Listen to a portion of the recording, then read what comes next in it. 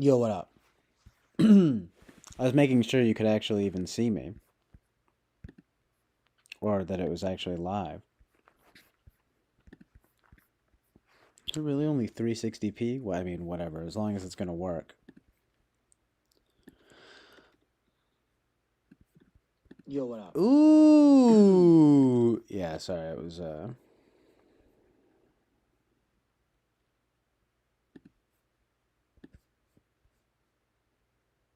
playing it back.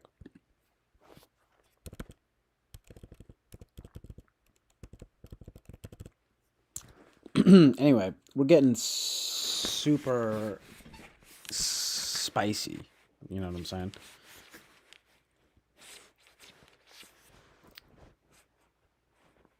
Mm, don't leave me hanging about what? Yeah, don't summon the devil. I like the black hands though. I only got one thing to say, and it's the following message.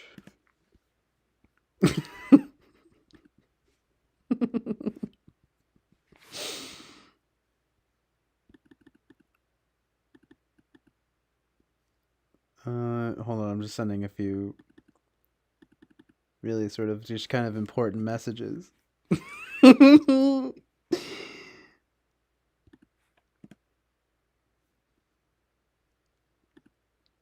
Did you guys know that unicorns are gay now? Yeah.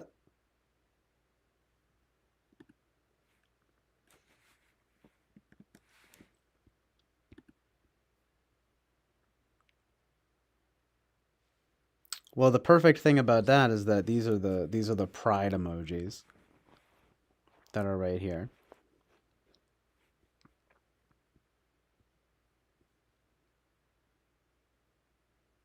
So it's great, right? That they look like children's cartoons. It's awesome. It's so good. But anyway, boy, oh boy, dude, unicorns are the straightest things since frickin' uh, I don't know, leather jackets. I don't know.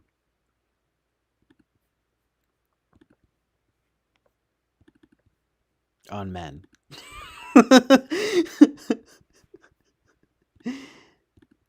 God, we're just in this great super, just like sort of some of my favorite vibes. You know what I'm saying? Tonight.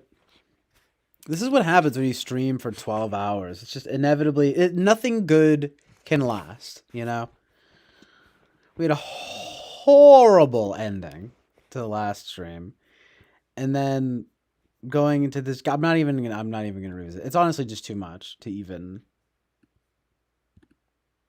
get into right now. But then going in to the last, so we've sort of been just like chatting in the regular chat here. And oh, well, they made it gay. They made it gay.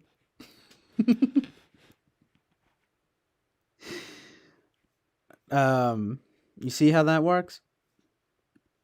Also, that is true that there's a lot of that kind of stuff in that show, Steven Universe and things like that already. There's some like gay character or whatever. But you know how it is. Listen, love is love. All right. No place for hate, etc. But seriously, um,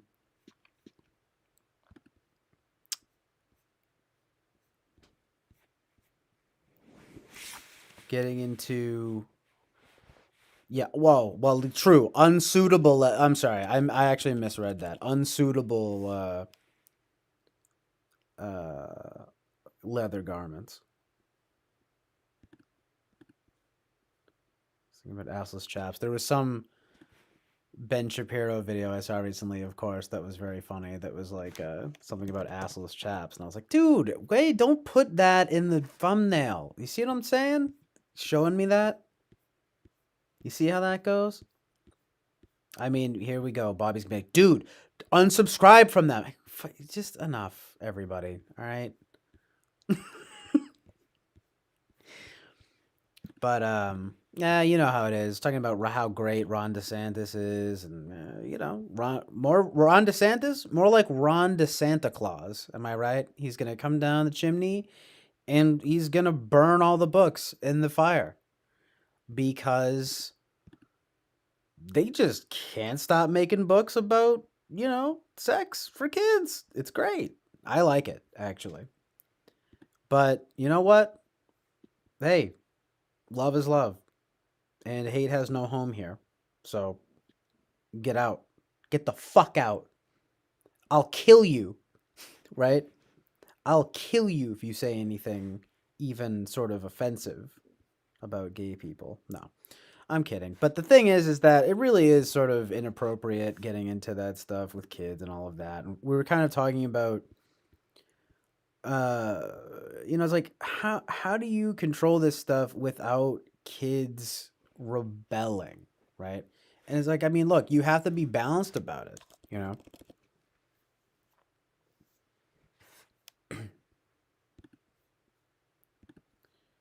I mean, I think it's important at a certain age. You really don't have to know what's going on that much in that way until you're like 10.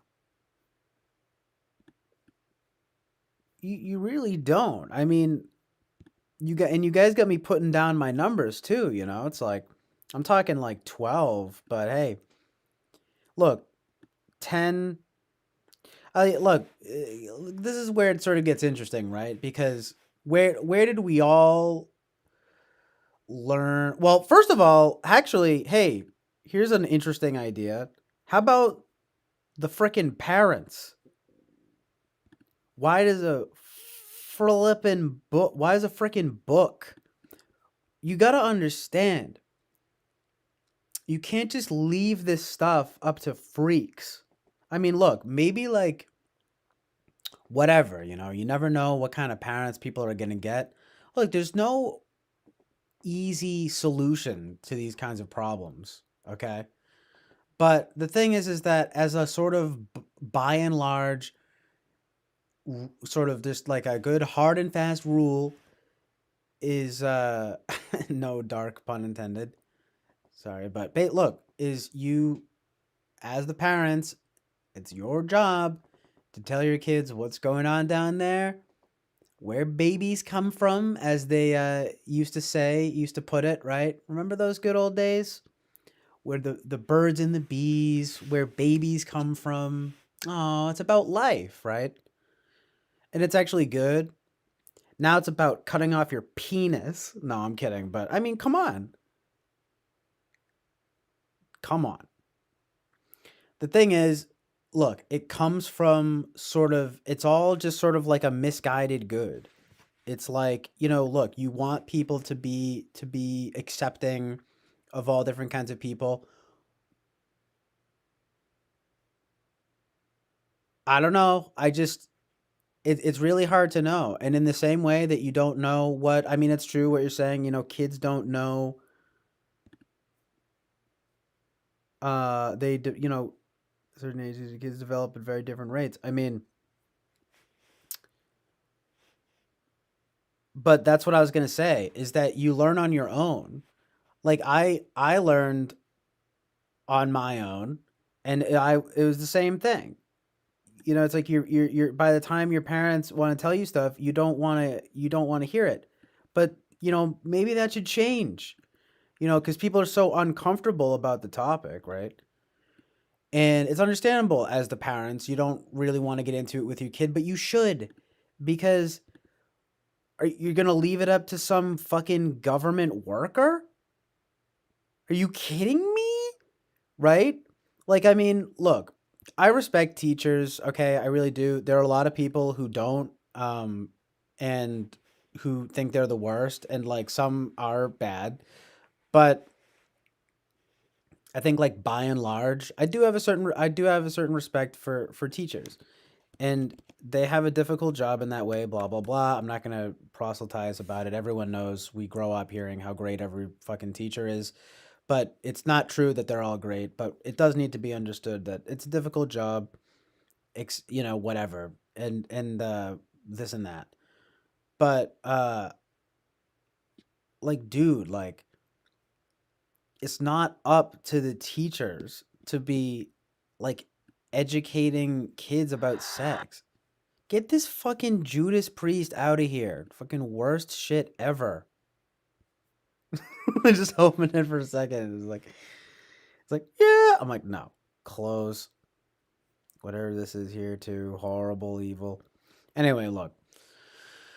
It's true. This is sort of like it's this is not my domain. I'm not like sort of any kind of like a sociology expert or sexuality expert, children's sexuality expert. I mean, and the thing is about that too is like, look, you become any kind of expert. I mean, imagine you tell people you're a children's sexuality expert. I mean, they'll call you a pedophile and everything. But the thing is that there need to be people, or whatever you might call it. Let's call it developmental psychology or whatever it is, right? I mean, dude, like I just don't know. You got to be a certain I don't know, man. Like, I mean, look, thinking out loud here. I'm saying I was 5 years old having crushes on girls. I mean, I sort of felt bad about it, but I was not made to feel bad about it. I've talked about these things before. I've talked about my uh sexual shame. I'm just kidding, but basically, I mean, look, I had some sense of that. I felt bad about it, but like, um, but my mom and I didn't really talk about it much with my dad, but he was always like perfectly, oh, like it's okay, it's like it's normal and blah blah blah, right? The thing is though, is it's really honestly like not like I don't know. It's just you have an idea about it,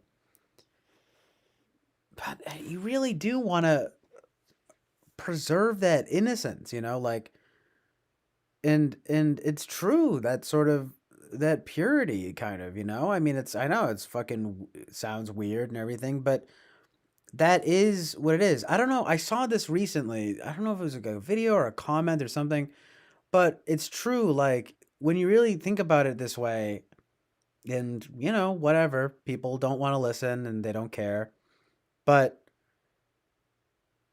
kids are basically like the closest to God, right? That you get. And as a parent, as their parent, right? You know, you want to do what you can to preserve that godliness in some sense, honestly, for as long as you can, without them being corrupted by the world, all right? By sexual sin, by lust, okay? You can say what you want. Oh, it's normal, it's natural. Like, sure, and whatever. We have hangups about these things. I mean, why? Why do we have hangups about these things? Can just somebody please explain to me why we seem to have, because look, I was never explicitly told by anyone. I was never made to feel badly, right? It was always don't worry about it, right? Now, I'm not saying I'm like better than anybody else. I'm just saying I had inborn shame about even having like a crush on a girl at 5 years old, right? Something about me knew that it was or not that it was wrong. Obviously, it's not like whatever. It's not wrong or necessarily evil, but that it was uh I don't know, right? Weird, or that it was, or it, because it wasn't exactly sexual as the thing, right? It was more like sort of romantic, or a girl is pretty, or something like that. But you're not thinking about sex, right? But the thing is, I mean, I wasn't, but not at 5. Maybe even at like 8 or 10. Yeah, you start thinking about those things, but you don't. But when you're 5, like, in things like that, you have crushes, and honestly, you start to even wonder, like, how much of that is even this nature and nurture stuff really is kind of an endless debate, okay? But anyway, the point is, I felt bad about it, like, I had to sort of confess about it. That was me, and I was made to feel okay about it, right? Um, but, I guess you could say on the sort of inverse or converse or whatever, maybe some kids, they'll feel okay about it, but then they're made to feel bad about it, right? Now, that's not good, but from a sort of personal point of view, assuming the fact, that I was not given any kind, knock on wood and God forbid, I did face no uh, any kind of, like, sexual abuse and or trauma, but there was something sort of in me. There's just kind of an inborn shame about the situation. Like, that's kind of not. I don't know. I'm sorry. Like, I'm not trying to sound so good or anything like that, but that there's something almost like fallen in that nature. Like, which is the condition of man, ultimately. And especially, it's seemingly man specifically, like humanity, but very much so, like male specifically.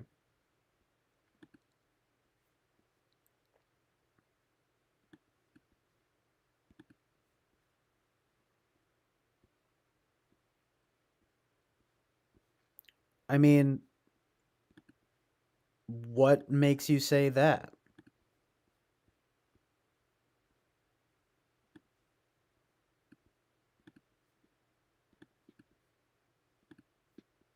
I mean, it's not for hundreds of years, for thousands of years, humanity at large has basically felt that there is something sort of inherently fallen in that kind of sexual nature. Not that it's wrong to love or that it's wrong to reproduce, but that it's wrong to lust, and that it's wrong to to chase flesh, you know? It's been like this for hundreds and thousands of years. And now suddenly, right? All of a sudden, in the last not even 100 years, in the last fucking like 50 years, in the last 20 years, suddenly I'm the one with hangups. Everyone else, anybody who has some kind of you know, understanding that there's something sort of shameful about the idea or something like that, is ridiculed. And you think you want to have your kids watching trans porn? I mean, it is a good question. I mean, like, how old are you? Like, are you like 15? It's like, I found plenty of sexual shit on my own when I was younger. And I was not made to feel bad about it. I remember I was probably like 3 or 4 years old, and I looked up like ass.com.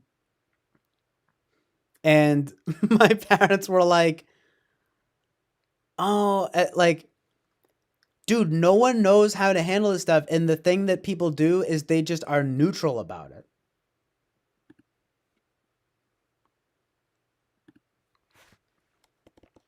So I grew up in a sort of world that is very like neutral about it. But I can only assume that you're a part of some kind of like new super sex positive. I'm not saying, and yeah, you can always rely on you to say some kind of dickheaded thing. I mean, hang-ups about sex, people should have more hang-ups about sex because it's supposed to be sacred.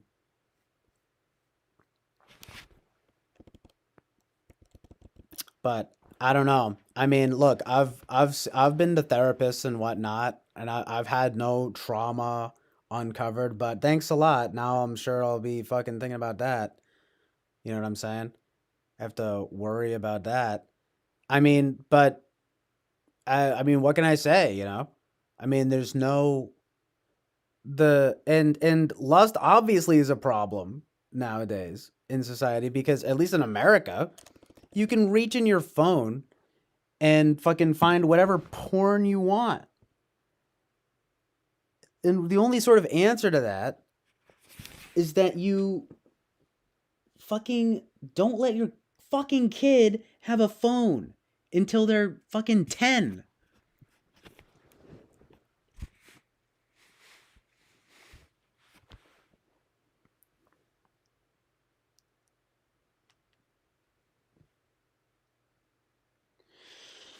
I mean,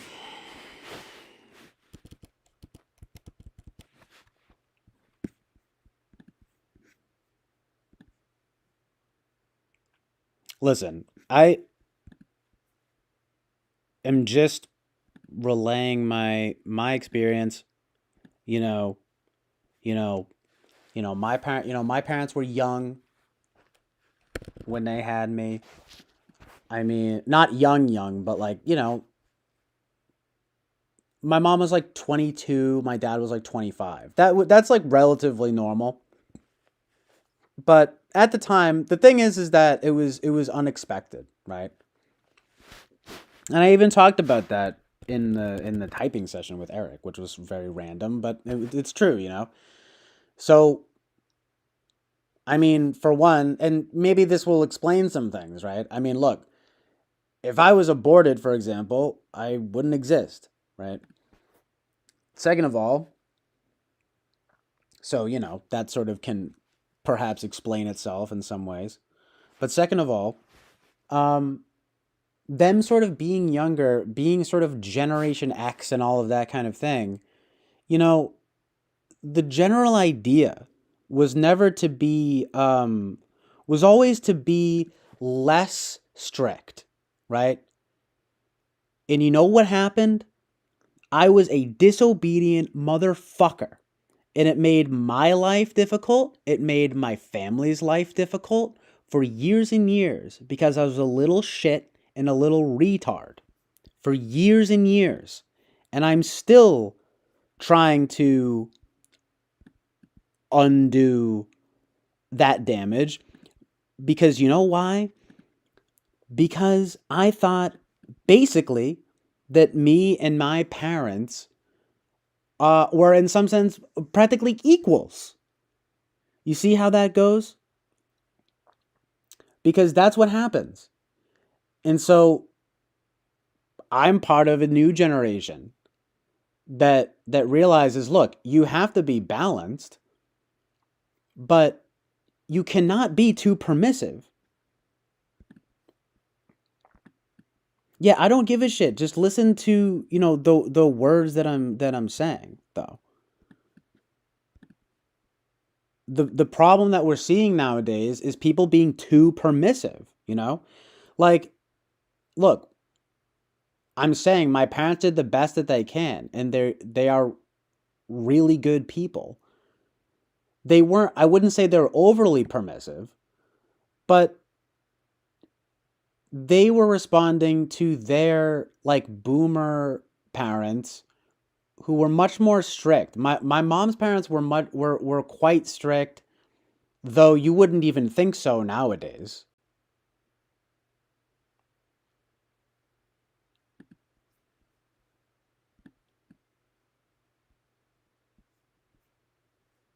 So it's just buffering.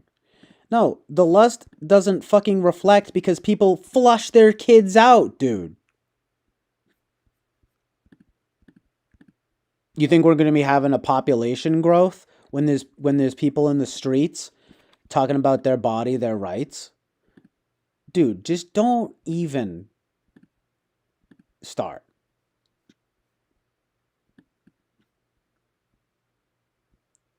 cuz you'll lose. But seriously though, I can only relay my experience and I really do think that it's indicative of a general trend. And I was actually relatively, lucky and blessed because I didn't have parents who shamed me, but the thing was that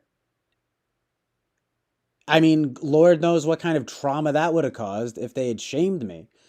Look, the thing is that sucks, right? Is you're sort of damned if you do and you're damned if you don't. So look, there has to be balance.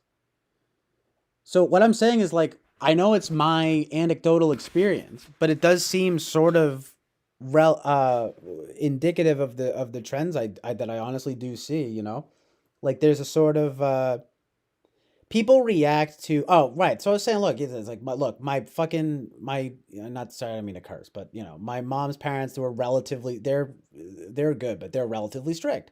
I mean, my grandfather was a cop. My mom could hardly do much when she was a teenager. And so, well, then guess what? And I don't mean to hate on her or talk too badly, but guess what? Then she got pregnant right out of college. So there's that. Not to be like that, but if you want to know, that's sort of relevant if you want to get real, right? I'm sure she would even sort of agree, you know? I mean, that's what happens. You're sort of kept under the thumb a little bit and then you rebel. So, just to your point, right? Anyway, but the thing with my dad is that his parents got divorced when he was relatively young. And they were very, very different because they were sort of, I don't know, you might even, they're almost like artist types, kind of. And they were very like, standoffish. Okay. Um, Practically polar opposites, right? Um, if you want to whatever talk type, it's like we're talking SJ family versus like maybe NP, like SP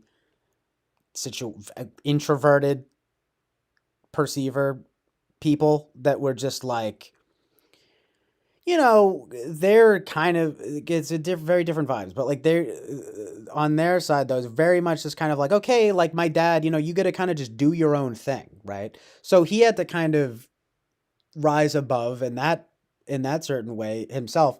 Inevitably, though, he too winds up accidentally knocking up my mom, right? So I mean, there you kind of have it at the very least, right? With my not getting aborted, and also the fact that well, the sense that it was an accident and getting aborted, and the fact that it just points to a general trend because look, they can only help but to react to what comes before them. So actually, the point that I was getting to, even though obviously explaining this stuff is a bit revelatory of how that comes to be, right? Well, but they did the right thing. It's like they got married, they had me, they had my sister 8 years later, and they're still together. God bless them. You know what I'm saying?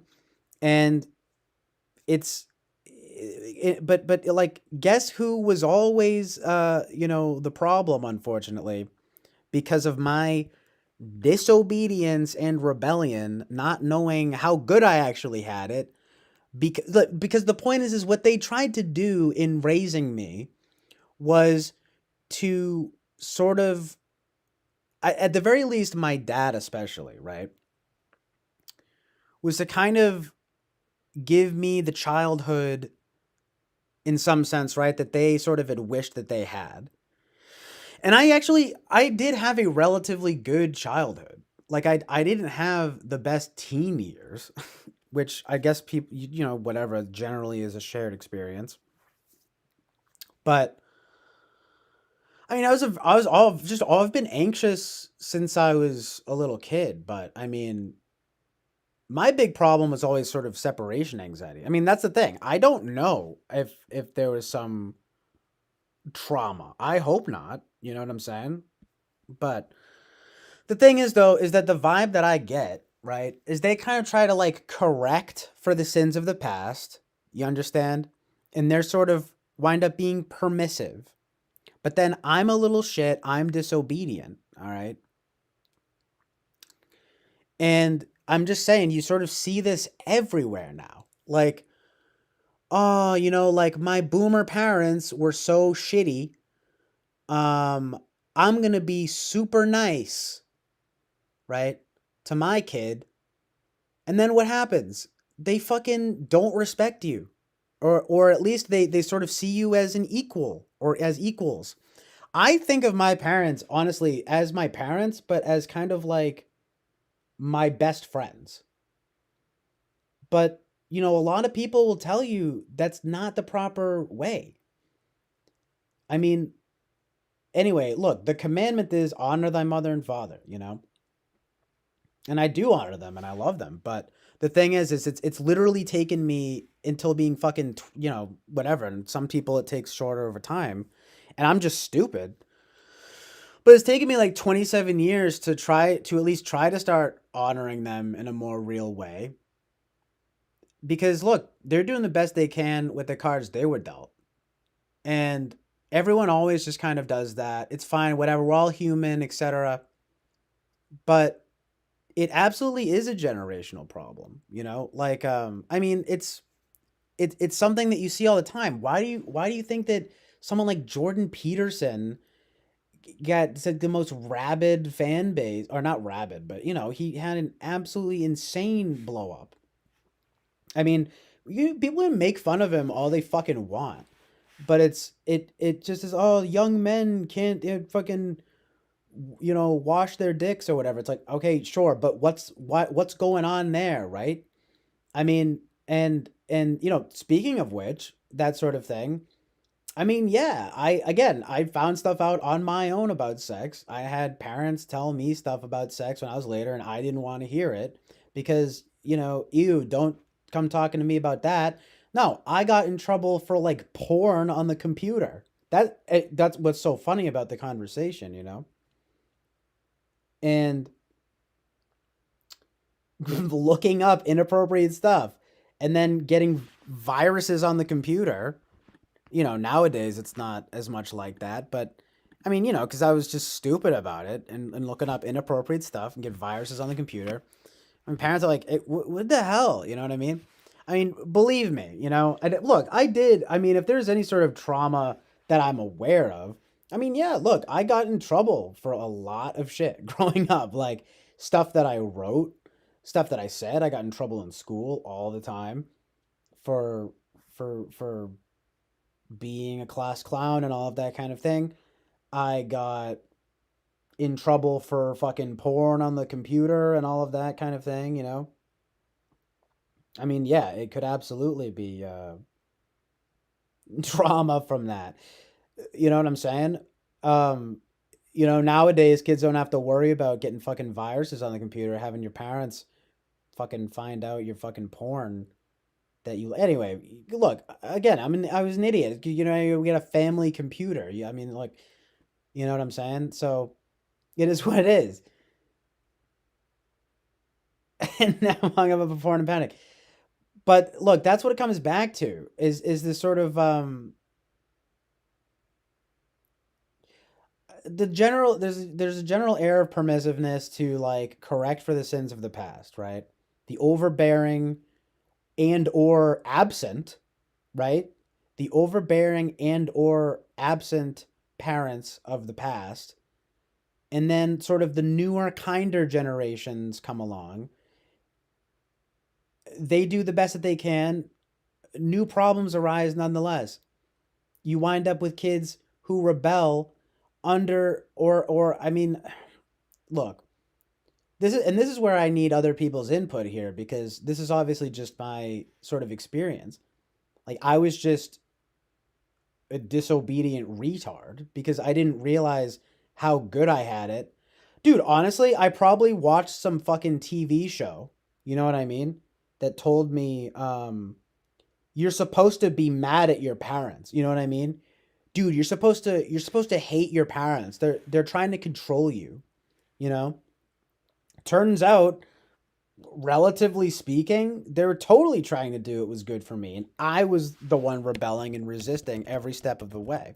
So, so the point is like that's fucking my story, basically. I mean, look, and then whatever, my teen years were a wreck, but for sort of different circumstances. I mean, look, maybe I am a little bit too puritanical about these things, you know? But it does all seem sort of congruent. Like, it all comes back to the fact that when I was 5 years old and had a crush, like, I didn't have trauma, like, hopefully not, again, right? But there wasn't something necessarily informing me that it was like wrong or something. It's just that there was a kind of inborn shame or a knowing and some kind of inner knowing of something that it was like again, it's kind of just OCD, like whatever, you know. But it's just sort of like I needed to confess. But my mom was good in, you know, in a certain sense, obviously, right? Because she comforted me and said, "Hey, look, it's normal to have crushes and things," which it is, right? So like I know I'm painting a very like this is obviously very intense, right? This, this personal portrait, but seriously, like I want you guys to try to sort of follow the trends I'm sort of trying to paint here, and like because I want to go from the specific to the general, you know, like I really don't think it's a coincidence, for example, that like someone like Jordan Peterson rises up and all of these fucking men crying about men, you know what I mean, or whatever, because because they sort of had a sort of permissive approach, not like overly permissive, but again, God bless them. What are you gonna do? They wanted to do right by me. I wanted to resist every step of the way, and they still tried. So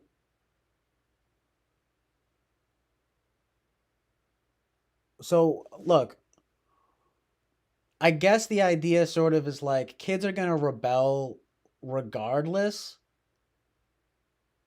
perhaps, is an idea, right? If your parents are too overbearing, you're gonna resist and be just like wild, right?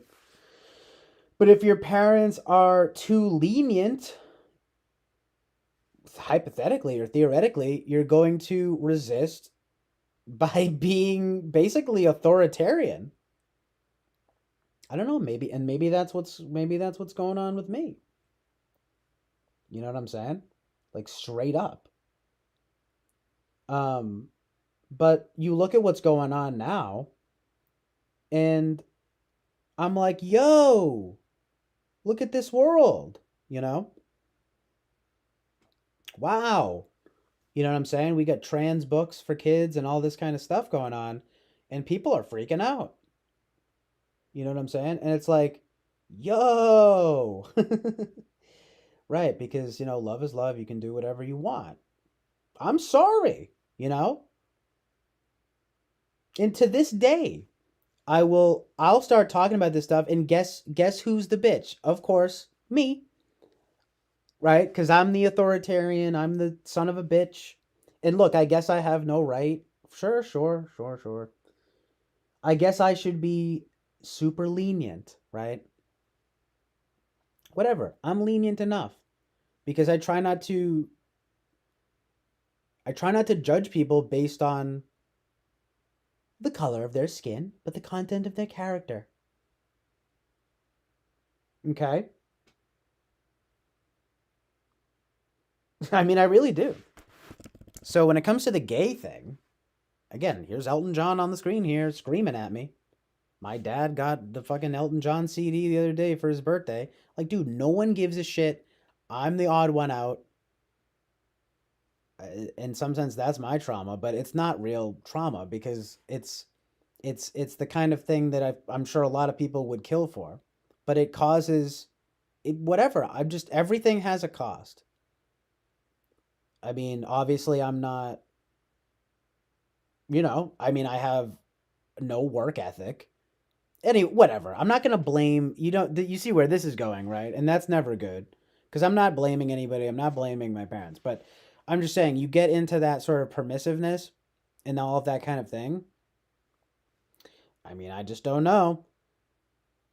I mean, hey, use me as the example if you want, right? It's like, sure, absolutely, you know, fucking porn and whatever the hell. But it is what it is. Like, you have a permissive culture, you get a sort of authoritarian uprising. This is what happens every time, right? And guess what? When this stuff came up recently, and it was actually about this topic, you guys are honestly going to think I'm making shit up. But I brought this shit up when we were watching something a few weeks ago, actually like about a month and a half ago, and I told you guys this, but I only breezed past it very briefly. You guys, I'm not even going to tell you the shit that I got because there was some bullshit on 60 Minutes about fucking books and about getting banned, and I was making some disparaging remarks. All right? I'm going to keep it very short. I was making some disparaging remarks. My dad, he literally was starting to call me like a right-wing Nazi. And he was calling me it got bad. And like it was bad. And I'm gonna be honest, like I wound up straight up just breaking down. Like I started off, I was upset, but it actually got into like I was angry, but by the end of it, I was sad. I was broken down. I was crying. I'm sorry. I'm just being real. And I sort of said, look, I'm sorry. Like I'm gonna try to do my best to not hate. Um, because I'm miserable, you know? Because it does make me miserable and I do need to get a job, you know what I mean? I was gonna say I don't know if you could hear me because it was buffering, but I was saying because I do need to um whatever because it's making me miserable and I do need to like get a job and you know what I mean? Like fucking stop worrying about what other people are doing, you know? I mean, it does piss me off. I can't stand how typical everyone is. Everyone's so fucking typical, right? Like, I just don't even want to get into it because it is gonna make me sound bad. But I mean, yeah, and it was all about this shit about books, and I was saying, why don't they just stop making these fucking books, or just fucking chill the fuck out? And the funny thing is that like my family kind of low key agrees with me a little bit on a lot of stuff, but they're just not willing to make like the lenient the they're not willing to make the leap into a sort of like judgment that I've been sort of willing to go into, you know, about people, types of people. And, as soon as you hear that kind of thing about types of people, yeah, it's funny. It's not even my mom or my sister, it's my dad. He's like he was going hard on me. Like he was like he straight up told me, he goes, this is not what I raised you to be like, basically. This is really intense. I kind of can't believe I'm telling you guys this, but I guess you can sort of thank Fly Guy. I sort of whatever to get into all of my personal crap. I guess it's probably interesting and hopefully good to somebody. But and then I came at him, and I said I got mad at him. I told him, like, I don't know if you can hear me, but I got mad at him. I told him he has like no real values. It was pretty bad. I told him he just wants to be like a consumer and die. And then he basically agreed. He basically agreed with me. But he said that basically he deserves that. He was like that's what I want to do, and he's like, and I don't want you commenting on everything. You know what I mean? And I mean, the thing that really hit, well, obviously, was him being like, this is not what I raised you to be like. And that I was coming off hateful. And um we had like a long conversation. It ended in a hug, and it wound up being fine. It really did. But this was a few months ago, and yeah, it was pretty intense. Um, but it's really just bullshit, because I mean, as much as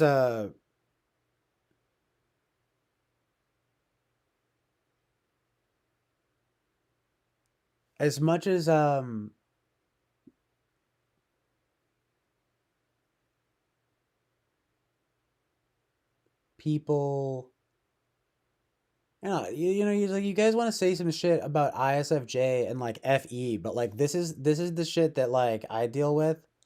And this is why this is one of the many, many reasons that I don't feel FE at all. And my family are almost definitely all FE users. And this is why they don't give a shit about anything. And they just live and let live. And look, they're good people.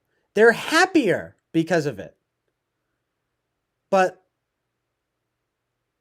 I'm the one who takes all of this stuff seriously. I'm the one who does all of the ranting, the raving, the this and that. You know, it's what everyone acts so surprised, and this is what I this is my life. Like and it could be a lot worse. The thing is that sometimes they tend to understand where I'm coming from, but if I start talking about like groups of people, I'm hateful, right? So it's nearly impossible to have like a real, like, about groups of people and like people's potential motivations, and the idea that maybe their motivations are not exactly good, basically, right?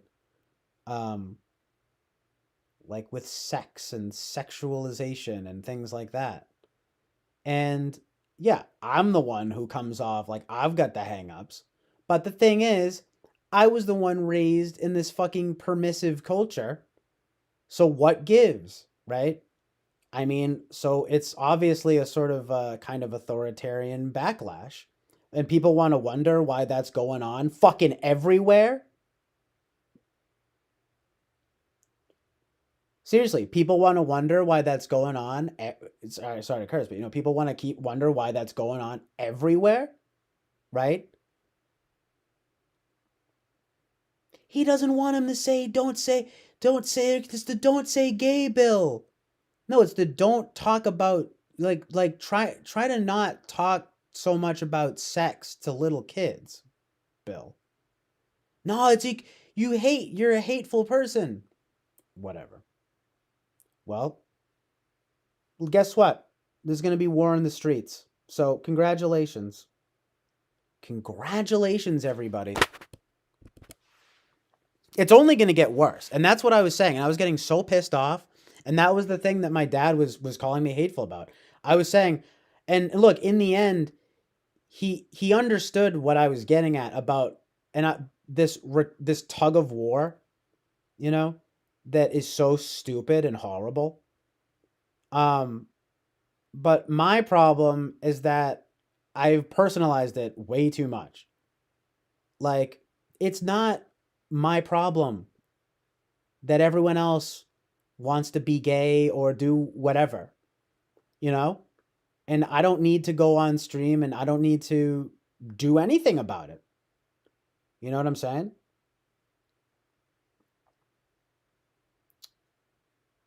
I mean, because people are going to do what they want anyway, right? People are going to rebel, right? Just like Satan rebelled, just like I rebelled because I didn't know how good I had it for my whole life, right? And the world sucks, right? Like straight up. And people just want to fuck holes and die.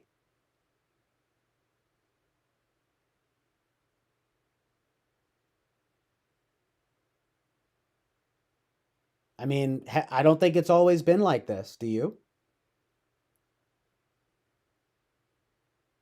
I mean,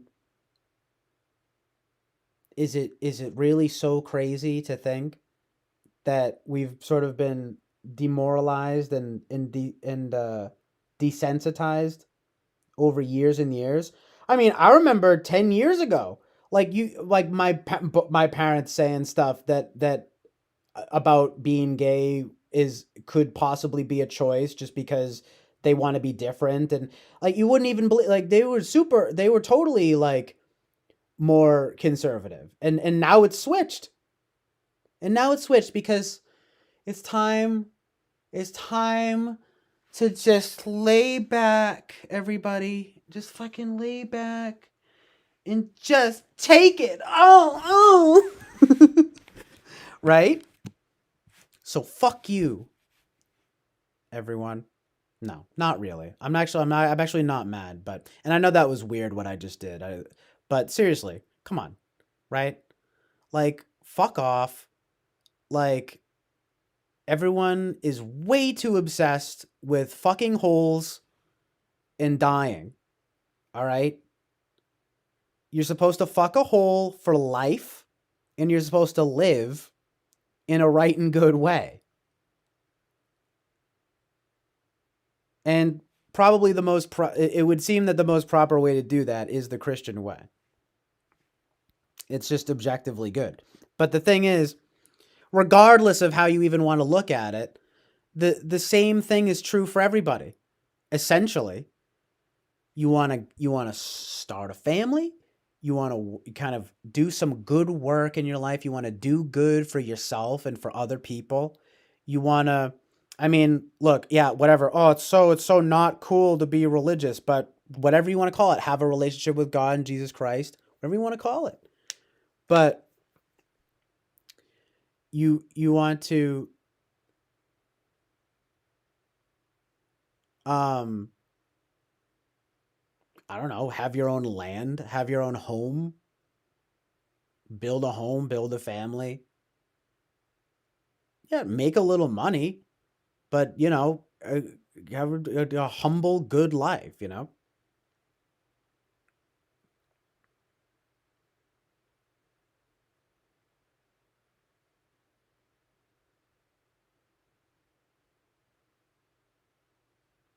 I mean, and it's pretty much the same for everybody. I mean, and even gay people just want to adopt. I mean, look at that. Oh, look at that. They want to get married. They want to adopt. They want to have a house and they want to get a job. You know what I mean? They want to work and do whatever. Oh, amazing. Interesting. So, fuck you. you know? Oh, you're so SI. Oh, is it? Oh, you mean surviving? Trying to have like a good life if you can, you know what I'm saying? Like obviously it takes improvement, you know? And yeah, I'm no exception, but I tell you these things because it's it's what I'm doing here. It can be the living example, you know?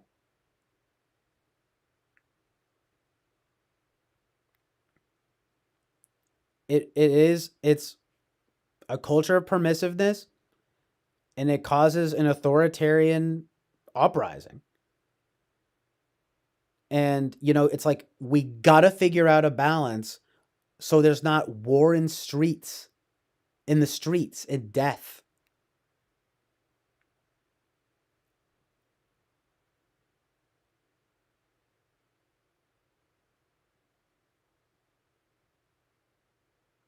But I mean, look, I don't know how to achieve it. The best way I've found is by having some semblance of trying to like figure out a sort of objective sense of morality that it's not relative, it's not fucking whatever the television tells you, right? It is absolute, it is objective, you know, that it is you know, Christian, good. It's about and but look, it is about love. Okay, I mean, look, it's about peace and love, right? Don't let the hippies failing confuse you. The hippies failed. The hippies failed because of sex and drugs. All right, deal with it. Communism failed and fails because every time they do away with faith, they do away with family and crush the spirit. All right? Deal with it.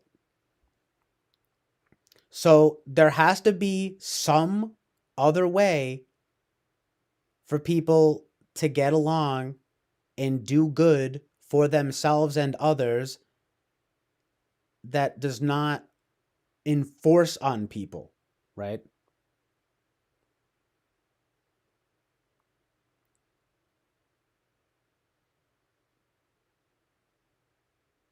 I mean, because look, the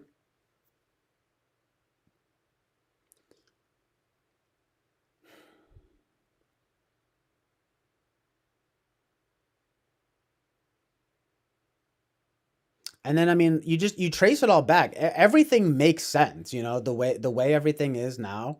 Like it all makes sense. And it's definitely not, you know, I really do just try to be sort of realistic leaning towards optimistic. Um because it's like I understand that people are responding, right? People are we're in a sort of chain of response. You say this, I say that. Oh, I'm going to ban your book and then I'm going to sneak around it and make sure that kids can get it because it's freedom of speech. Um when at the end of the day, look, you got to have a balance. You know, I'm sorry. And this kind of just comes back to that thing. Look, the parents have the right to, you know, to say, look, I don't want my kids reading this stuff at least until they're like fucking 12. Like, are you kidding me, right? But the thing is I don't even know how bad it really is. All I know is that everyone can't stop talking about this shit, left or right, and on here. So apparently, either it's a giant psyop or something to get us talking about trans kids and sex and all sorts of fucking shit, or there's something happening, right? Uh, you know what I'm saying? It's not just sort of like oh, it's me and my like personal hangups. Fuck you. All right, let's fast forward 10 years. Let's do nothing, right? I mean, whatever, Look, I don't think the answer is banning books, but it's just crazy. Like, this is why we have an MPAA rating system, for example, right? When things are rated G. When's the last G-rated movie you even saw? You know what I'm saying? That was being advertised or that you even watched, let alone watch. Like, it's like, it's just so crazy.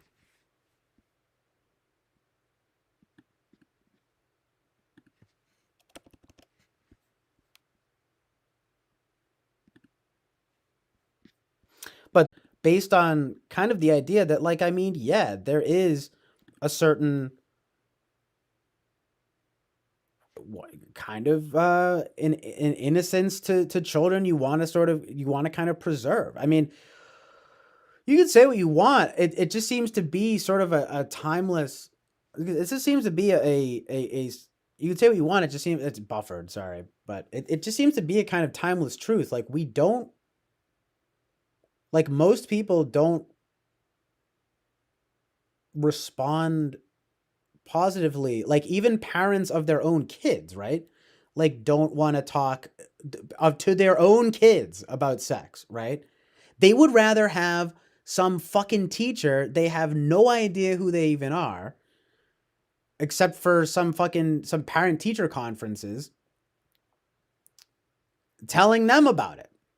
It's like, no, it's on you, right? I don't know. I'm sorry, right? Because I get it. And I'm not Mr. Responsible, and I'm really not, but it's like, I can only be an example in some way that, like, I have not taken responsibility. I've rebelled. It's caused me nothing but pain and grief. It's caused my family nothing but pain and grief. Like, I mean, thank God, right, that nothing. I didn't wind up in jail or dead. And I'm not trying to be dramatic. I've never been like a heroin addict or whatever, you know what I mean? Or going out crashing cars and things. I know people who've had, like, just way worse, horrible things happen. Thank God, right?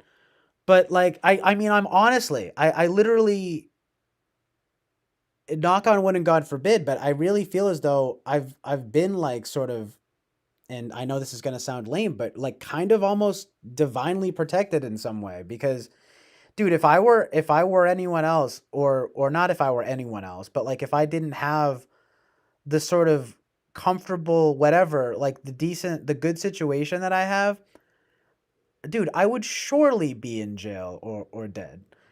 Like, or at the very least in, like, a mental hospital, or you know what I mean, or, like, just, like, out in the streets or something.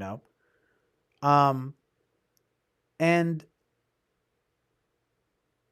dude, look, it's all because, like, I didn't it's like, you don't know. I don't know, man. I can't speak for everybody, obviously, but like, if I could do it all over again, I would be, like, a good student, you know what I'm saying? I would have done what I was supposed to do for the most part. I'm not saying I wouldn't have any fun or anything like that. There are plenty of I have I'm not trying to make it sound like some train wreck of a childhood or anything. And I was some horrible, horrible, like evil mess or anything. But I was absolutely rebellious and defiant. My parents almost thought I had fucking, like, oppositional defiant disorder. Like that I was just, like, a purposely, like, going against like their wishes, which was not true. I didn't have ODD. ODD. I mean, I had deal with OCD, but not ODD, you know. Um, but who gives a fuck? It's like, sorry, I'm looking at the chat. It's just, you know, the whole arc, the whole arc is sort of painted one pretty clear picture to me, right? Which is that you refused me, right? Obviously, You refuse responsibility when it was easy, right? This is the whole thing to do, by the way, with even just having to do jury duty for a little bit today. Like, when I was done with it, dude, I literally was like praying to get out of it, and I did. And then I promised, I was like, dude, I'm gonna do right and good. I'm gonna do it on my own. And that's the basic idea. You don't want to be forced into it. So there's something here, I'm hoping, that can be generally learned from this that isn't just personal, right? Like, it's like you don't want to wait until you're forced to do what is right and good in your life, and you want to not you basically want to take responsibility for yourself as soon as you can, you know.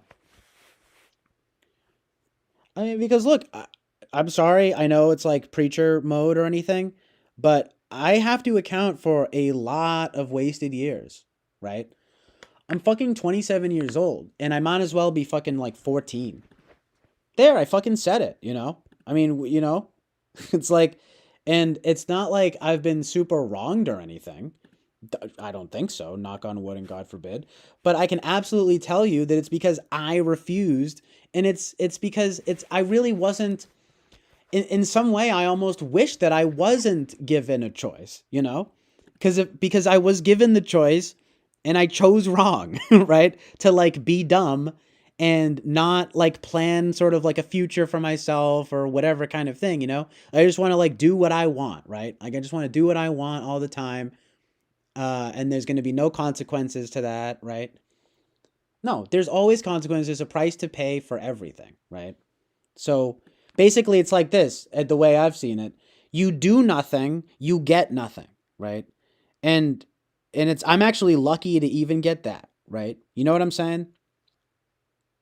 Idle hands are very obviously the devil's playthings, you know. But what are you gonna do if you're told what to do? It's true. You're just gonna rebel, and it's unfortunate, this condition, because you it does seem like you're damned you do if you do, and you're damned if you don't. Because like I said, you know, my parents had their own situations. You know, my mom's parents were strict. My dad's parents were. It wasn't that they were too permissive, but they were too standoffish.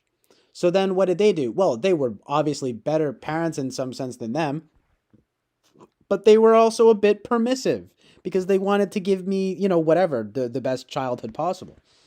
And, you know, it's like they did an amazing job. But all I can tell you is that I rebelled, right? And I resisted. And it was clearly stupid. And it's taken me until I'm 27 years old, right? Basically. Or, well, I started to sort of come around to realizing it around like 24 or 25, like damn, you know, I've kind of wasted a lot of time here. And then now I'm sort of really coming to like terms with that, you know. But it's there's no one to blame but myself, you know. There really isn't. I mean, that's the problem too, and it is the thing that Winston's mom was just saying, like, and that's the thing with my dad. It literally was his whole thing too. It's like I work and I do this and that, you know, and it's you have no reason. And it's like he's right.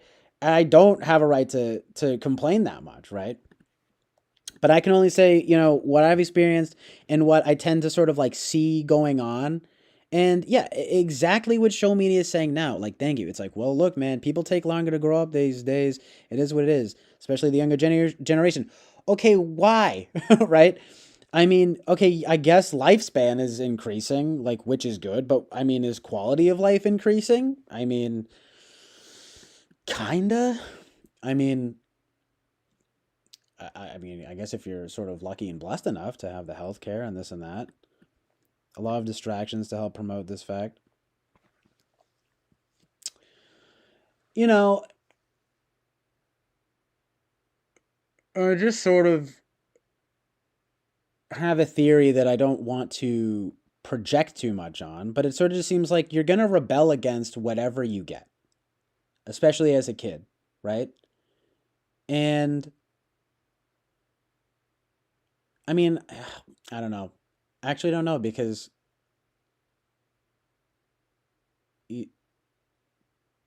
I don't know that it actually works that way with the sex stuff though, because more people now are like LGBTQ plus than they've ever been.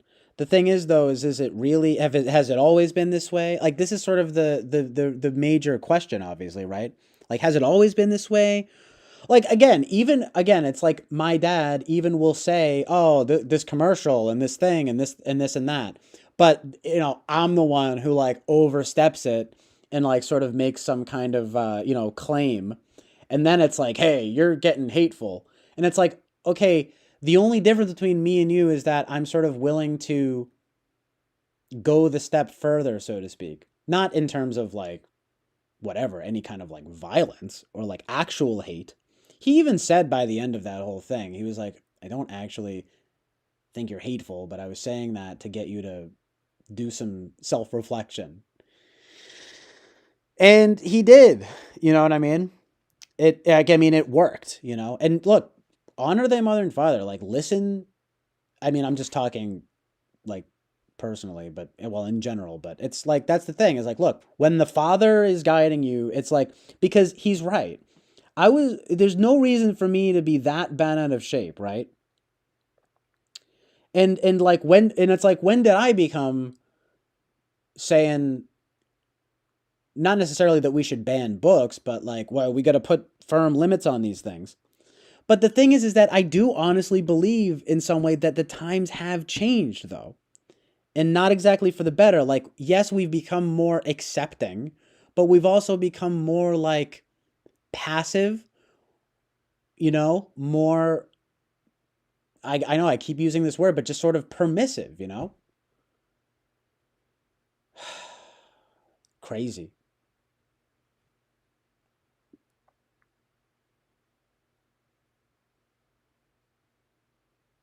But there isn't,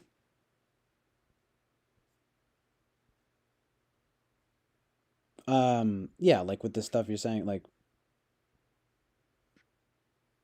about gay people right now, it's not like they're all going around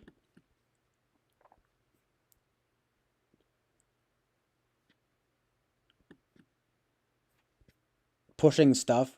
It, this is the thing, and this is sort of like what my family's. I was like, they're, you know, they're just trying to live their lives, but then it's like, okay, here's Elton John again right now screaming at me. Like, I mean, it's just like, here's fucking whatever's on TV right now.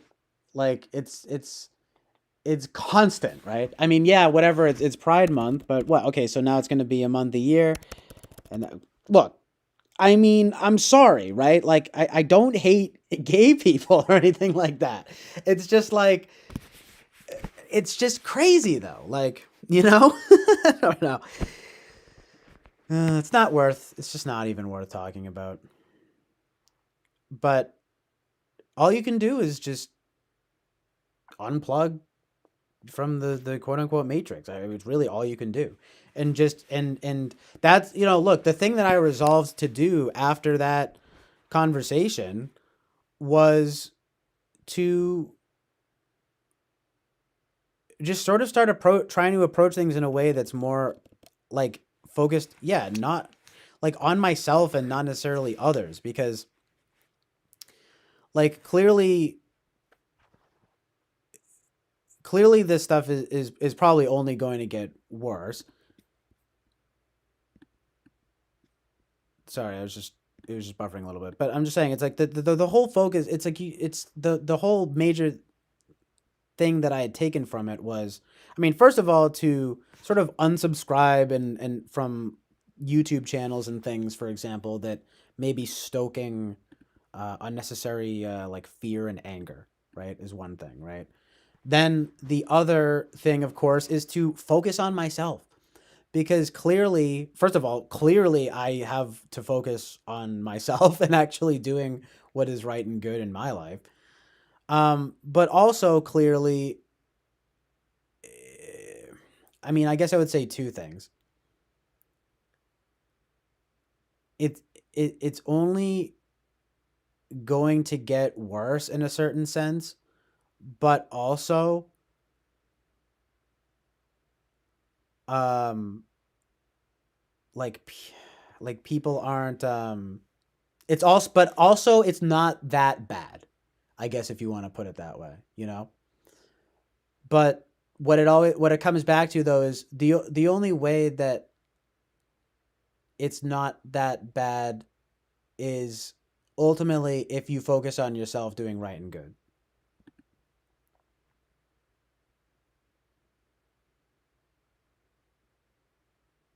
But that's the thing, like I seriously, in some sense, really don't care about people being gay or whatever it is. I care about people forcing this stuff only because from where I'm standing, it is doing just way more harm than good because all people are. Do you see how this goes? How this like tug of war goes? It's not that it's become look, it's sort of become more inclusive, but there like I don't know. It's definitely hard to gauge. I mean, I guess if you're gonna say nothing new under the sun, I mean, you could say the only thing that's really changed is like the internet. If you wanted to be sort of realistic, leaning towards optimistic, and when talking about children, like yeah, they have more access to this stuff than they ever have. Um, but what's the deal? I mean, can you guys tell me what you see? Because like, I mean, um it does seem like there's a bit of that things do get blown out of proportion, obviously. All right. And I've said this plenty of times, all right? And I understand, you know, whatever. I'm ranting about this stuff right now. But I understand when in talking to practically anybody who is reasonable, um, that it literally does not matter if they're gay or whatever it is. They're probably just trying to survive and live a decent life.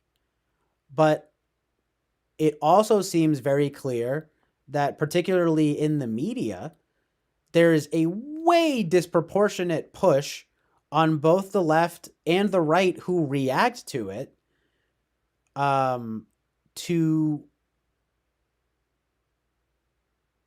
I don't, just like enforce this stuff like and it's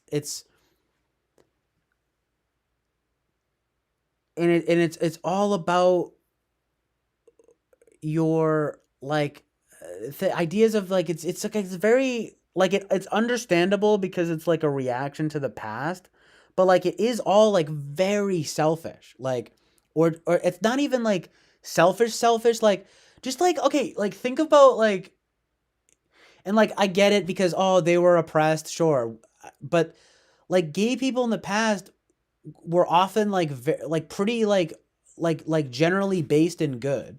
Like they can still be Christian and stuff sometimes, but it's much more hip even whether you're straight or you're gay to bash religion, to do all of this and that. And look, back in the day, the idea was like, ooh, it's kind of like cutting edge. Well, I just don't know.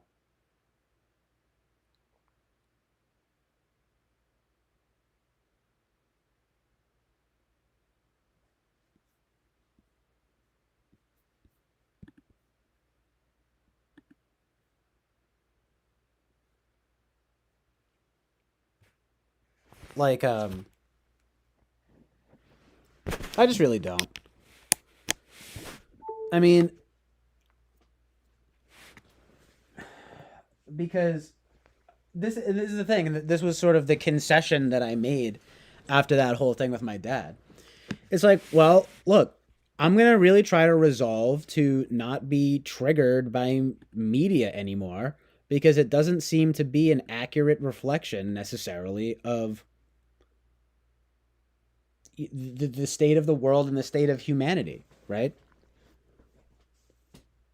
So that's for sure, you know. But you know, then this stuff comes up again, and it keeps coming up, and you know, I mean, is it ever gonna stop coming? It's probably not ever gonna stop coming up, and it's I don't know. I just I really I don't like where this stuff is going. And I don't know. This culture war crap, like the push and the pull.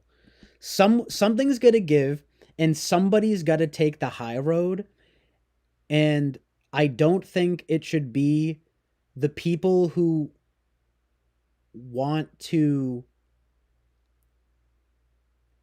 protect kids from sexuality at an unnecessarily young age that have to compromise, right?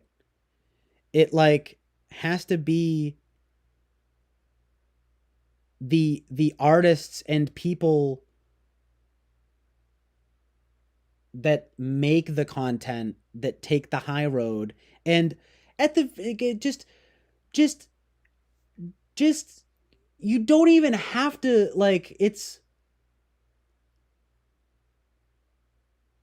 I don't know what to tell you. It's like, but you have to.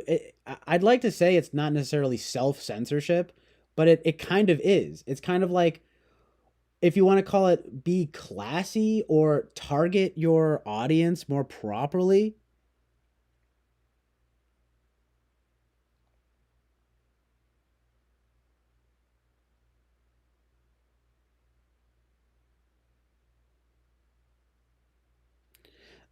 Yeah, but Fly Guy, it's like the thing though that I still have a hard time understanding when this stuff is coming up again right now is like, but why is it on the people who want to protect their children from unnecessary sexual exposure uh at a young age to compromise, right? Why can't it be, the artists and the people who are making the stuff who compromise and say, you know what, you know, you're right, we'll tone it down a little bit. It's so easy, right? Like, you know, it's like, you're right. There really don't need to be so many books, about this stuff right now. And it's like, we've, we've sort of, well, whatever. It's not like things have been good. It's not like things, things have always, there's always been evil and good. But, and whatever, look, there's always been oppression, and I understand people reacting to those things now, but it's an overreaction.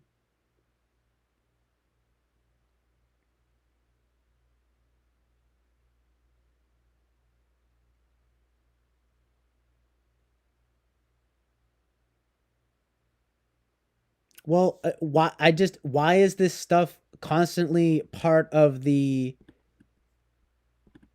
uh I read something recently that says discourse is actually not even the proper term, but just the other day it was like we're watching something on TV. My dad fast forwards through the part about some trans thing going on about kids and stuff. Why is this constantly coming up, right? It's not like what you're asking me to do is grow calluses to it. Do you understand that?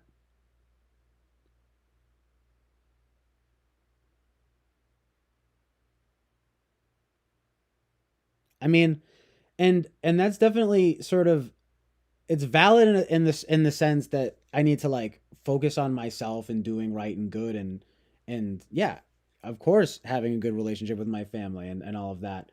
But none of them are trans or gay. Why and but they have to callous themselves. I have to callous myself too. And it's not even about, we're talking about like the kid stuff and everything, right? I mean, hey, look, I know like four or five people I graduate. It's not that many, but it is a sizable amount. Like four or five people that I went to school with that are trans. Now my mom knows a kid who's like in the hospital threatening suicide because they want to transition. Um, and It's a difficult thing. Well, here's the thing though, Fly Guy. They in some sense agree with me, but they just don't like the sort of end game proposal that it's not good. like like my dad expressly said, he's like, well, I mean, look, if I was a kid growing up now, like, I don't know, maybe I would be kind of confused. You know what I mean? Like, they'll say shit like that constantly. But then when I say something that's just like a little, it's too off color, or it's a little too like kind of, I'm sorry because you fuckers are just gonna be fuckers about it, but that basically comes off like fi, and it's like, hey, calm down, right? And anyway, that's, whatever. I get that because it does come off like, why are you taking it so personally, right? Like I get that, right? And I really, really do. All right. So yeah, that's why I'm working on that stuff. Like, genuinely. I mean, but as you can tell, it's not like I'm exactly over it because, I mean, this is only like a month and a half ago, or it was maybe almost like 2 months ago. And, this stuff keeps coming up. It's not going to stop, right? And and it just seems like the only answer that anybody is providing me is to callous myself to it somehow, right? Um and that just doesn't seem like the right and good thing to do ultimately. Like, I mean, but Fly Guy, is there any way to sort of take a stand against it that doesn't make you an outcast? Because I feel like I've tried very hard to, if you want to call it FE, um like I feel like I've tried very hard to not get into like some of the more intense stuff that's like more genuinely conspiratorial, and like focus on, yeah, like the more reasonable stuff, and people still get pissed off, you know. um it's gotten a little bit, this hadn't happened, this it hasn't been, again, this was like 2 months ago, but it just like, but yeah, enough to where, yeah, my family's just kind of like, like, let people live their lives, you know what I mean? And it's like, I'm not saying to for people to not live their lives. I'm saying to let me live my life. Let other people live their lives. How about that? Right? It's like, dude, no one's stopping you. Like, well, that's true, right? Yeah, no one's leaping through the television, making me gay or trans or anything like that.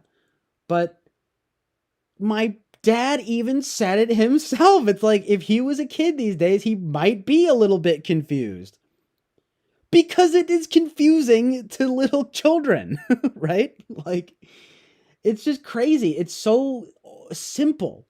And all y'all, even right now, just want to fucking, you know, I don't know, blame the common sense for being correct.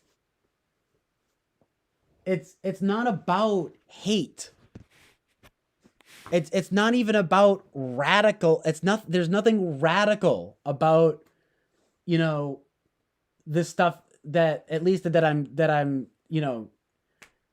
yeah, like, to just, like, I'm not really saying anything very, I might think some things that are radical sometimes, but I'm definitely not, you know, um I never feel good about it, because like I always am going to, want to and like need to fall on the side that like humanity is essentially good and all of that kind of thing.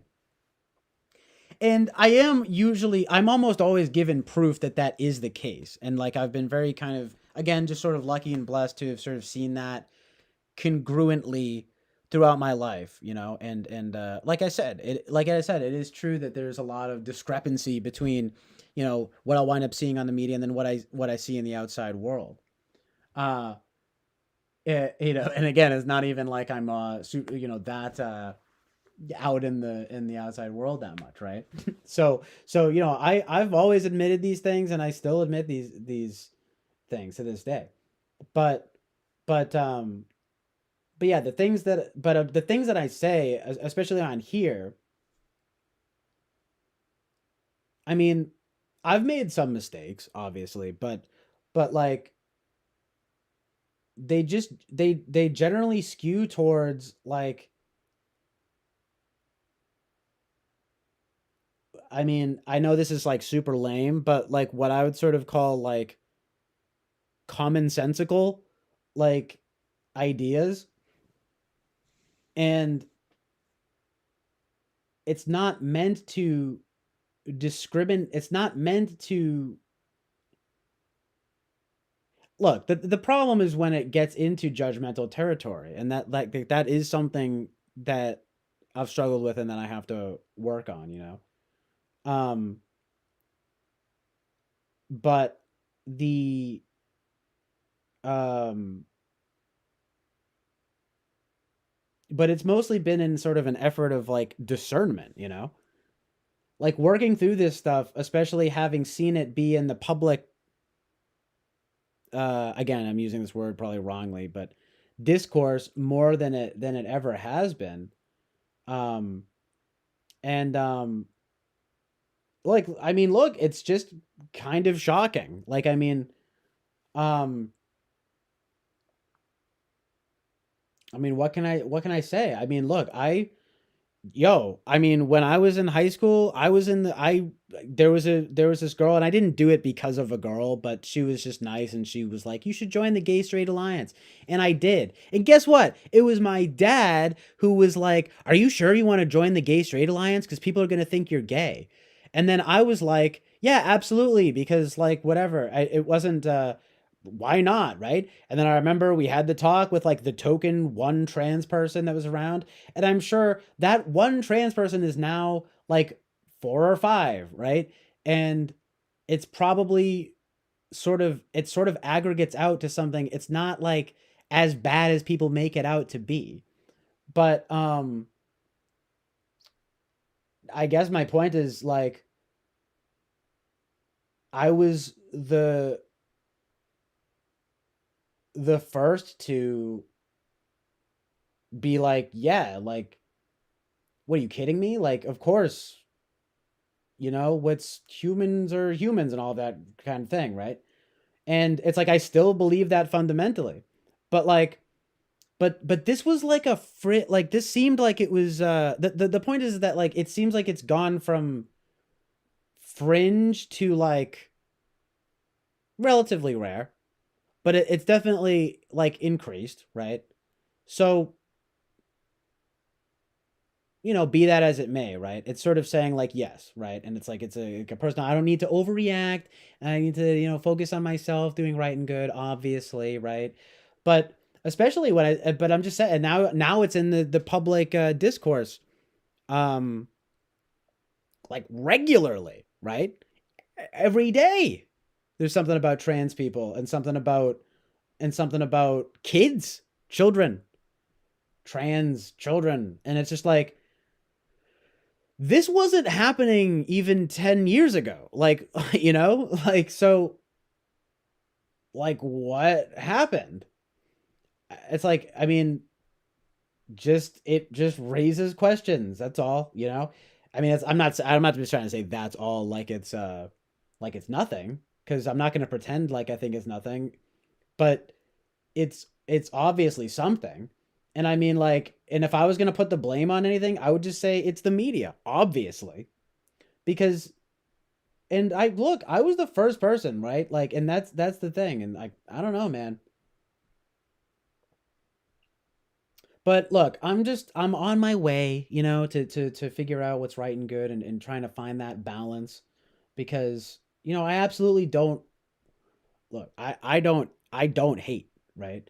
But the thing is that I don't. Well, I mean, you know what I mean. I will dislike. So I get angry and sad and things, and and I'm wrong about a lot of stuff. I'm dumb and spiteful and rude. I can be all of those things, but I really don't hate.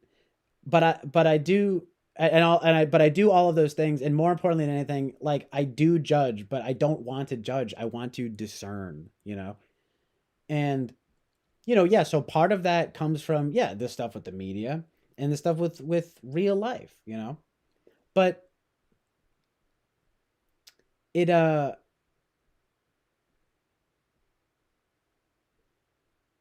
why are people out in the streets? Like, what's going on, right? Like, like, it's not like it's just the media is covering stuff that's happening in real life. Like, that's the other thing.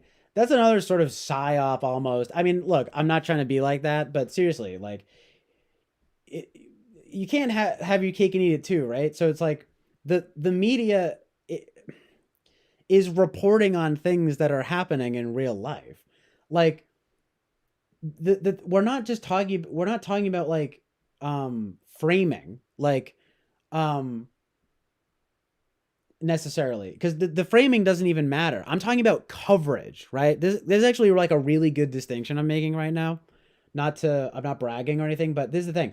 We're not talking about this is the thing that we need to sort of move past in this discussion. We're not talking about framing, we're talking about coverage, right? And I'm glad that I've said this, because this is what I've been trying to put my finger on this whole time. Like, for the past few months, when I've been saying, the Daily Wire, like, why do they keep covering this stuff and, like, pushing this stuff in my face now? Because it's coverage. It's Their just framing is different, right? Their framing is, this is bad. Look at how bad this is, right? And the other side is saying, this is I mean, they're not necessarily saying this is, well, they're basically, though, they're saying this is good. Look at how good this is, right? The point is, though, is that the framing doesn't matter. It's about the coverage. It's constant coverage, right? So the question then becomes, is that an accurate representation of real life? So, I mean, you tell me. Like, I mean, and what's going on with Ron DeSantis and all these people, right?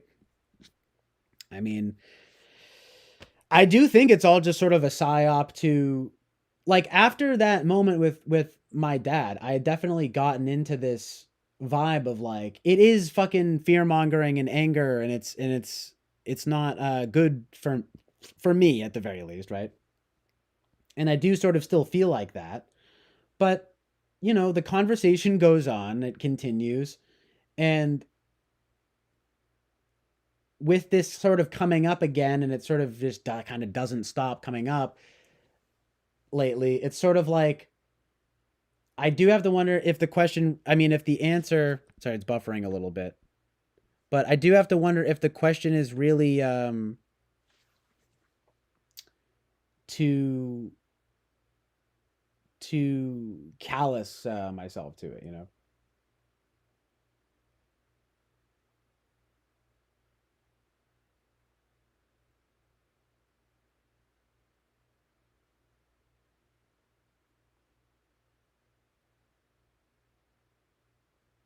I mean, I pay attention to these kinds of goings ons. I don't know what kind of bullshit that's supposed to mean, because I'm sure it's some kind of insult to me somehow, but I don't pay attention to celebrity tabloidism at all.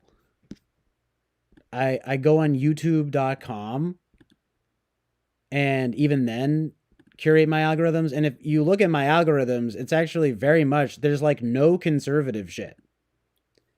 I mean, there's like Christian stuff, but I've even gotten rid of all the, like, sort of Christian stuff that is not sort of like uplifting and good. And I don't watch TV, really. Um but when I'm with family, and when there's sort of things around, and when I come on here, and when people are talking about this kind of stuff, that's where I see it. I see it because of you guys. because of you, Fly Guy. Saying things like about how you can't. I wasn't talking about that. You did.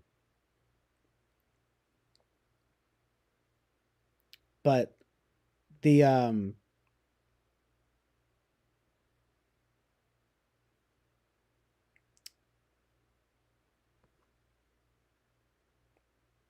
sort of point being that that's not. I mean, I guess you want to call it coverage, like I've said, right? It's sort of news coverage, which I've always tried to stay out of this stuff. And I always say I've never been political, you know.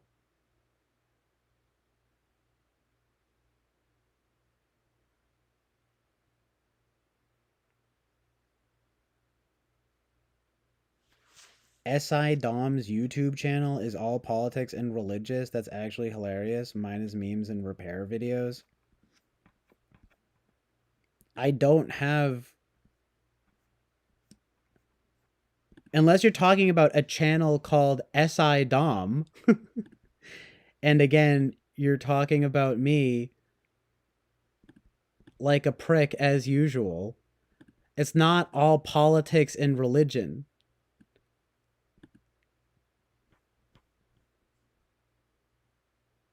Music or informative, that's me.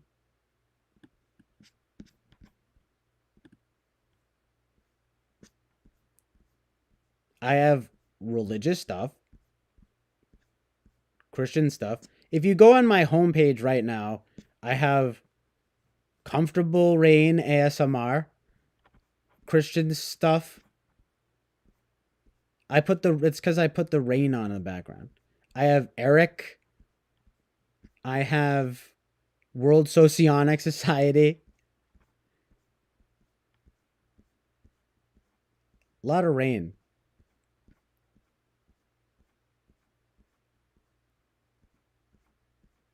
There's actually a shit ton of rain stuff here now.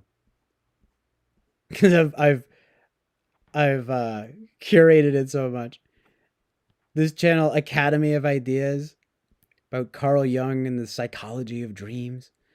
Charles Carroll, of course. The same Academy of Ideas video again. I mean, usually I do have more music, but I'm not gonna lie, there actually isn't really any music right here. Well, here's some music from this channel that I found that's pretty dope. Paradise is a Frequency. The channel Quantum Foam sounds so good. This relaxation time thing, they post music.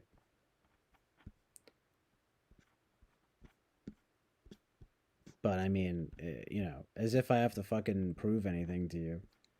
But it's actually amazing because there's actually nothing political here at all. Not even the Daily Wire. So fuck you. SI Dob, that's actually hilarious.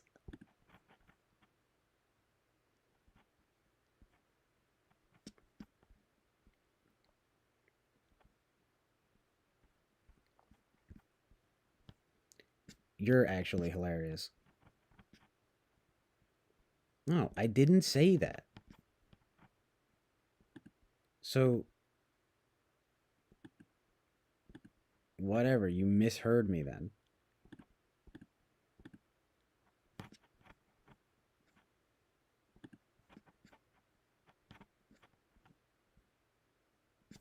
Well, that's why Comfortable Rain is the best one that I've found.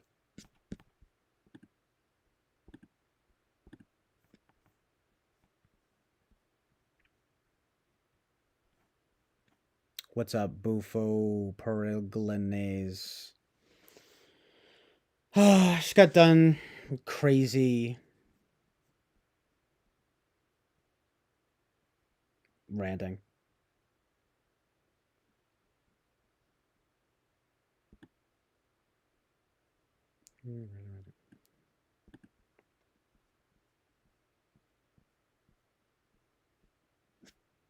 Well, whatever. It's just enough about this fucking SI shit. and ISFJ shit. Just shut the fuck up. You all sound like you all sound like a bunch of fucking NPCs, straight up.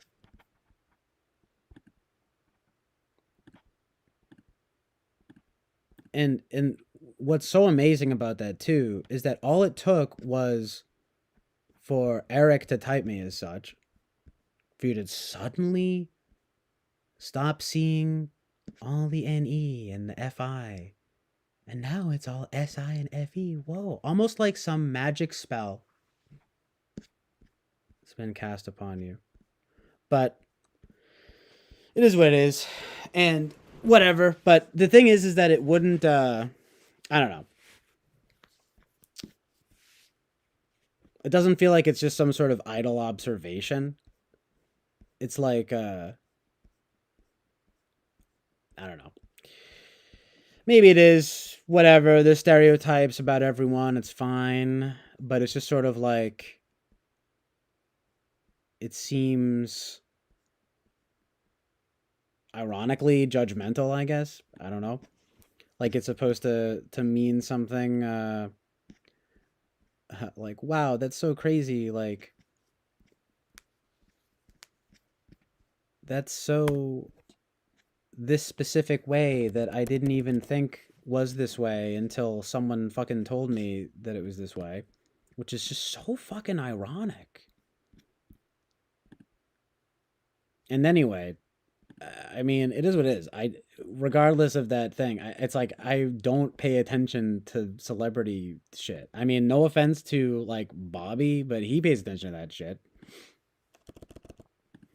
Like, what's going on with all the pop stars and things who are all getting, whatever, all the brainwashing and all of that stuff. I'm immune to psyops. All right. And I definitely, I mean, look, I'm not completely immune to psyops, but it's just the fact is, um, I mean, I've always tried to be very careful to not be too swayed in one certain direction. Um, but I mean, look, the more whatever it's I guess because people don't experience things, right? It's not like humans are an amalgamation of their experiences. No, it's you have ni knowing, you just know things. But yes, I have the more that whatever, I don't pretend to be someone who goes out and is I'm out in the world and SE or anything like that. Obviously, I've never claimed that. But gathering experiences, things that I've seen, whether they be online or with people, or whatever it is. And I do what I can. But this is the stuff that I wind up seeing, and I try, and you guys can help me to sort of be objective as well. Um, I mean, whatever. It's all good. But it is true that it's definitely been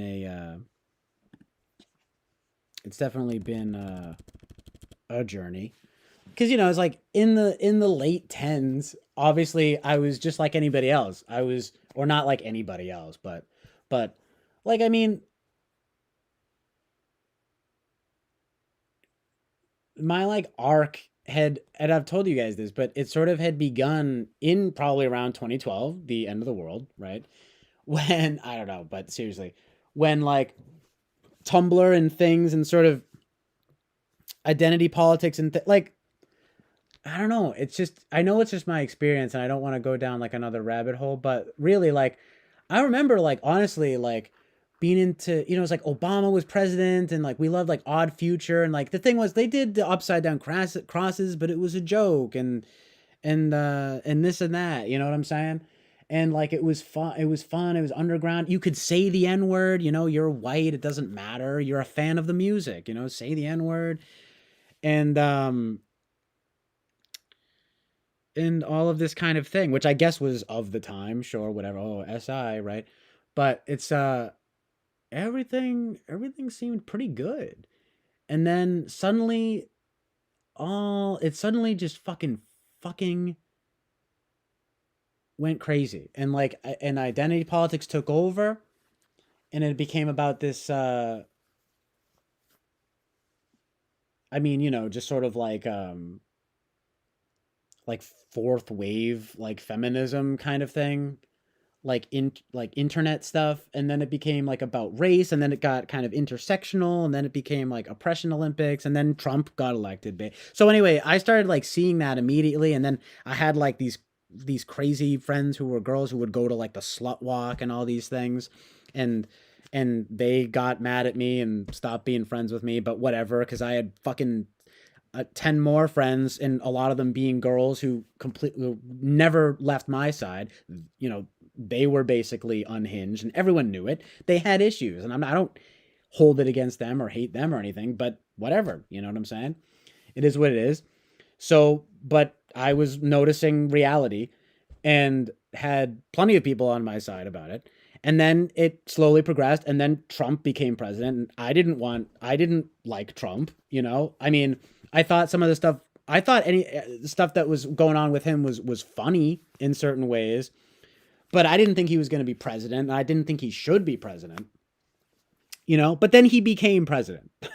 So then he became president. And then I started to realize, like, wow, like this is what the people like sort of really think, right? And that definitely caused me to do some thinking about where I actually stood in regards to the public. So I've never been like a Trump guy, but seeing like the mass like hysteria and like seeing all of that, um and yeah, I mean, honestly, getting into like MDE and stuff, and Charles Carroll and people like that. I and then I mean, I did start to see a lot of stuff online that was like actually hateful and like kind of evil and evil. And I was definitely like, oh shit, like, it's like frightening, right? But then after a while, and I've done a lot of like sort of cultivating in this way, but reality still has found its way in, um like like I so anyway, like the point I'm getting to the point is, so then I started liking Jordan Peterson, right? Surprise. I definitely started liking Jordan Peterson for sure in like 2018, um and no, I didn't like him because he was going against trans people. I liked him because I was like, oh, nice. This dude is like synthesizing stuff that, as a YouTube comment said, stuff that I already knew, but that I like didn't really know that I know, and that I just needed to sort of hear some fucking dude say, basically, right? And whatever. I was like 20, so fuck you, right?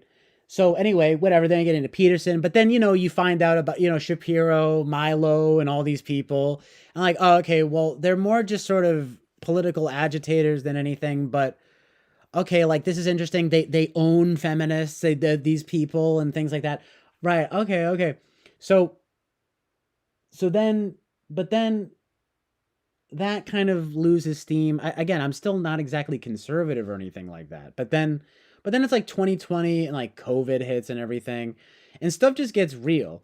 And like that's when I started getting really into like Christianity, right? And that's when I started realizing, okay, it's not about conservatism.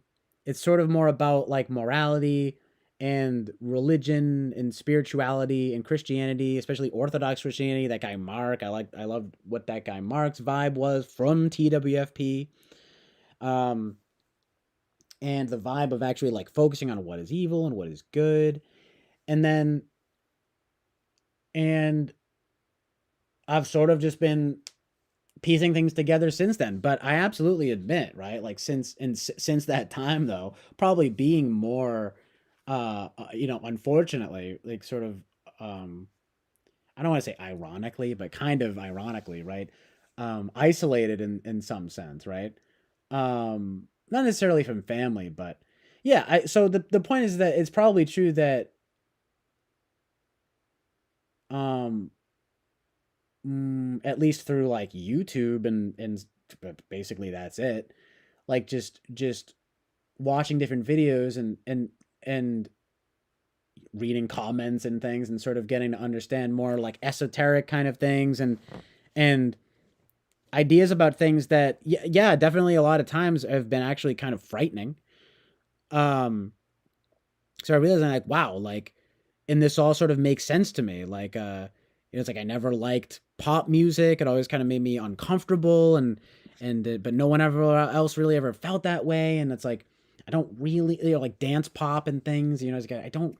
I like some like good like horror movies with like a good message and things, but I don't really like horror movies. It's like all these things, the media, this and that, and to some extent the government. But since my thing is more like what quote unquote the arts or whatever, like mostly just like music and film, it was starting to realize that stuff and realizing like, oh man, like all the popular and the powerful stuff like is fucking evil, or not necessarily always, but I was starting to having to start be feeling like a serious need for discernment, and yeah, basically that's where Christianity came in, but it was still mired in the some of the conservative stuff. You know what I'm saying? Like I totally admit that, and it really hasn't been until very recently that I've begun to like try to make a at least slightly more concerted effort to like remove myself from that kind of the fear mongering and like the anger provocation, and I know I've been getting a little riled up now, and I'm sorry. Hey, look, everybody here raises valid points.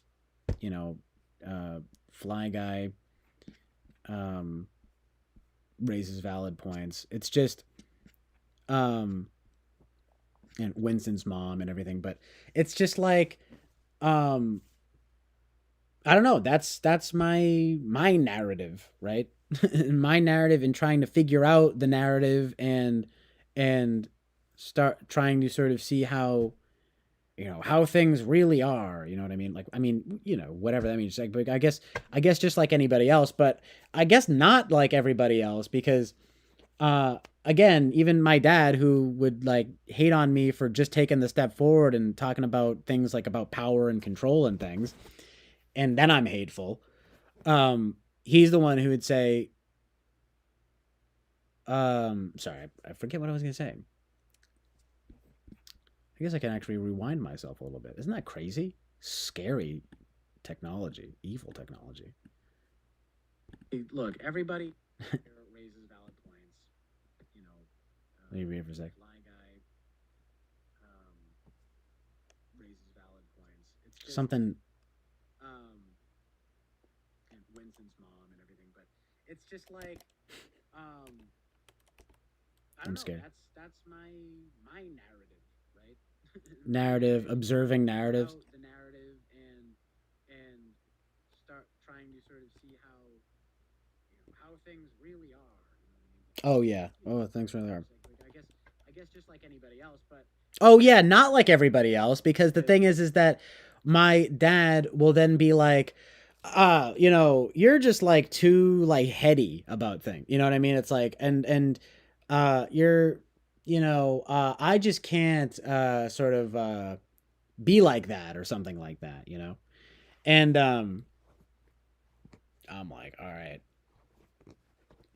But I get that because it's true. You can't. And it does make me miserable, right? So it's like there's some commonsensical wisdom in that as well. But anyway, it's cool because I guess all that no, that's not true, but like uh man, I just don't know. It sucks. I mean, but I mean, I don't know. It's not that bad. Like, it's just what I want to say is that, like, I guess it seems like the more you start to question things, the more you're gonna start to seem like a hateful bigot in today's world. But um, that's not necessarily true because the only reason that, and it's not like I've ever really, no one's ever really gone that hard on me except for just being sort of reasonably called out for certain judgments in some ways on here, and particularly with my family, especially my dad, right? Especially this time, like 2 months ago, right? And I'm sorry, what was I gonna say? See, this is crazy. I've been up for way too long now, but like, it's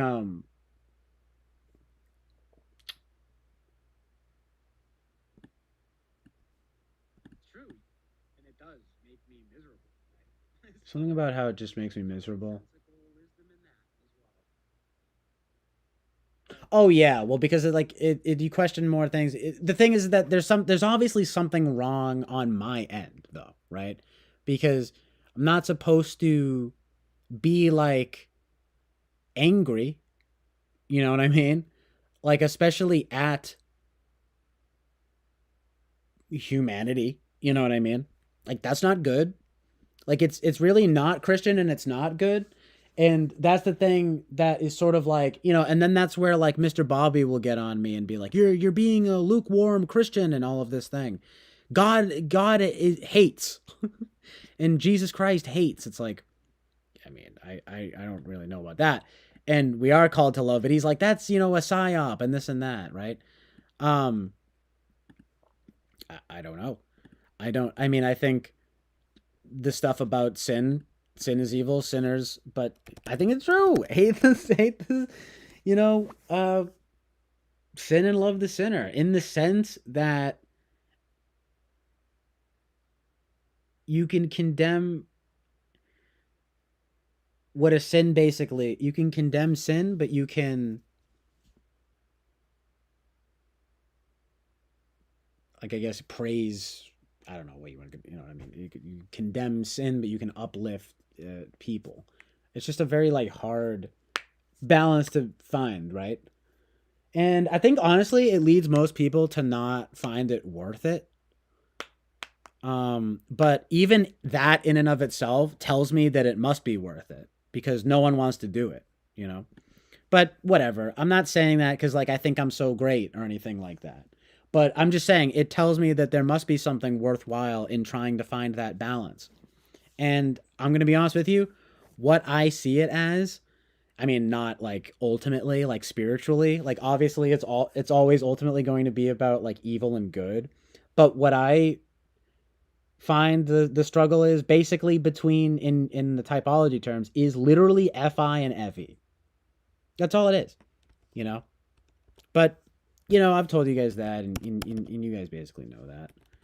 But like that's basically the struggle. It's like,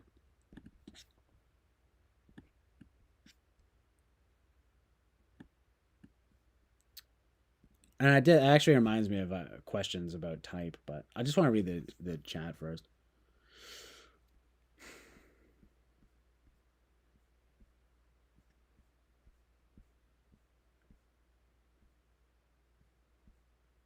Yeah, I mean, and I'm not even gonna lie. Like I know, oh, I don't know, it's not expressly Christian, but I said this earlier. But the thing is like I really do think that some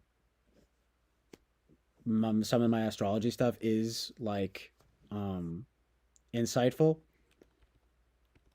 because I'm an Aries Sun, an Aries Mars, and an Aries Mercury. It's all like very fiery, and it's all about like communication. It's all about like, well, first of all, it's about my ego, so I got to chill that out real quick. All right, no joke, right? And the leader and all that kind of thing, and the but you get the Mars too, which is kind of interesting because I actually don't see myself as being super actionable, but what that actually indicates is actually very like kind of fiery action, right? Um, the other thing too is like fiery like speech, like like like quick, rapid speech and things like that, right? Then I have a Leo rising, which is sort of like, hi, I'm like the charismatic entertainer, kind of but it's like a facade, right? Kind of thing, right? What I really want to be is like the leader and all of that with all that Aries stuff, right? But I'm a Cancer moon, which is like very like emotional and like nurturing and everything, right? And like safety oriented, like security oriented, and about like family, right? Isn't that amazing? So, but that's my like emotional like state, right? But they're squared. Isn't that amazing? So like they're at odds. So I think it's incredibly insightful. Just those few things, because it's like perfect. And then that literally it sort of perfectly explains, right, the sort of FIFE like clash that I feel like I'm just like always up against, sort of. You know what I mean? So I don't know about you guys, but like when I learned about that stuff, I was like, all right, this is pretty good. And what it turns out, speaking of Libra, is that the south node is in Libra. So for me, so what I like have to do is which it is probably objectively good for like everybody to like not be so selfish and to like be more selfless, altruistic, basically Christian and good, right and good. But like, objective, right and good. But for that's for me, I have to be more selfless, right? And help people, right? And do right and do good and Christian good. Scales of justice too, you could say, and all of that. But I just look at it. You could say that obviously, but it's definitely about fairness, justice, all that kind of thing. So like, but that's like the goal, right? So I feel like that. I mean, maybe I just accidentally outlined the human condition or something, but I don't think that that's necessarily the human condition. Like, my thing is like almost honestly in some sense. I know you guys, whatever, it's going, oh, you're so FE and everything. But honestly, it seems indicated that like I'm kind of like a fiery like prick and who but also kind of like emotional and like sensitive and like I kind of need to become more like altruistic. Makes sense to me. Although it's sort of like a fiery prick with like entertainer tendencies, but then being like a sad boy, kind of a bitch, I guess, unfortunately.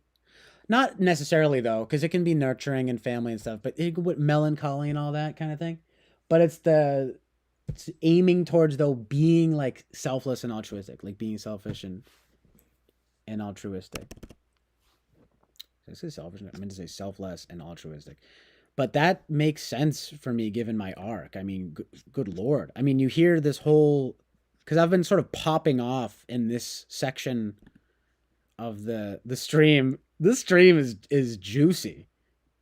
It's pretty crazy. But I'm a little embarrassed to be honest, but whatever. It's pretty good. I don't know if I'm going to be listening to this one back, you know what I'm saying? I mean, I don't really listen to stuff. I will listen back to the music and stuff that I play, but I don't really listen back to the necessarily some of the conversation stuff. But this is intense. And yeah, but I'm just saying it's amazing because I feel like that is sort of the arc I've outlined a little bit of like really trying to get to that point of like being able to like actually be like I mean if you want to put it this way, it's kind of like overcoming myself to actually kind of do some right and good for other people. But like I'm obviously still trying to find out how to do that well. So yeah, that's the journey. But I don't know what do you guys think because that could sort of be the journey for everybody, right? I mean, I am of the position too that you kind of start off as being sort of a subjective person and then you kind of become objective like as you grow older. Like that's how it seems to be in life. That seems to be my arc, but that seems to also be how it is in life. It also seems that you start off very selfish in life and then I mean not always obviously, but that the goal is like to become selfless. And that's how it is for me and that's how it is in life. But like how do you guys feel about that for your own astrology and whatnot? Because I can't help but feel like that's not even just me, that's like the human condition. So I don't even know if that's realistic to say like, oh, like literally me. because doesn't everybody kind of start off subjective and then become objective, and then you start off selfish and hopefully become selfless. So yeah, Buffa Berglina says that's definitely the journey. So yeah, I mean, maybe it's it's just bullshit, you know what I mean? But anyway, whatever. I mean, I still could find some value in that, but I think you're right. That's sort of, or well, whatever. That we're right, I guess, right? That but that seems to be the journey. It seems like that's what everyone says too. But I'm definitely curious what you guys feel about that. Really curious what you guys feeling about that when you peep your charts.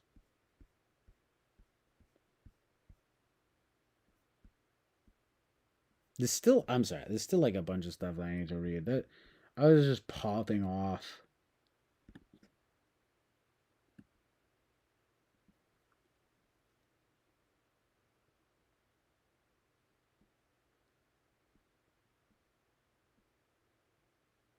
Hmm.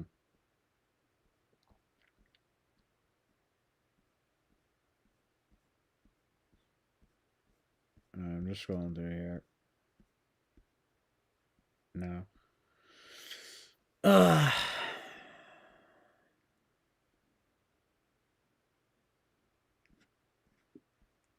Good group here, though.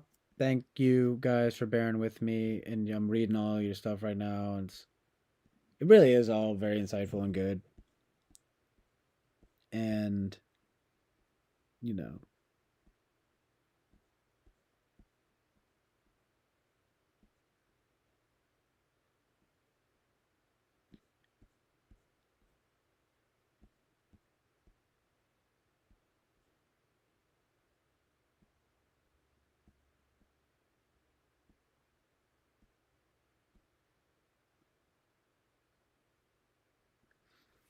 yeah. I mean, I feel like it's just a good group here because you guys do a good job of I'm going in a little bit right now. It's just, but you guys do a pretty good job of being pretty objective and good.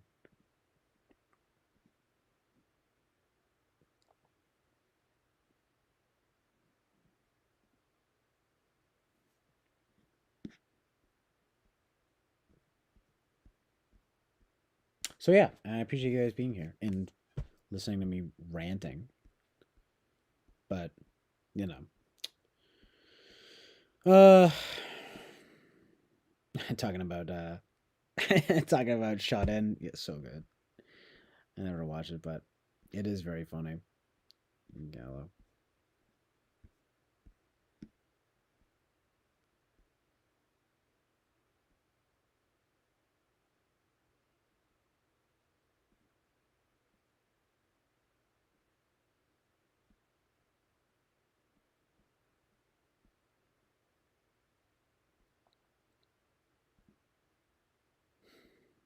ISFJ comment, of course. Fly Guy. Classic. Love it. Very good. Just kidding, but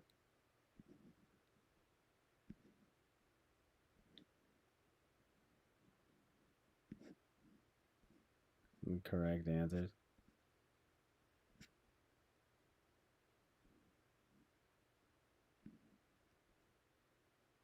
Yeah, that Buffalo 66 scene is good. And the song by his own dad. It's good.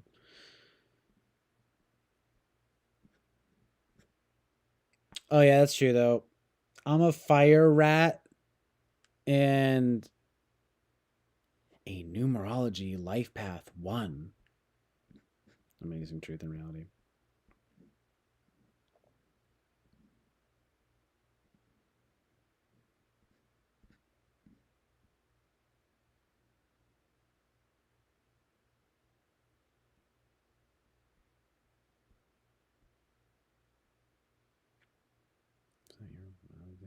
Oh yeah, that the dosha thing though. I need to remember that. But did you know that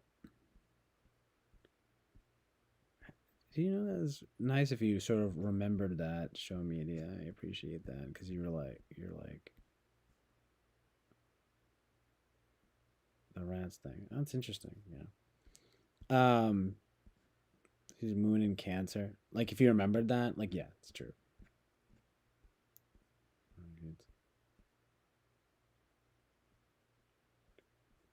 Oh yeah, but right, answering the personality test, tell me the answers.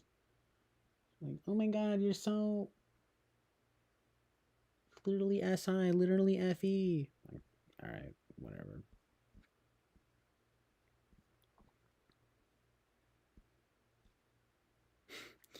I'm a metal monkey. That's kind of cool. That makes sense. I feel like you tend to like metal. A lot of '80s kind of metal, but Boba Fett, you're a metal monkey. That's fine. Dude, Boba Fett says, I'm a metal monkey. Metal monkey. My date was a wooden cow or something. Discovered this at a Chinese restaurant. It was right on their dinner mat. So you guys would go lol lol. So good. Maybe truth and reality. Mmm. Oh, nice. So, all right, me, you, and Rachel. Show media says CJ, Rachel, and me are all rats. Bufo Pereglines. I need to make sure I'm saying that right. Bufo Pereglines.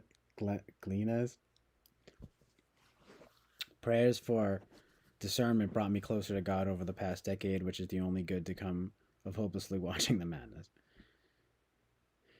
That's what I've been saying. It's all you can do, and try to do right and good for yourself and others. Thank you, God, Jesus Christ, Amen. Um, When's mom's on this magnesium tip these days? No pun intended. He said this tip, but the magnesium vibe, right? It's like, yeah, but what is your Ayurvedic dosha? I've taken that like a bunch of times, and I feel like I've gotten something like different every time or something. Oh no no no! Actually,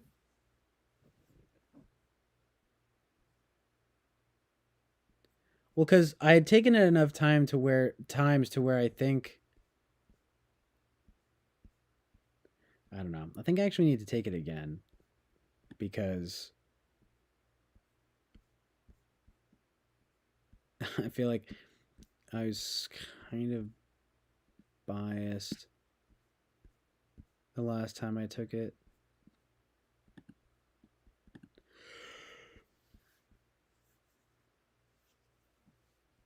Oh,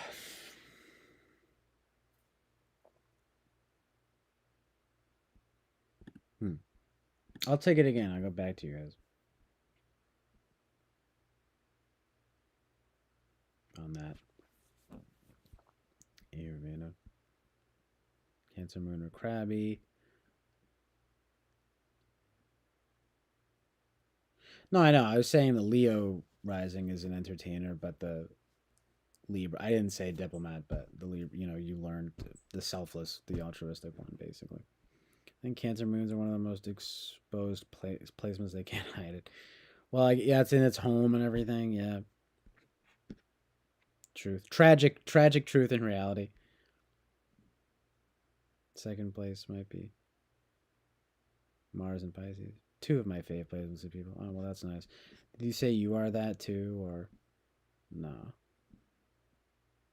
Oh shit, dental thing. Didn't you like just have a dental thing? Think of the boobage that will dull the pain. That's such a Boba Fett type of thing to say. Boba Fett boobage. Okay, I'm Cancer risen. Yes, risen. Amazing truth and reality. You gotta do this, come in.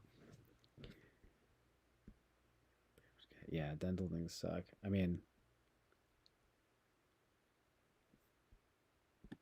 yeah, yeah, pretty much any time having to do any dental stuff sucks. Pretty bad.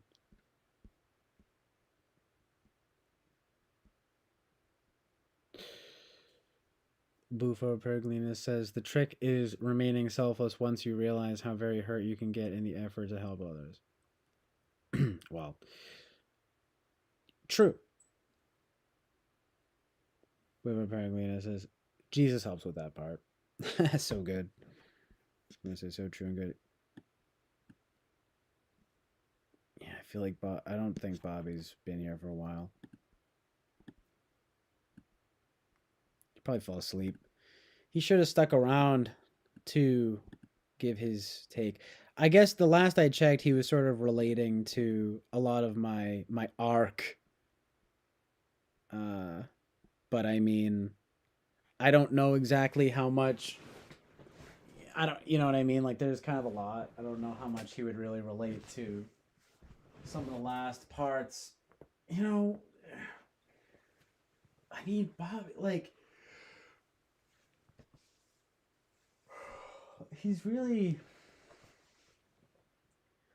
like steadfast in a way that I really appreciate, and I want to. I mean, I don't know, just that like I admire that, you know. Um,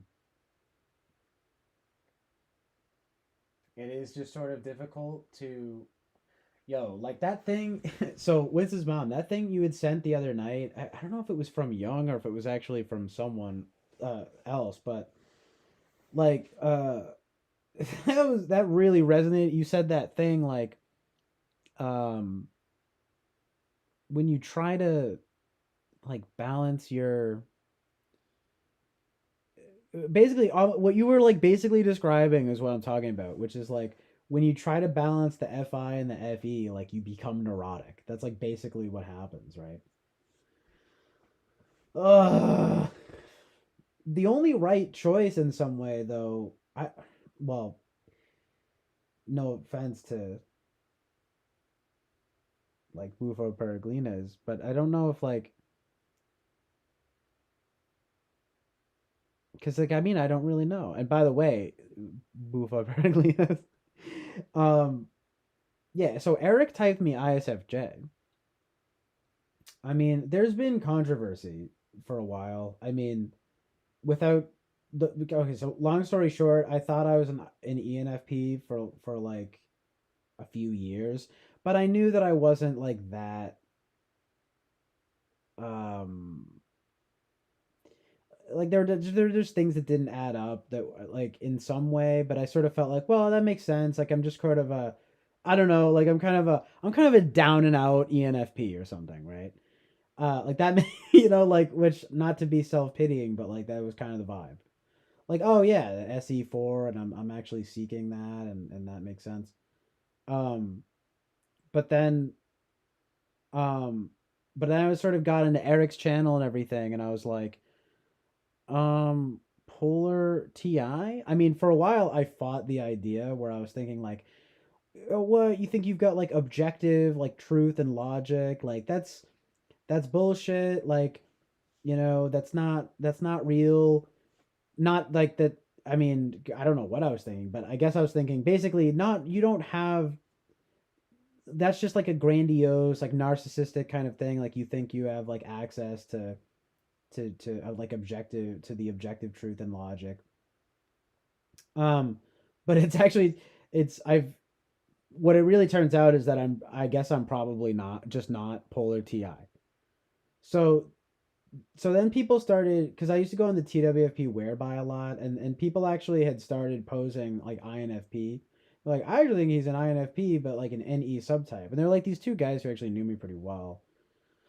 Anyway, doesn't really matter who said what and typed what. The point is that I was pretty sold on that, especially 2020 forward. You know, it's just like yeah, I'm an INFP. You know, but then I started going on the stream, and then it was like I think he's either is it ISFJ, ISTJ, ENTP, like INFJ, ENFJ. Like suddenly everyone had seemed to have all these different takes on my vibes, which was sort of new to me because I've always kind of felt like my my self conception and my conception of that others have had of me is like pretty congruent, but like On the other hand, but that's still basically true. But like once you put in like type and like in the functions, it starts to feel a lot more ironically personal. Like it conjures up like all the things you associate with that type, and whether it's wrong or right or evil or good or whatever. But the whole idea is like, I mean, I thought I wasn't really attached to any type, but it turns out I guess sort of I was. I was sort of thinking, well, I'm like good at FINE shit or whatever, right? Like, oh, I'm into you know, all the things that you would associate with that kind of thing, you know. And then that, which I'm sure, you know, I don't have to sort of fill in the blanks there. But, you know, creative, artistic, moral, spiritual kind of person, and all that kind of thing. And anyway, all those types were getting thrown around, and I was like, all right. So finally, I did a type session with Eric like a month or two ago, and he thought I was an ENTP. But then after typing me, and I think most of all, realizing that my TI isn't that good. I mean, I actually do think that it's kind of decent, but like I got some of the genealogy questions, right? I mean, I can do those well. But the other kinds of questions I would have to write down, you know, I could not do. Uh so I flubbed them. It could have been worse, but yeah, I mean, I flubbed them. And then yeah, sorry, I'll kind of appear. You can see me a little bit. It's dark. It's oh my god, it's like gonna be light out soon. It's unbelievable. I am definitely gonna head out soon. But yeah, the point is by the end of it, he was like, "I think you're an ISFJ, ISFJ," and I was like, "Wow!" And it's funny because I went into it like knowing that it was a possibility. Because here's the thing, like he only out of a few sort of times would have said ENFP or INFP based on not really knowing me. But like once he started seeing the streams, he was like, "Oh, he's definitely an ENTP, like totally sure." The the thing is, like a friend of mine thought I was an ISTJ. And then another one thought I was ISTJ, but then now he actually thinks I'm an INFP. Um but the interesting thing is that he did anyway, I went into it, I was kind of thinking, I didn't know um like I didn't know sorry, what it seems like he's not gonna type me an INFP or an ENFP, right? He's gonna type me either an ENTP or like an ISFJ or like an INFJ.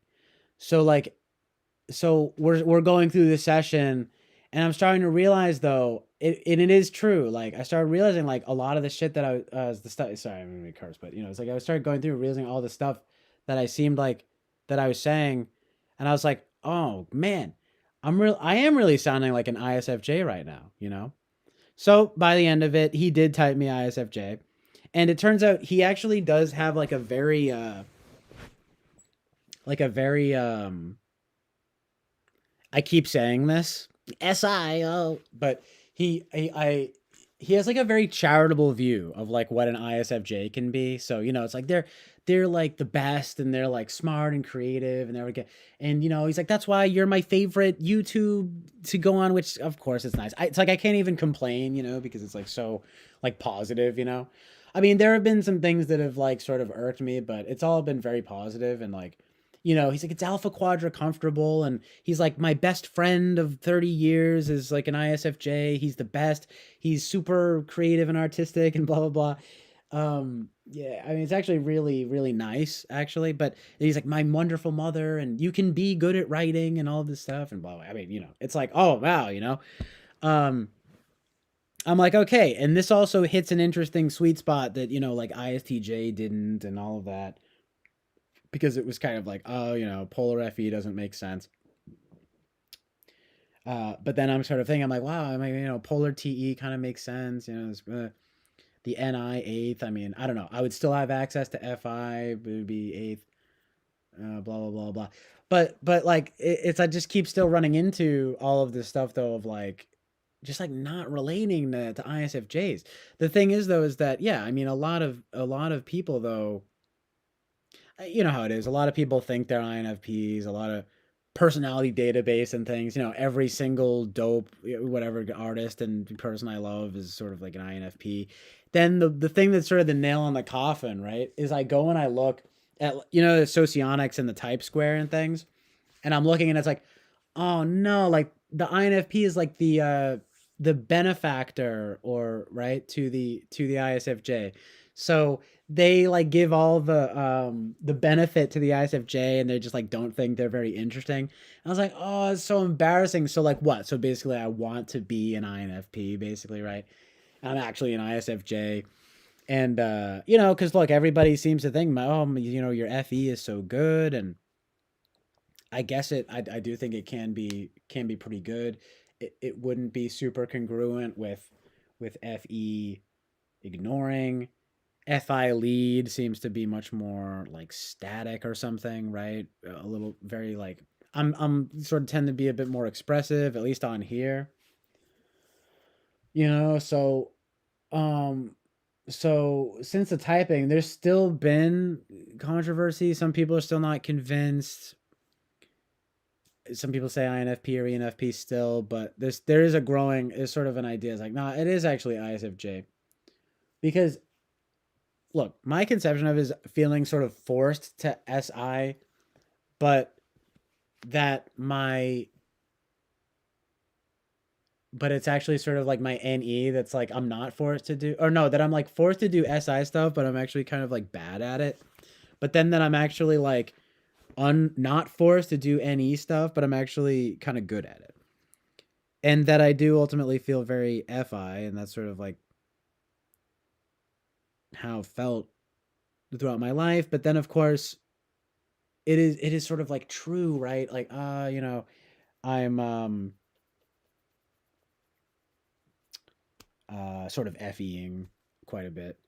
And then um inevitably you have the well, SE. Well, I cuz see there's a thing, and I know that my SE is not very good ultimately, and that my TE is probably not very good, that my TI is okay. And actually those all fit pretty well. It's mostly just the sort of the SI and the NE that I got a problem with, and just like the idea of being FE and not FI. I'm kind of like grr. I'm like you have this sort of what I mean, this like idea of myself. I'm like this individualist or whatever. I mean, insofar as like a person is, and I mean, I'm very sheltered. I live at home and everything. I cannot claim to be like I'm a rogue warrior, like but it's definitely I've definitely, and just even what I've been talking about this whole time, I just always feel like I've always been like oh, this is just how I feel about the thing, and people, it's everyone else that my whole family is more like FE than me, and they're just sort of like just like why you know what I mean. You're but it sort of turns out that all the critiques are kind of like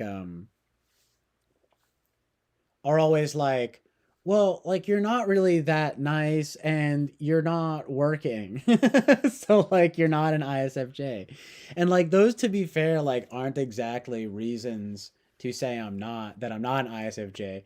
But like what is true though is that archetypally it doesn't really fit. And I definitely am having a very hard time finding really any ISFJs that I like really relate to. Um but that like functionally some of it does make sense, and that it inevitably does make sense why like Eric would type me as such, and why people are getting some of those vibes. I know I said I was gonna long story short, but that's kind of where I'm at. So now I'm kind of dealing with this sort of idea of like, oh, I'm actually an ISFJ, you know and I mean, this one dude, James Careless. I mean, he's into film and things, but I mean, I just don't know. Part of me kind of feels like um that like Eric has a sort of potential false dichotomy going on of like me as like either an ENTP or an ISFJ. And because look, and I know what's gonna happen is that um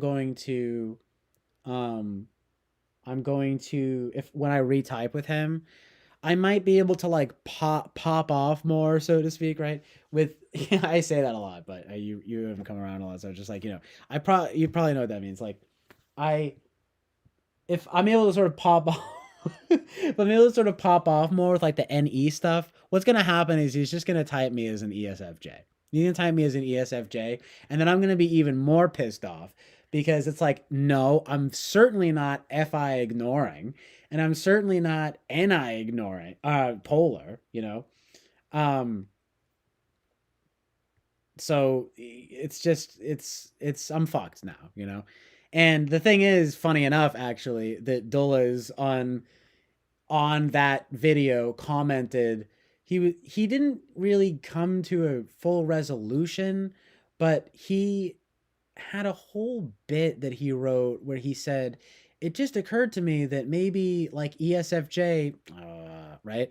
I was like maybe ESFJ like already I'm like he's like it's that ESFJ can make sense, not saying that he is an ESFJ necessarily, but like if he is, it could just go to show that ESFJs can be just that as cool as CJ or whatever, or you know what I mean, that that or that ESF yeah that ESFJs can be just as cool as CJ if they so choose, and then I actually haven't said this yet on the stream, but I meant to. It's kind of a half joke, but my reaction to that is kind of like, no, they can't, right?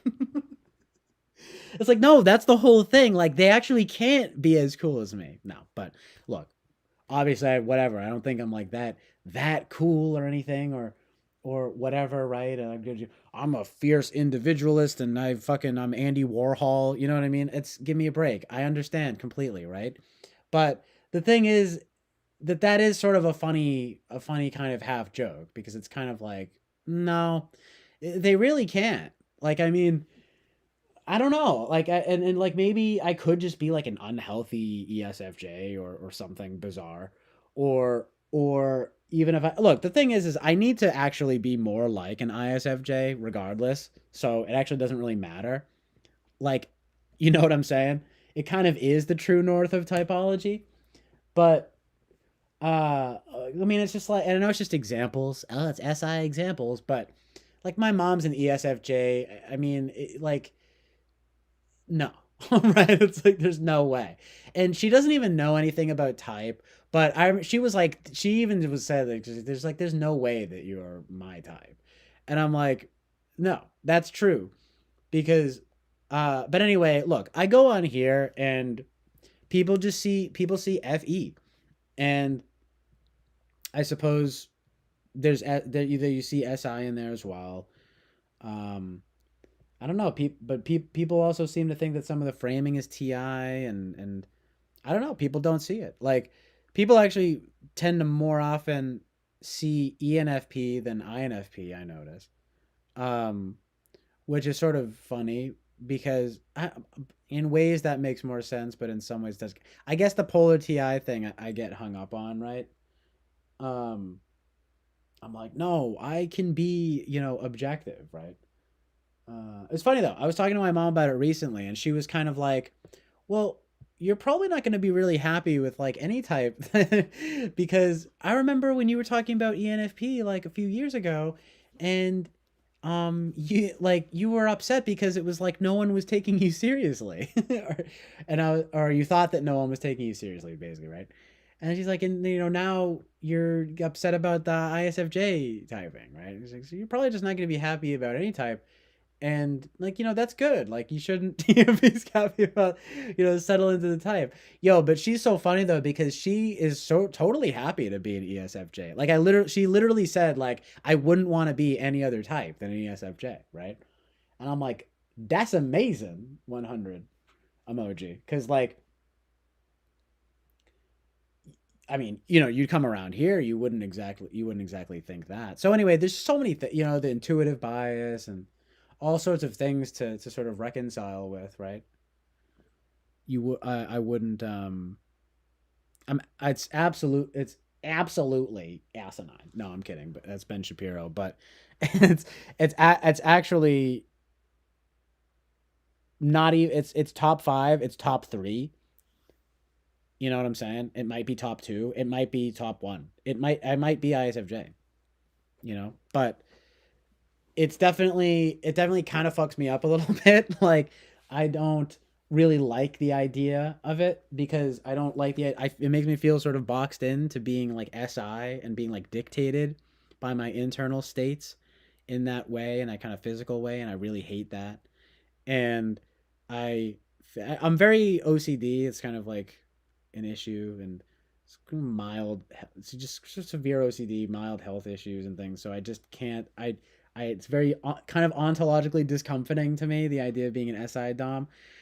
Although I guess if I improve my SI, although it's just bizarre because, well, aren't you supposed to be good at it? It's just all this stuff starts to come in, right? Of like, but aren't you supposed to be good at your dominant function? So whatever. But Eric actually says no, right? It's like, he says, "Oh, I'm an NE dom, but that doesn't necessarily mean all my ideas are good. That just means it's a large quantity of them." So that kind of makes sense, right? But the other thing though is the idea. I guess the FI is in sixth, which is not, which to my understanding, it seems like you do have access to it. And like this is the last thing I'm gonna say about this stuff. Okay, like you do have access to it. Uh, However, the idea that I'm FEing over FIing is also sort of ontologically discomforting, especially since I've never really seen myself as someone who really is like acquiescing to the other very much, or I mean just all the typical things you associate with it. Like I'm pretty consistently myself. I really try not to like perception manage at all, as they put it. I try to whatever, be authentic. You know what I mean? These buzzwords. I know, of course, right? But it is what it is. Like I don't even. It's not even that I try to do it. I mean, at the very least, I'm just honest. So, but anyway, I try. But most of the time, it's not like I really want to hurt anybody's feelings or whatever. I will take on that sort of mediator. I mean, Enneagram plays a role. I'm probably like a 9 wing 1. I'm probably like a 9 4 6 or 7. I think it's 9. I want it to be 9 4 7. It's at least 9 4 6 6 wing 7, but it could be 9 4 7 7 wing 6, and they both make sense. But um,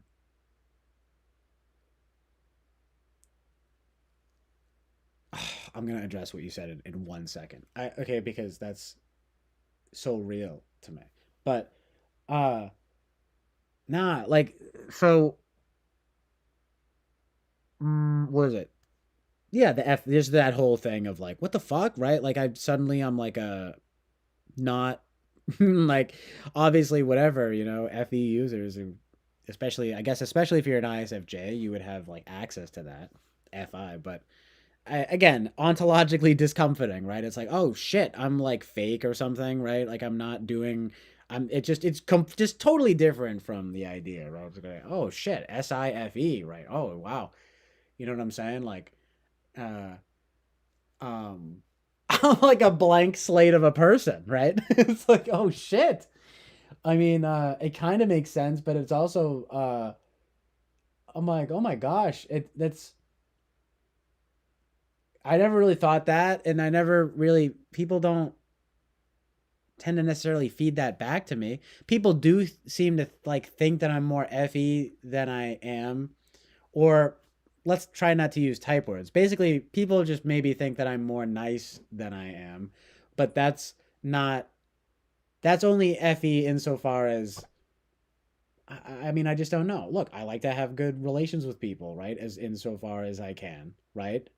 I mean, to me, that's FI. It's relational, as people describe it. Anyway, the thing is, though, when I read recently, last thing I'll say is I read Socionics ISFJ.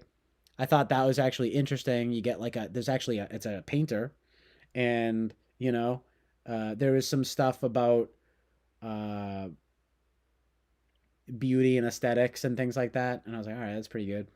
And then Jack from Socionics, World Socionic Society, he says, I watched his video recently, and he was like, these are calm, people who want to, a very calm and peaceful environment, and you know, and he's funny the way he talks. Like, they really don't like it. They really don't like. I can actually probably do like a pretty good Jack impersonation, but he's like, I'm still watching more of his stuff lately, but he's like, so they really don't like it. They don't really want their peace to be disturbed. They really don't enjoy that. So they're going to try to keep things smooth and harmonious, very peaceful, calm environment. And I'm like, all right. I mean, like that's kind of me. All right, so let's get into it. So then he brings up the beauty and the aesthetics and stuff. I'm like, all right, that's pretty good.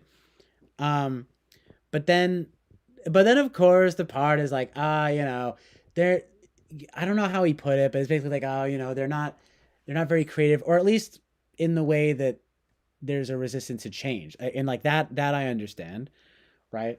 But he's like, they kind of look to other people to like be creative in that way. And I'm like, fuck you, like, because look, I'll grant you, I'm not, it's, I, in the sense that I'm not exactly creating very much, like, right? Sure, right? And in the sense that I'm not get the idea fountain or whatever, like whatever that even looks like, sure. Um, thanks, Mrs. Mom. I was hoping that someone would appreciate that. Thank you. I appreciate that. Um, so like, yeah, and I guess the last thing he said, well, it actually made a lot of sense. He was like, "Oh, the long-term planning and things can definitely be stressful and yeah, but then of course you have to kind of throw in this guy, well, it's, you're any inferior, so it's sort of like appreciating novelty. That sort of makes sense though, because I'm not very novel in my everyday action. Not necessarily because I don't want to be, but again, because I sort of feel forced to be in that way.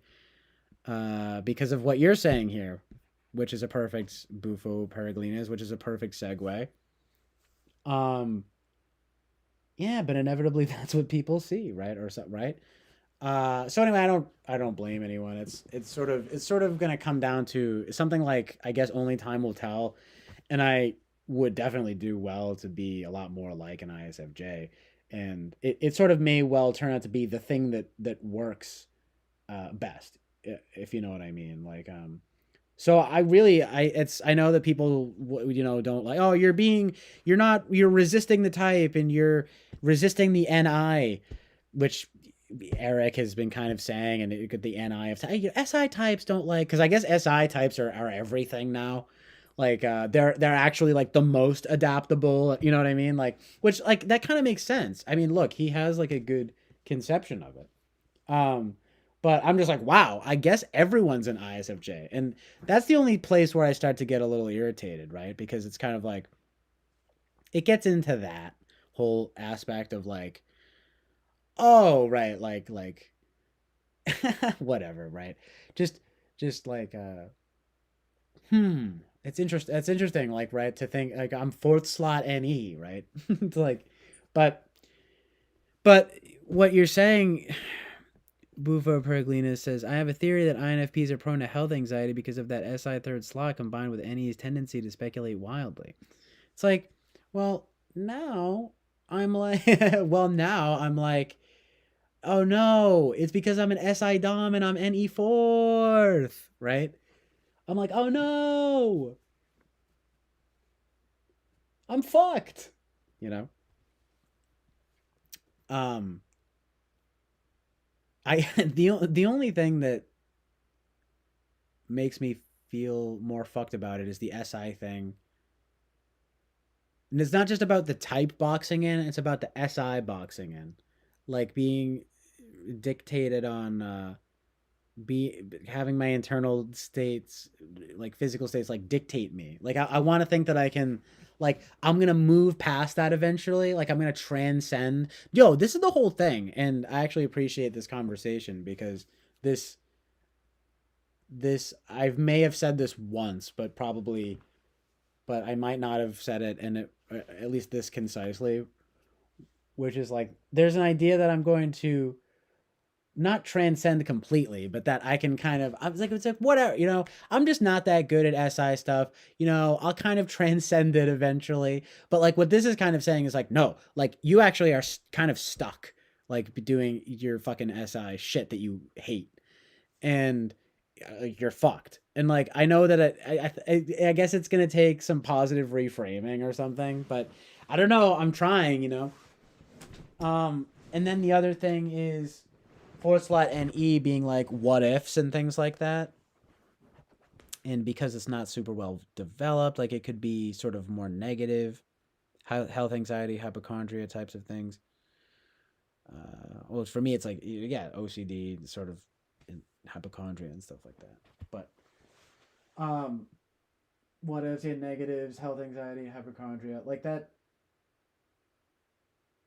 makes sense too, So I don't know. I mean, you'll have to tell me. I'm kind of at a point now where it's gonna sound super FE, but I'm kind of at a point now where I kind of am just like, well, people can give their takes if they want. You know what I'm saying? To tell me what they see is going on, because I always thought that it was pretty cut and dry, and apparently it's not.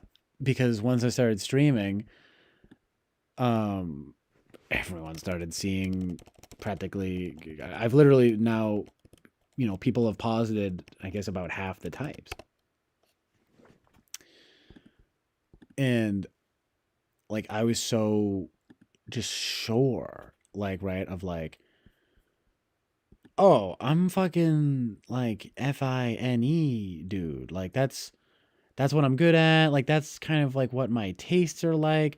But I also see what's like wrong with them, and I can't stand super subjectivist, sort of like relativist people and things like that. These people, get INFPs and things is who are kind of ENFPs as well.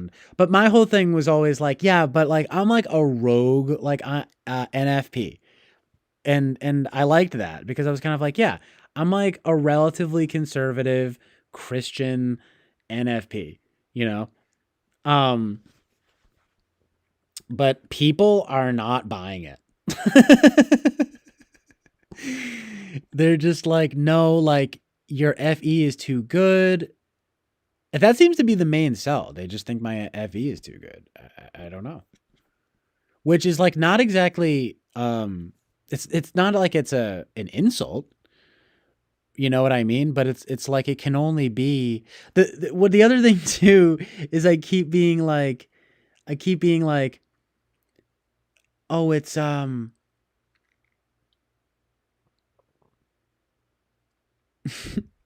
it's yo, I'm dying at this young description. But like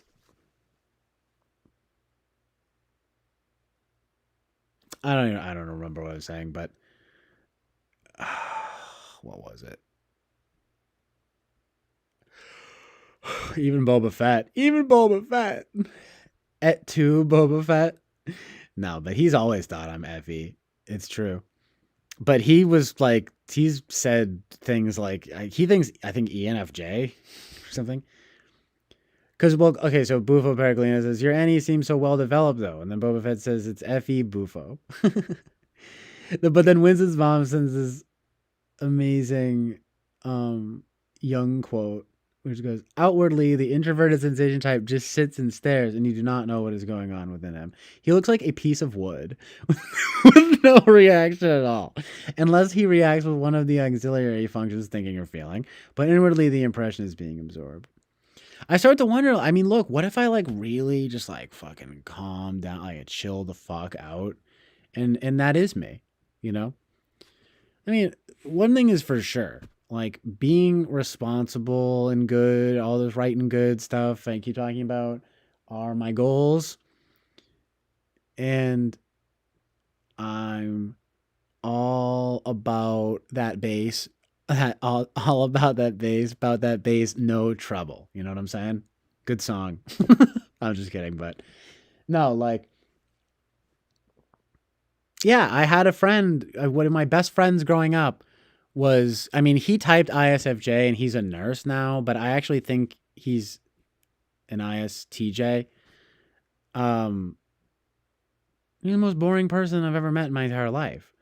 And I'm sorry. You know, I mean, look, he was a good student. He's basically done everything right. Like in terms of like getting to just where he's at now. Like it's all like good. I mean, Oliver Linehan is pretty bright, and James Carolus is like actually a brilliant film knowledge and has some good music knowledge and stuff like that. He writes and things like that. Um, so so what's interesting is seeing how right this friend of mine is you know typed ISFJ, but he might just be ISTJ. But anyway, that piece of wood thing. I mean, that's the whole thing. It's unbelievable. That's so funny. But inevitably, all this does is serve to sort of be like, oh well, I'm not SI, and then I start to wonder, well, you know, what Eric says is like, well, you know, Eric, you know, SI has developed a different it can develop you know show very differently in different people. It's a learning function. So I mean, look, he just has his own sort of explanation for it. And again, I don't know, it actually is pretty reasonable. Meets mixed, it's reasonable and it's charitable. um and yeah, I mean, I think this is all pretty good explanation of everything, you know, because everything else, I mean, all I can otherwise complain about is sort of just not really finding any ISFJs or anything to really relate to, you know. Um, and I kind of wonder, like, I mean, I know how it is in this sort of like community, and I kind of feel like, yeah, well, you know, the intuitive bias and this and that. Um, But I can't. I just keep thinking of just. It's like my mom being like, I wouldn't want to be any other type than an ESFJ, right? And she knows. I've told her all this stuff. You know, you. I'm like you don't know your. It's the theory says you don't know your feelings very well. Like you're not really that creative, but you are very like responsible. You tend to others like very well. You know, family oriented and things like that. I mean, all of those things. And she's just like, yep, like that's me. She's down with it. Like she's, you know what I'm saying? So my whole thing too is, and look, that's an anecdotal example, but the idea I'm getting at is like, well, wouldn't I be, or would, is a person like sort of satisfied to be their type if it's true? Um because this is the thing. This is where it gets into fucking like, it's not that bad because there's still, it's not like, you know, whatever, everybody's fucking, it's not like nearly as bad as it could be, but it's definitely like the fuck, like I'm being kind of gaslit a little bit, you know, where it's like, no, you're just like in, no one is saying this, but you know how it is. It's probably, it might get to this, right? Eventually in like a few months where it's going to turn into like, no, like you're just like in denial. Right, right. You're in denial about how you're actually SIFE, and you know, you're insecure about your NE, and maybe your FI. I don't even know. Um yeah, it's true that I'm not as quick as I used to be though, right? Like And it's true that I've had a little bit of self-consciousness with that. But I sort of just chalked that up to like, oh, well, that's because it's a tool function or something, you know? And then I also thought like, you know how this shit goes. Like you just find you can just talk about this shit for hours. Then I start thinking about FE in terms of being communication, and I'm like, oh, like I mean, it's interesting.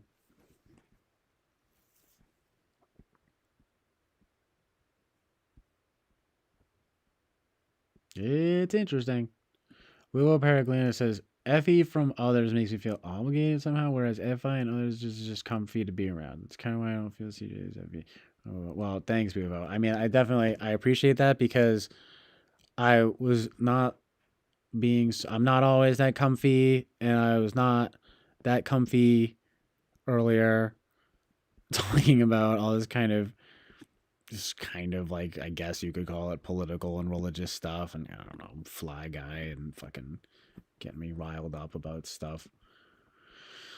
And it is what it is. I mean, it's like if I'm gonna get riled up by anybody, it's gonna be and it should be Fly Guy basically because I sort of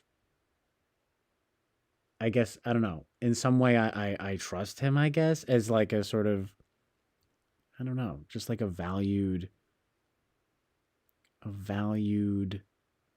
member of this community, if you want to call it that or whatever. Anyway, what I'm trying to say is that I don't necessarily attribute like ill will to stuff that he says. And I'm saying if I'm gonna have sort of like an issue with someone, I am sort of glad to have it be him because I know that it's not necessarily motivated entirely by ill will or anything, you know. Um, I mean, obviously I sometimes have disagreements with Mr. Bobby, but I know that he's not. His whole thing is always pretty much the same. It's basically like, dude, like don't be like a lukewarm Christian. It's pretty much consistent.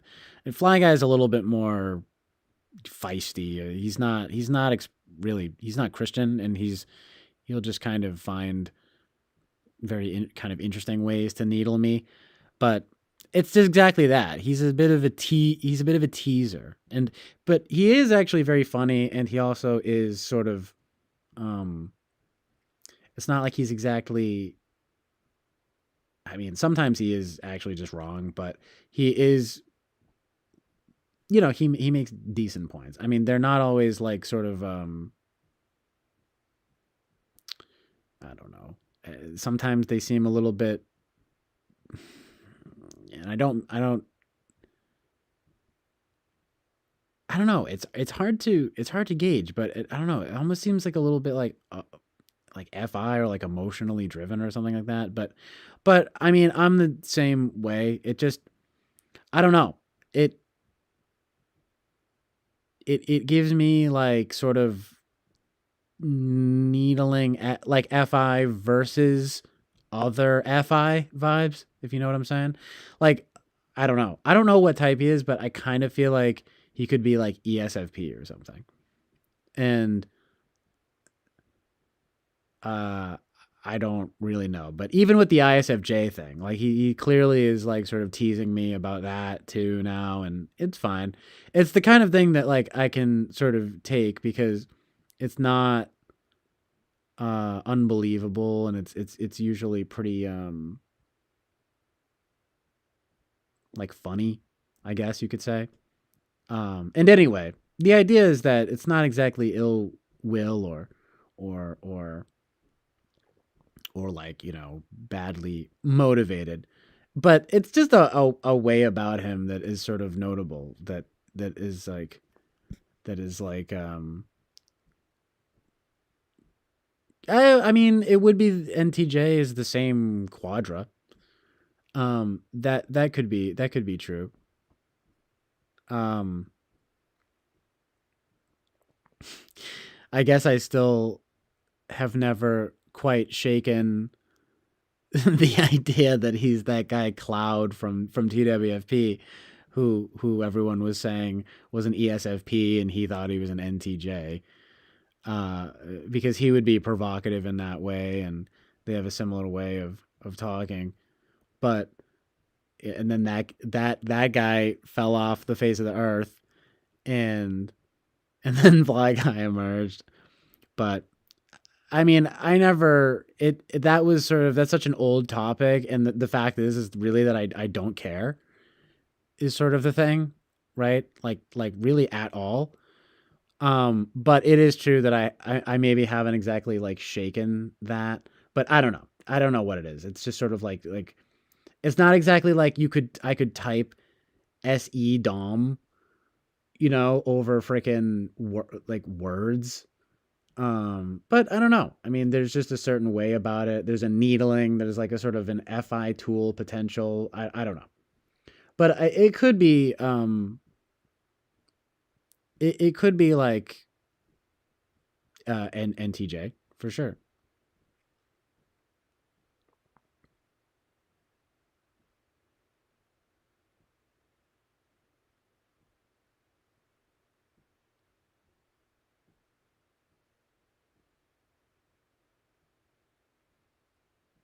I also don't.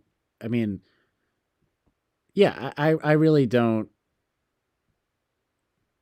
I mean, I haven't really even thought about it in that serious of a way until like right now.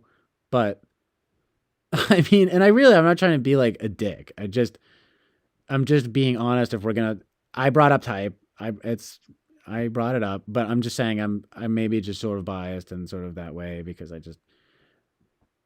that was like the initial vibe, and it sort of just stayed with me. I guess it's I guess, right? No, but um, like you could call it that. I guess it is an impression, but um, but you're saying the only thing is like you're saying I don't think Fly Guy is Cloud. He appears now and then. Cloud was banned at TWFP. It's like,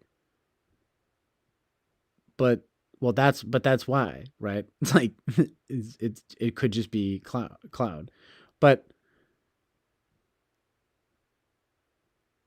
again, I literally don't care. It's just about the idea that I never really shook of like just this sort of like kind of I don't know ESFP mentality or something.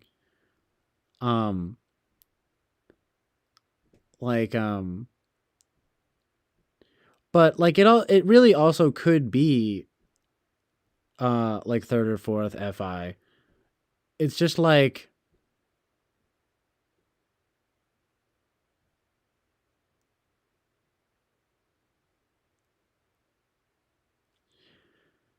whatever. It's coming off like fucking stupid now, like I'm just complaining, but like um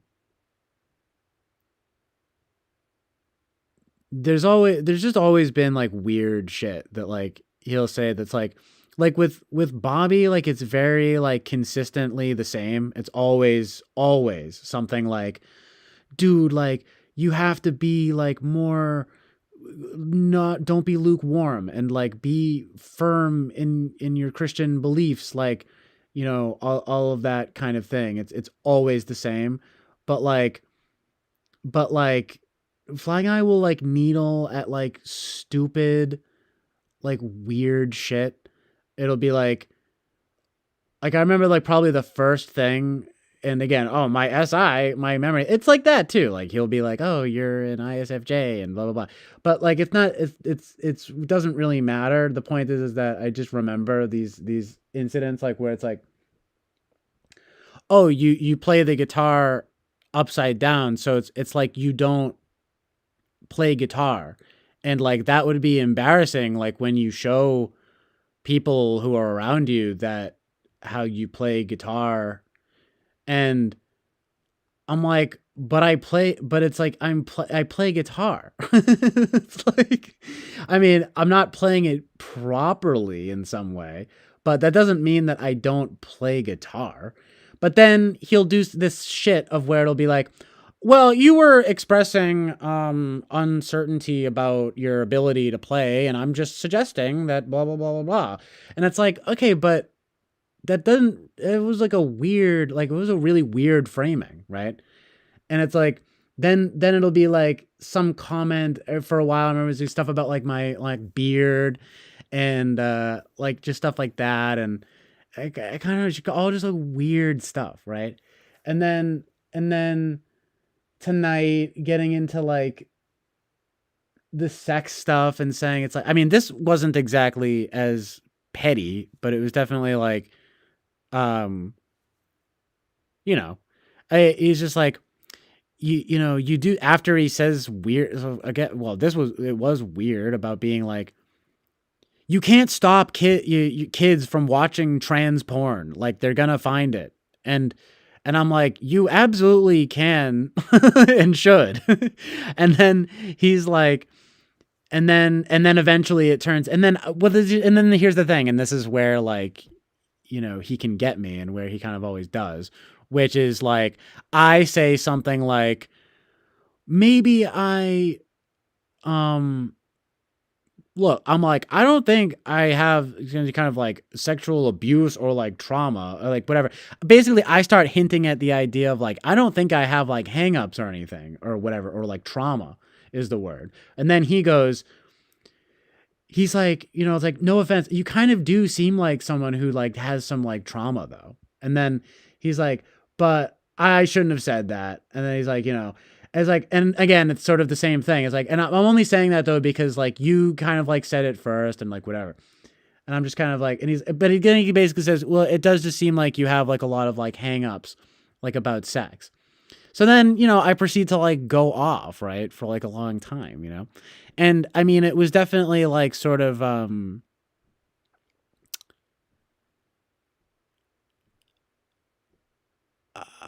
in some sense, it's like, it's interesting to have that sort of provocative element. Um, but it's also irritating. And, then the SFJ comments, and then just a lot of things. It's like it's some shit about like politics and religion. I have memes and music on my page, and it's like, well, I very expressly like, I don't know. It's just the more I'm talking about it, the more it's fucking irritating, to be honest. Right? It's like, um, and there's honestly a million. There's actually other examples, plenty of other examples that I could think of, like where it's like, I don't know. They're all like weird, just like fucking weird, like kind of moral judgments, I guess, on me that kind of pissed me the fuck off. But it's all good, right? Because I'm an ISFJ. No, but it is just anyway. Good luck, Boba Fett. Sorry, fucking whatever. I mean, it's just like it's just that type of shit where it's like kind of like plausible deniability. Like I know he's just sort of like teasing and like needling, but like I've sort of dealt with that kind of like shit before with like people where it's like, I mean, obviously he sticks around and like, and it's like fine, but it in a certain sense, but it's like, why, right? Like, I don't know, it's just a certain, I can't keep saying, but anything but like weirdness, or just sort of like a, I don't, it's not necessarily even volatility. It's like cattiness, kind of like, I'm just saying, you know, or like whatever, like in, like you said it, hey, I mean, you know, plausible deniability, like, you know, it's like, I'm just gonna like sort of be a bitch and like all the time, like be that sort of thorn in my side, like it's gonna sort of like know the like nerve to hit, but it's in a different way. That's sort of like, it's whereas Bobby is very consistent in that way that I sort of like kind of honestly appreciate more, because it's expressly about the Christianity element. And I have my disagreements with him, and he'll sort of have things about that. But the thing about Fly Guys, that's very like scattered in a way that almost is essay. There's just like different like weird, just like points of attack that I'm just kind of like, look, again, if it's gonna be like someone, like I don't like mind it as much as I could, but I mean, you do seem like someone who has some kind of like trauma because you seem to have like a lot of hangups about sex. It's like, I mean, I just don't exactly think that little kids need to be like learning about sex immediately, like and gay sex and trans and all of that stuff, you know? It's like, you know? So I guess I have sexual hangups, but you know, I sort of went in on the whole thing, and it's like, and it's sort of describing my arc, and so it has a way of providing sort of good material. But I mean, you understand what I'm saying? Like it does sort of just feel like it gets into a thing of, anyway, it's kind of much ado about nothing, but it's just something like that, like just needling is sort of the word. But you know,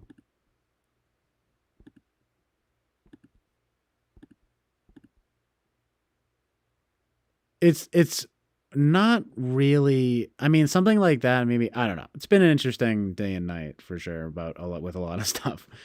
But like, no, it is what it is. And like, I sort of hope though that it's been sort of illuminating to understand my points of view on this stuff, where and like why, and like yeah, I don't know, and that I don't know that he understands it. You know,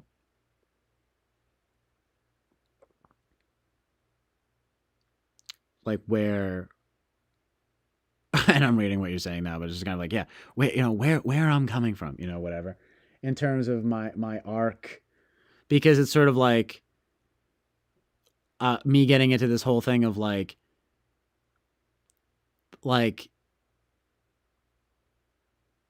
permissive culture and authoritarian uprising and things like that, and that you know I've sort of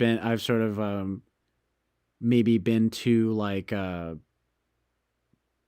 anyway, whatever. I'm just saying, I'm the first person to say like I can be too judgmental about this stuff, and like I get it, and matching the expectations with reality and making sure the media chamber is whatever, you know what I'm saying, is not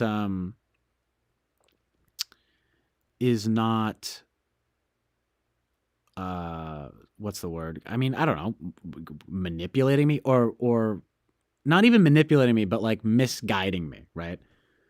Because I'm definitely privy to that, and it's not like every last day. Like a lot of the stuff that he was saying is like, and usually is there's truth in it, but then there's also just stuff like that where it's just kind of like, I don't know, it's just unnecessary. It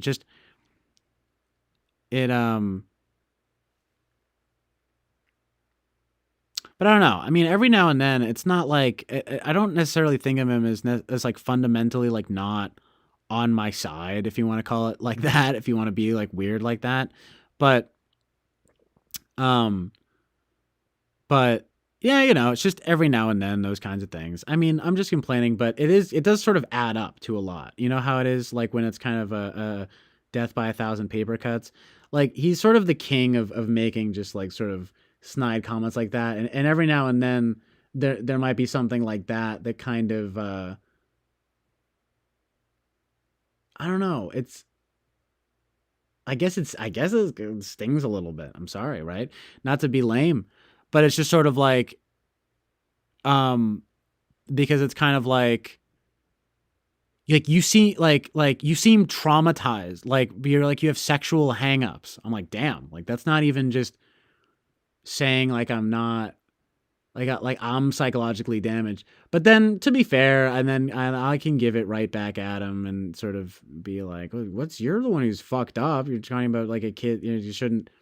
And he's like, well, that's, yeah, I didn't say that people should watch, that the kids should watch Transform, like Big Brain or whatever. I'm just like, all right, fucking ESFP or fucking ENTJ or some bullshit. Like, um, like just playing fucking games. But it's sort of like, yeah, I get you weren't saying should, but you said like, I mean, could. And it's kind of like, your job as a parent though is to be a fucking parent. And like, and his whole sort of thing is like, they're just gonna rebel. It's like, okay, well, like, so anyway, that's why I got into my whole spiel about like, yeah, I rebelled against like good parents. And it's like, you're gonna rebel to fucking anything. Kids are dumb. Like, in it's fucking porn. Like, get a grip, right?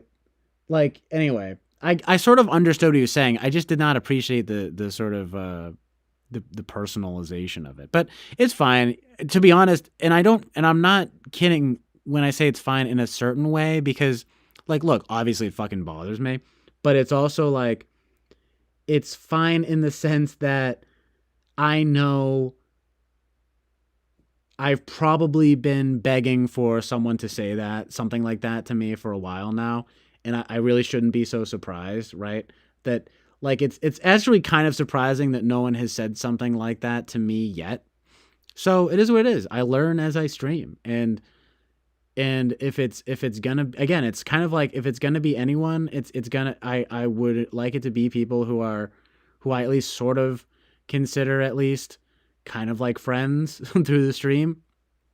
I mean, I don't even know who the fuck he is, really, but you know, I also don't really know who Bobby is. But I guess I kind of feel like I know Bobby better, and I've actually talked to him on some other app, but I don't know. I don't know, man.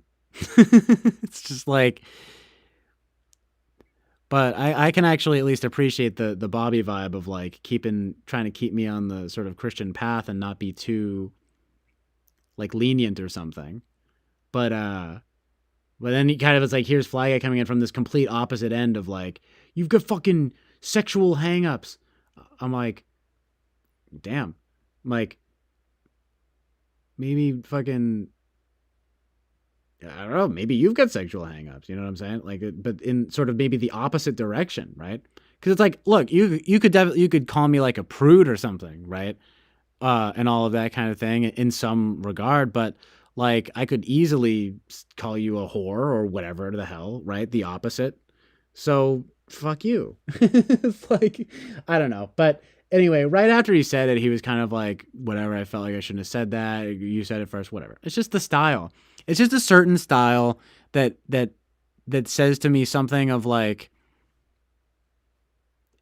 just like second, like, just sort of like that. I'm sorry, typology. It's just like fi in there, but it's sort of like unwieldy fi something that's kind of like it just gets prickly. It's a prickly vibe, you know. uh and it's sort of a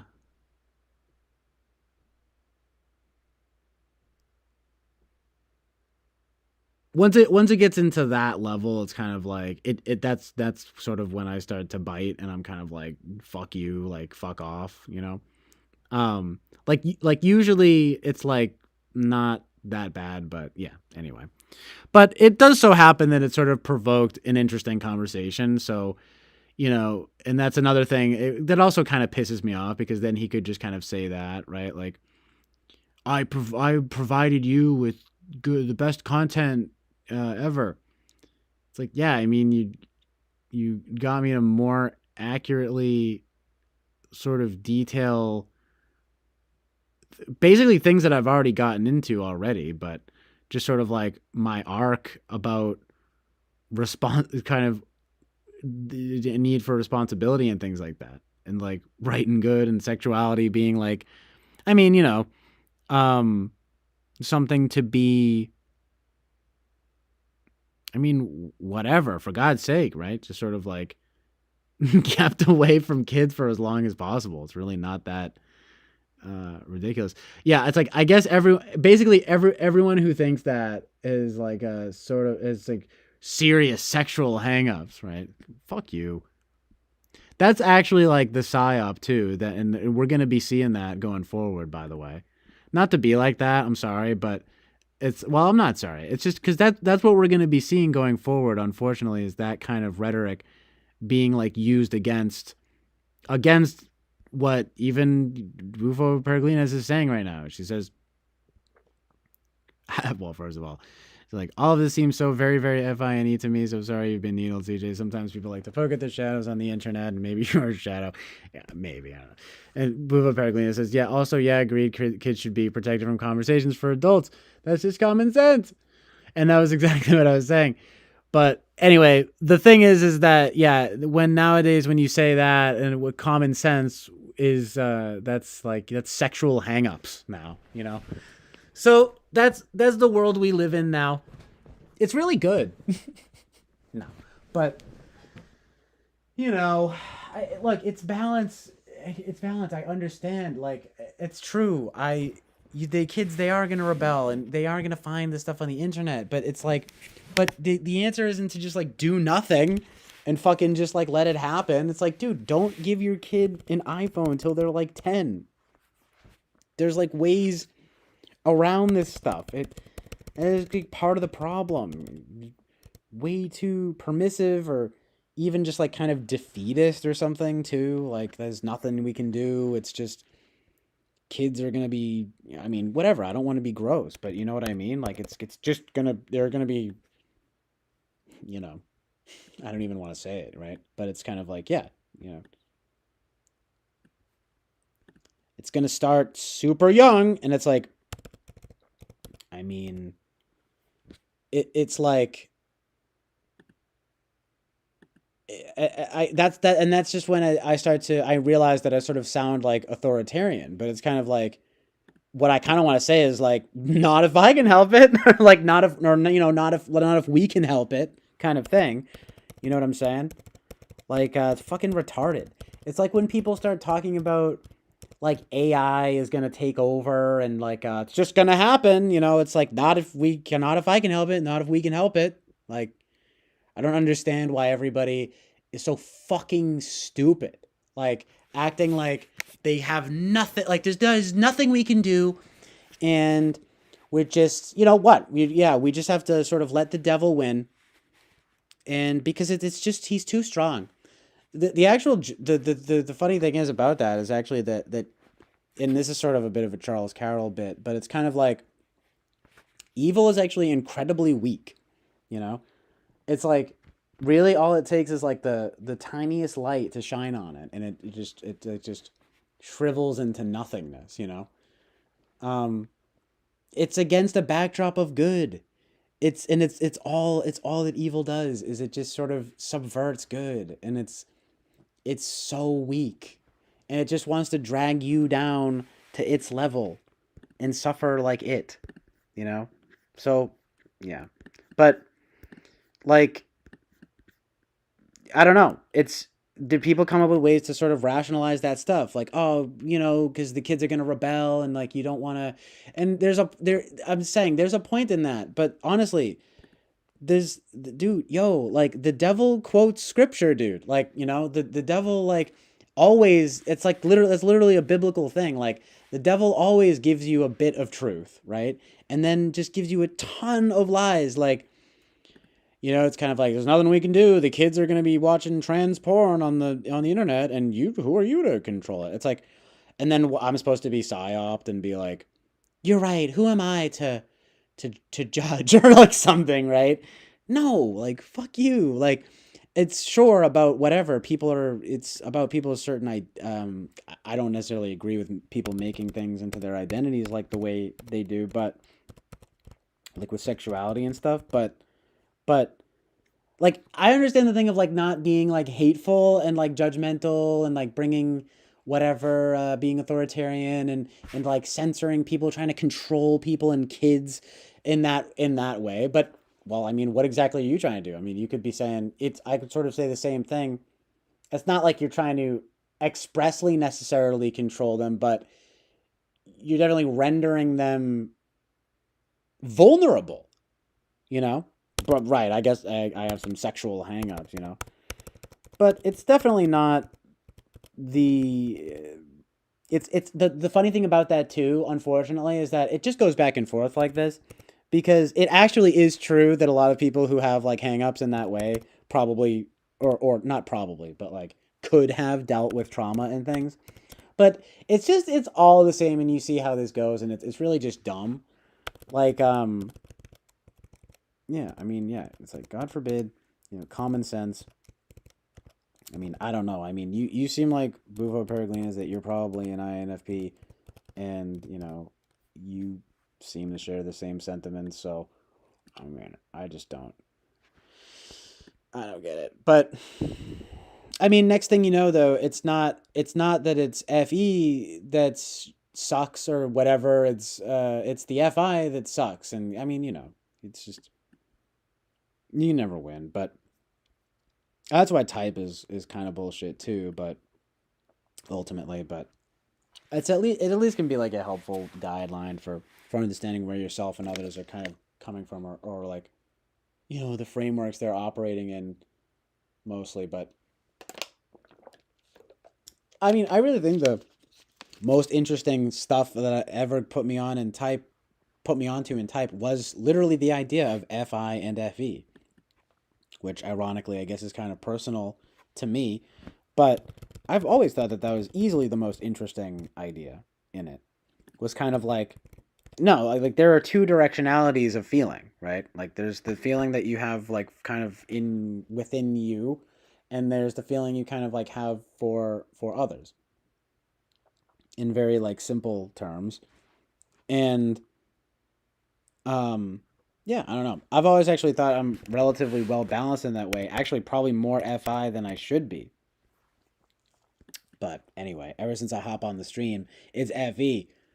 But I'm just saying, the second it becomes, even if like he was or people were to start taking the conceit more that I'm FI, it would just as quickly turn into some shit that I wouldn't like either, right?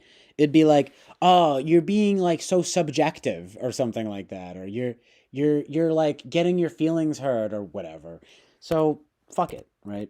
It's a really honestly a game when the type stuff comes into play, it really becomes a game you can't even win.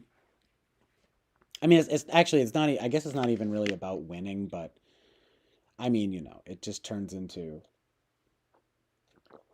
I don't know, just bullshit.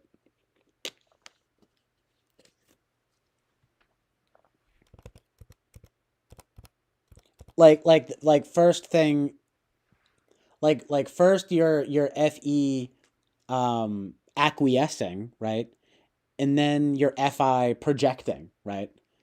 Um it's like um I mean, the good of it obviously is like FE harmonizing and like FE like uh what would be like an what was it, an adverb would like I don't know, be like authenticating. I don't know. Like self I don't know, congruent. I always think of the word congruent or like self being congruent like within the self or something, but I don't know what it's kind of actually self harmony.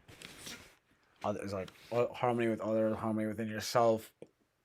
But yeah, but if you would be harmonizing, if I would be I don't know.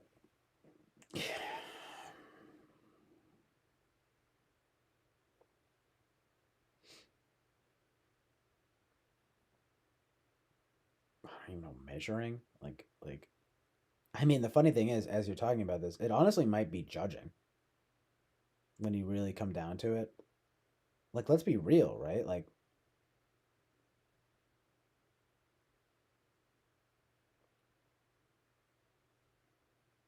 it's sort of that's I don't know, that kind of rings true at least right now. you know, FE harmonizing and FI judging. But like but just the judging is such a negative connotation. It has to be something else. It has to be like authenticating or judging or something like that. I don't know. Authenticating or judging or something like that. But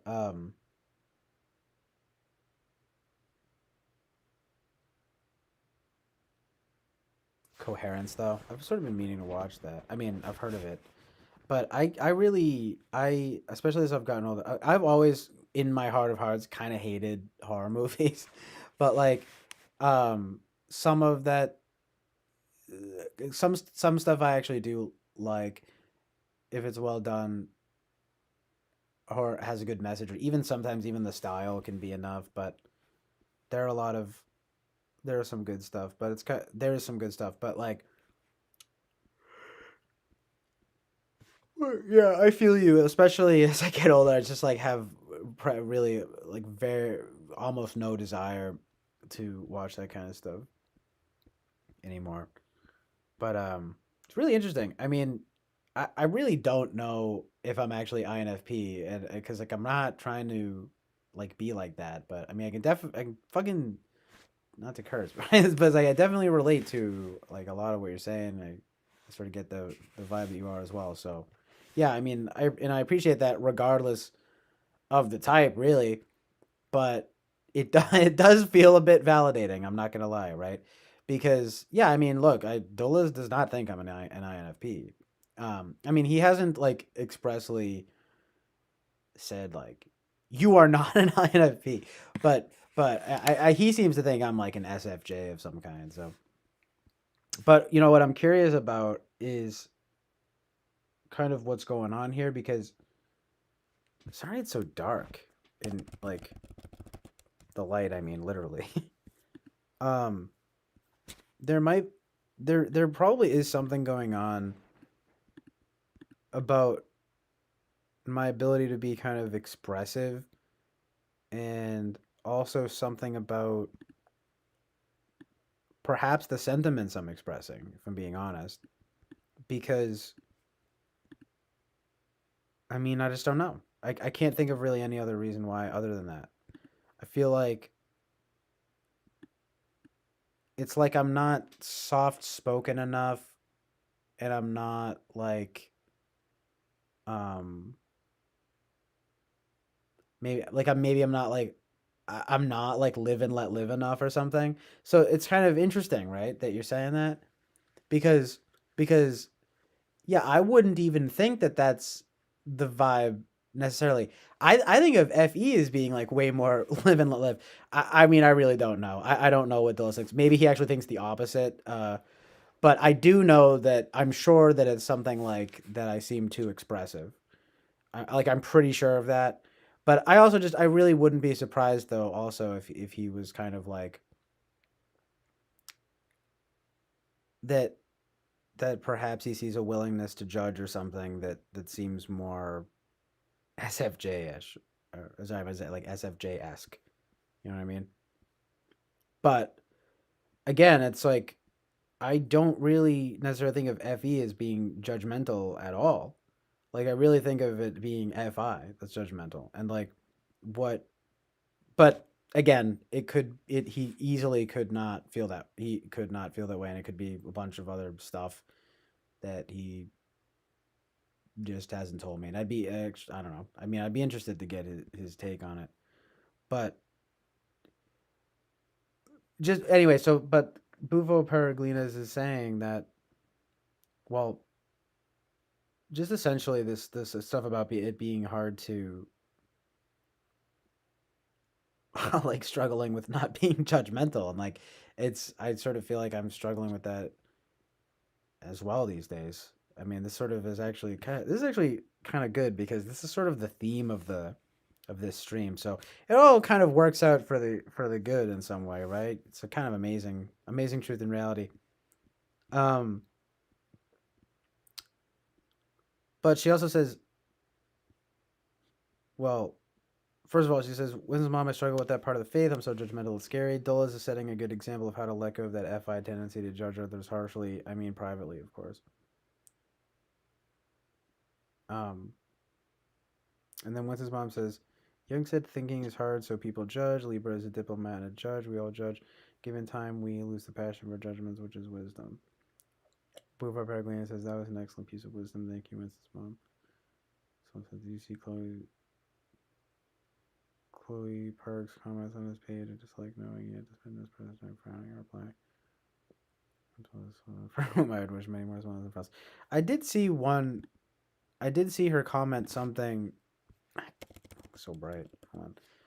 Like he posted a new video and I didn't watch the whole thing, but it's just about INFP stuff, of course. And I was like, oh, I guess I'm not that, so whatever. No, but I like I saw it and I was interested, but then I saw the comments. I did see that person leaving some long comment and just something about they seem to have some different idea about like what typology even is or something. Oh my god! I hope my other stream didn't get literally pulled down for going over the time limit because I don't see it. Yo, that's gonna suck if that's true. I mean, like, it's not that big of a deal, but it's fucking 12 hours. And if there's gonna be no record of it, and like a lot of that was good. If you guys don't mind, let me know if you see it. But anyway.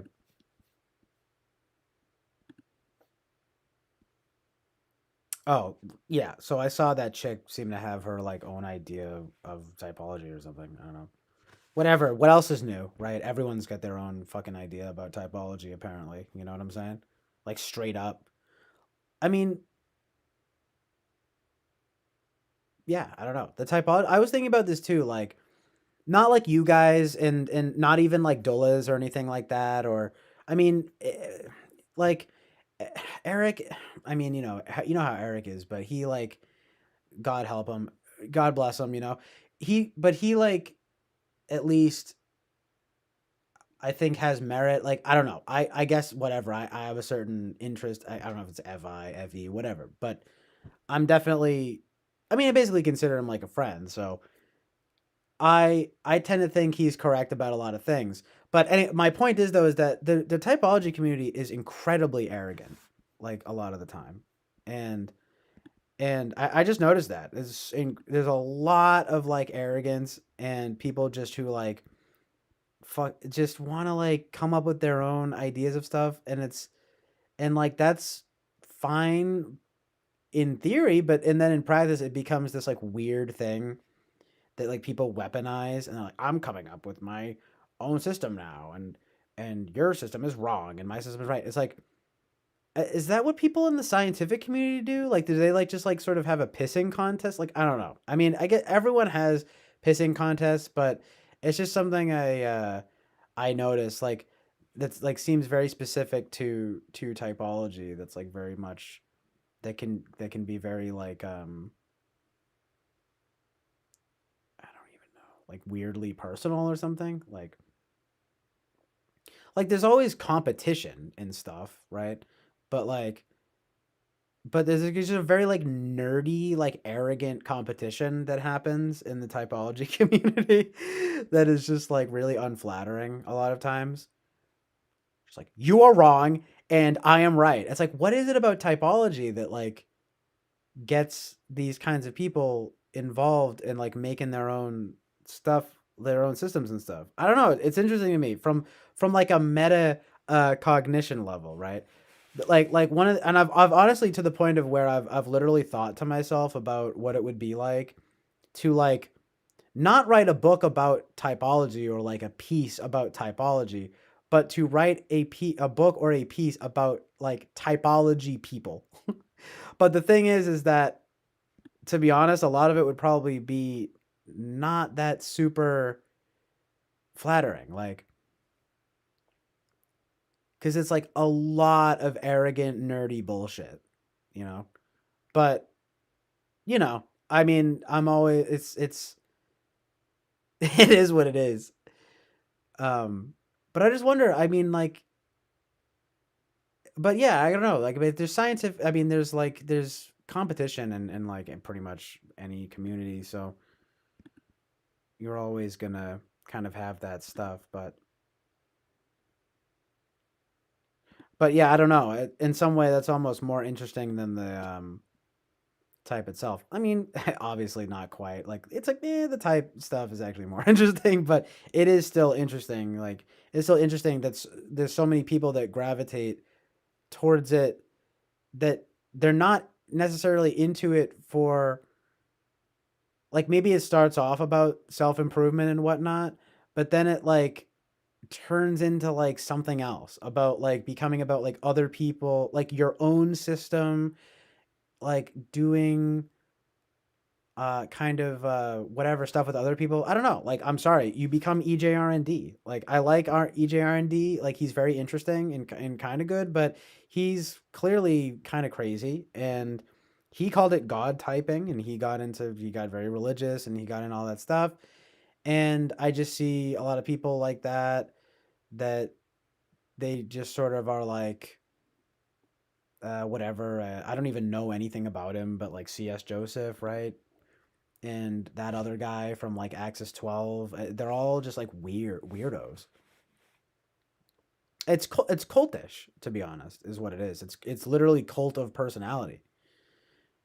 The thing that's so endearing though about Eric is not only the community, but the fact that I think his defensible typology idea actually is sort of what it claims to be. Like, I mean, you test a person. He seems to be he's relatively honest. He can definitely be arrogant sometimes, but he's definitely honest, and it doesn't seem like he's necessarily in it in that way that I don't know that other people seem to get into, where they just want to like, well, actually, basically, kind of just be judgmental or whatever kind of thing. But I don't know. I've also never really gotten too into any other communities, so I guess I shouldn't judge. Not see, here we go. Now it's about me being judgmental, but that is the vibe I get, and I've from what people say about a lot of things. It's sort of like, um, yeah, it tends to be very It's interestingly competitive.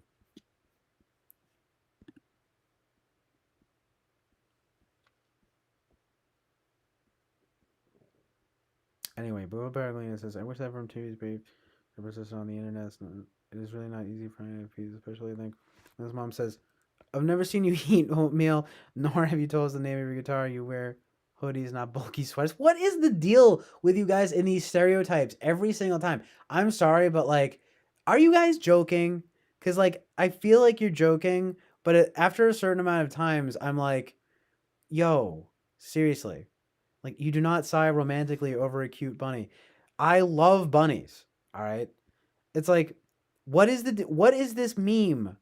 I'm over it.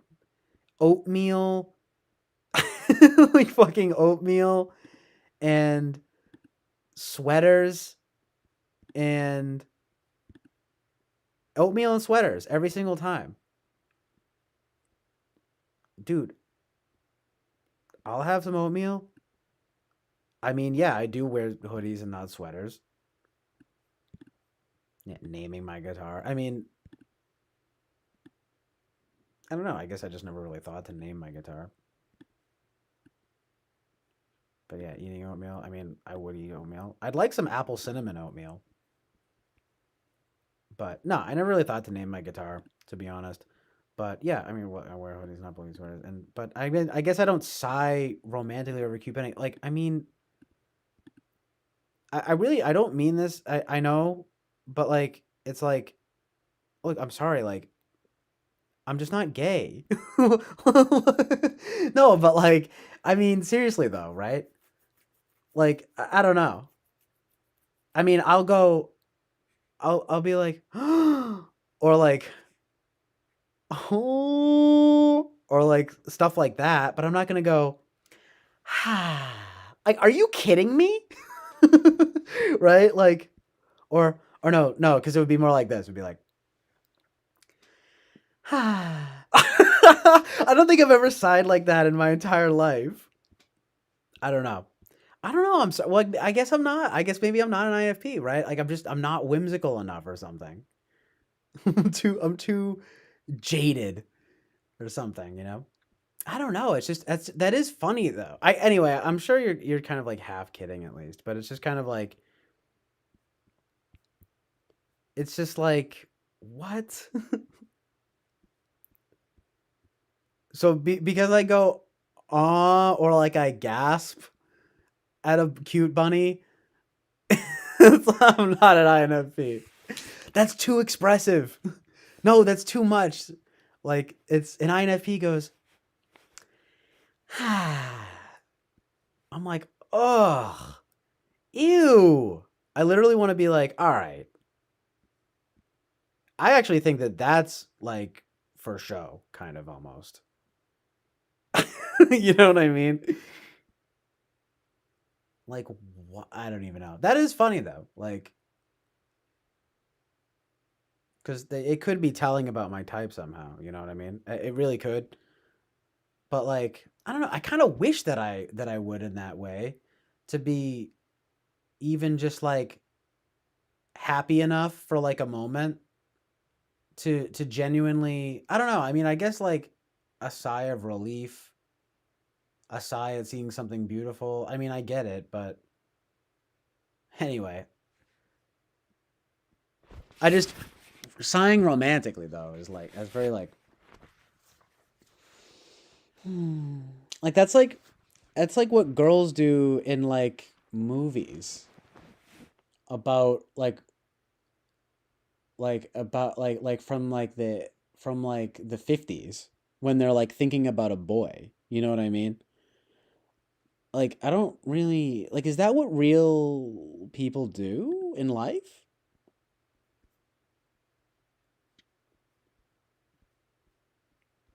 Anyway, it's all good. I just it is just sort of a vibe though of just where I've heard these like few things like several times now. Not about the bunny. The bunny was pretty specific. That was good. But like um yeah, I just don't know. But you guys are really, sold on this kind of Deleuze oatmeal sweater archetype, I notice. And look, it's I mean, I don't it's I kind of that it seems very biased kind of, to be honest. But whatever, I mean, I don't get to belong to the cool club. The sweater club. The cute, I get it. It's just sort of like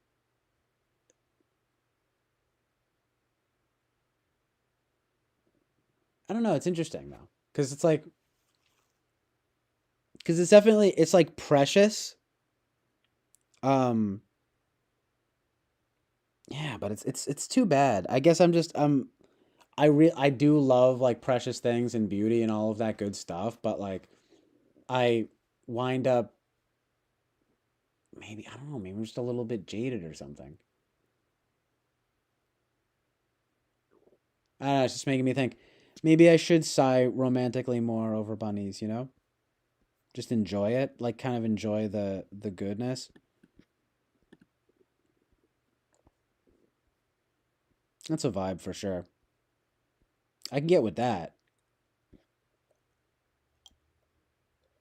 But anyway, uh, yeah, you test it, right? Nice, Boba Fett.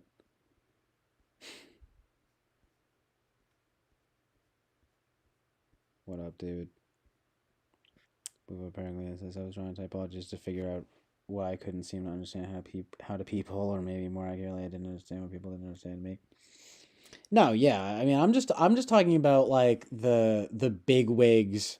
You know what I'm saying? The people who like kind of invent their own systems and then they get really like competitive about it. Like Um, not just like you and me or like people around here or and I do kind of give Eric a pass because I think he kind of does it properly, but I mean, but like generally speaking, right?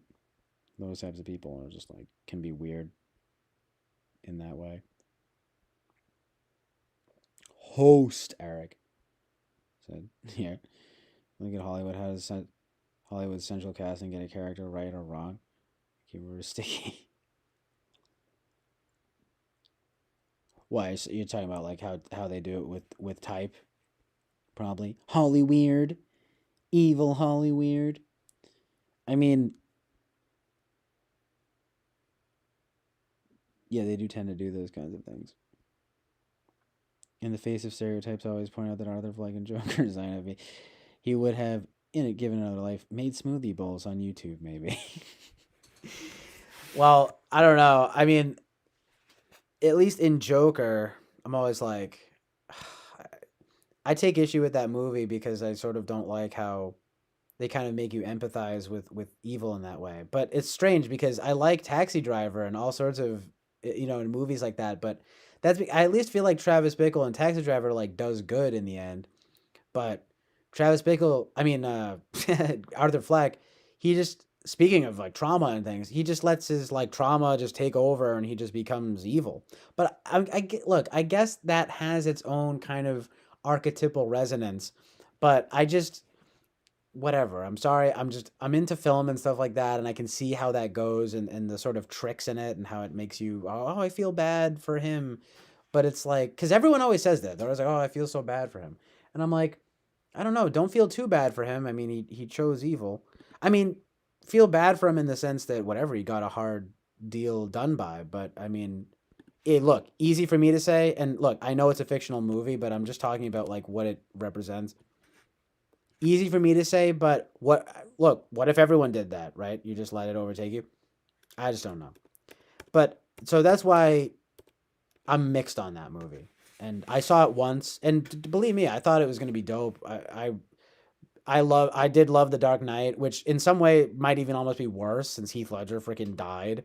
My like dark joke, no pun intended, is always like Heath Ledger was so good in that movie that he died. But like so it, it's not exactly what I mean whatever, but the thing is they didn't try to like rationalize his existence, you know what I mean? Like I don't know. I always again dark joke, but I'm like sort of my autistic fixation on Joker. But I don't know, maybe that's why it bothers me, but it's not for the same reason. Like thank God I've not faced some stuff that he did, but there's something about that that irks me like because that really is like how evil like happens, you know what I mean? Anyway, whatever. I don't want to get too into that because it's just sort of depressing, but well, I mean, Fiona Apple has a song called Relay. People think she's INFP, and it's completely accurate. She freaking says, "Evil is a relay race, but the one wait, but no, sorry. Evil is a relay race where the one who gets burned goes to pass the torch." Like, evil is a relay race where the one who gets burned passes the torch. She says, the one who gets burned goes to pass the torch. So, you know, it's not good. Lino always kind of makes fun of me for saying that, but it is very funny. Um, but that just gets into that whole kind of concept, and I mean, it can kind of go back and forth like, oh, there's value in it because you can sort of see how that kind of thing happens. I mean, yeah, we've been seeing this stuff for 50 years. I mean, especially given the timing of the movie. Like, I mean, I'm sorry, I have a bit more of a conspiratorial lens on that movie, I guess. Where I'm kind of like, I don't know about that, like, you know, like, like it like in the same way that people, you know how everyone's really into like serial killer like documentaries and things these days. Like it's just, you know what I mean? It gives me a bit of an icky feeling, like in a way that isn't like Taxi Driver is like almost perfect, but like but Joker is like very mixed overall to me. But yeah, I wasn't sure. I thought you might be into Fiona Apple. Yeah, nice. I mean, I'm glad you like that. But that was like a half-assed singing of it. But yeah, that song is dope, and it's so true. I mean, I don't even listen to that much. That song even that much, but it's like I always think of that lyric because it's really good. Because it's literally really true and good.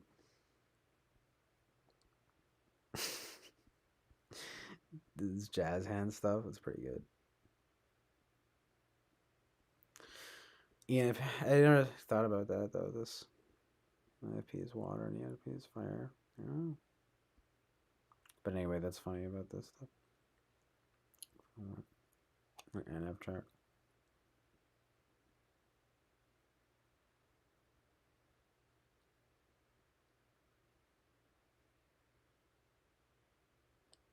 Steam. Steamy. Ooh. Sexy. He managed to go. Yeah, I like that. He managed to go out with jazz hands. We had a good run. Woo. On Judgment Day.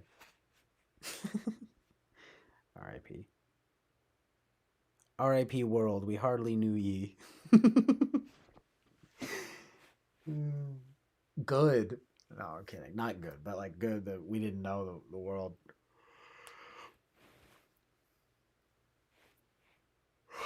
Don't know the world. Um. Yeah, turns to pass the torch like straight up every time. That's why I guess it can be informative in that way, but it's kind of just like, well, you don't necessarily need to watch the movie to get that vibe.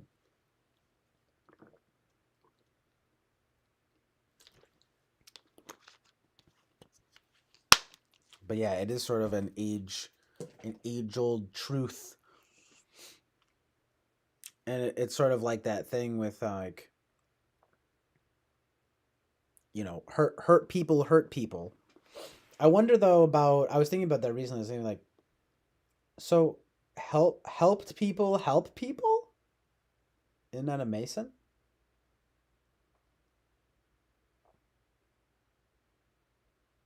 And all of that kind of thing.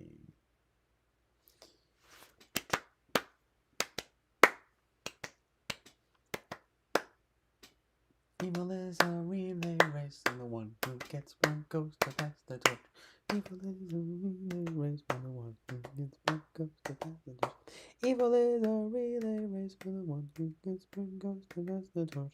Evil is a relay race, and the one who gets one goes to pass the torch. Just like it doesn't. It's like. Na na na na na na na na na na na.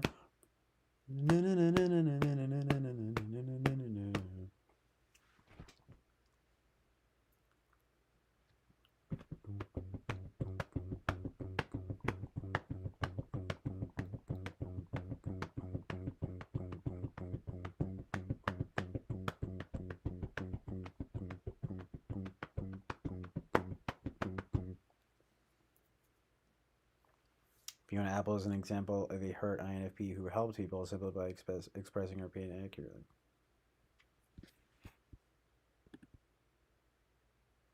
Yeah, I'll give her that. She never, I think, has ever been too like egregious in that way.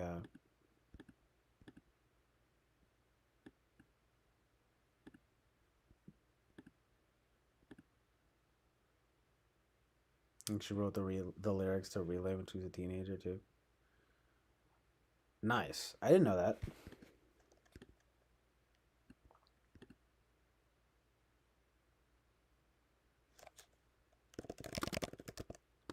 Hmm.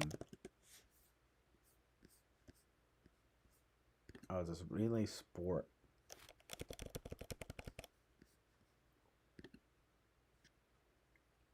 Evil is a Relay Sport for the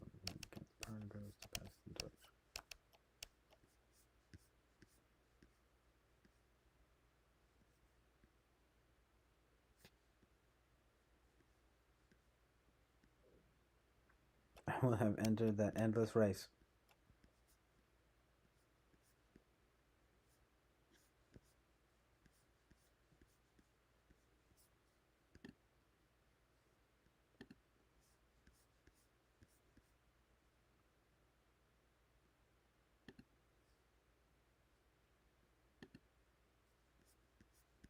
So good. She did say that she wrote it. She at least wrote that line when she was 15. That's really good.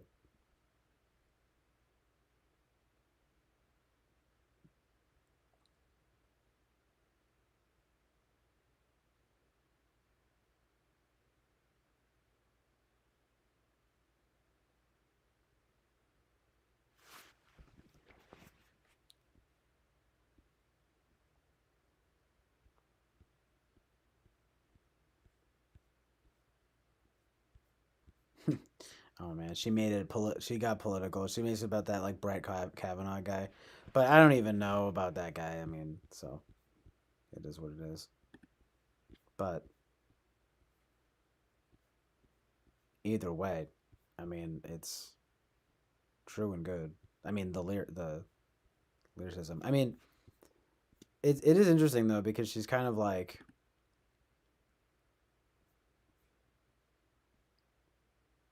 I don't know. She's like mad at like a guy or someone for being too good or something. But then,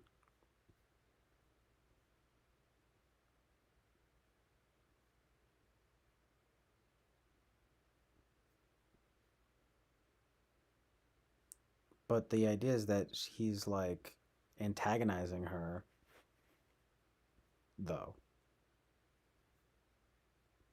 So there's definitely something there. He's like antagonizing her.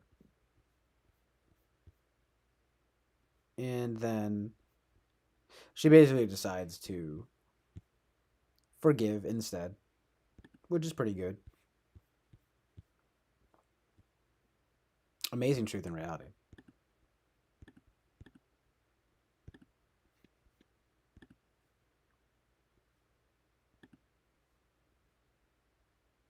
Your song Mistake expresses an FI down battling with the potential amorality of NE tool. I know that song though. I just don't know it very well. But I didn't realize that's interesting. I mean, I can see that where NE. I mean, there's that whole thing of all the possibilities, right? And then, you know, you're like, it's easy for me to see how that thing how it turns into a kind of moral relativism. But again, jury's out on whether or not that's actually like sort of what I do. I mean, because it doesn't exactly feel that way, I'll admit. But it also, but I feel as though I understand the idea very well. Again, that's why I'm sort of like, oh, I'm a rogue NFP or whatever, right? But yeah, I hear what you're saying.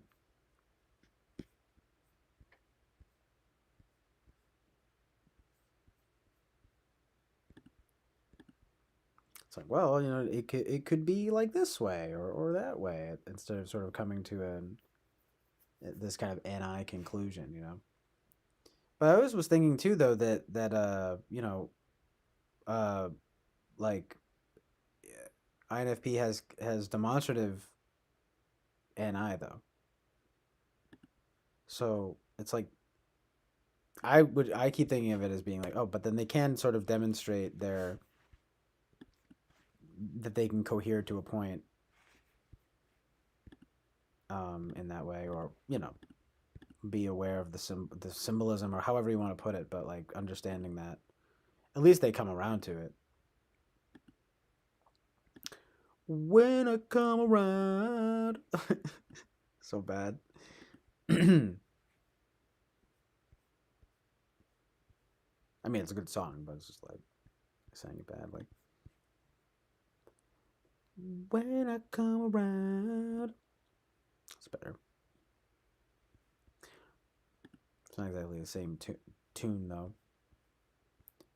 I do have good pitch. It'd be more like. I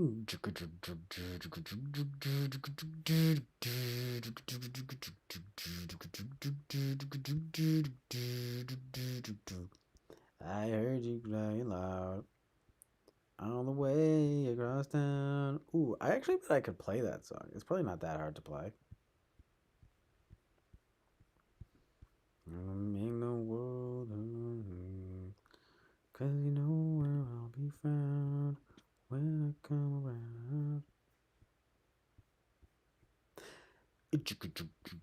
You already know what it is when it comes in like that and it's popping off.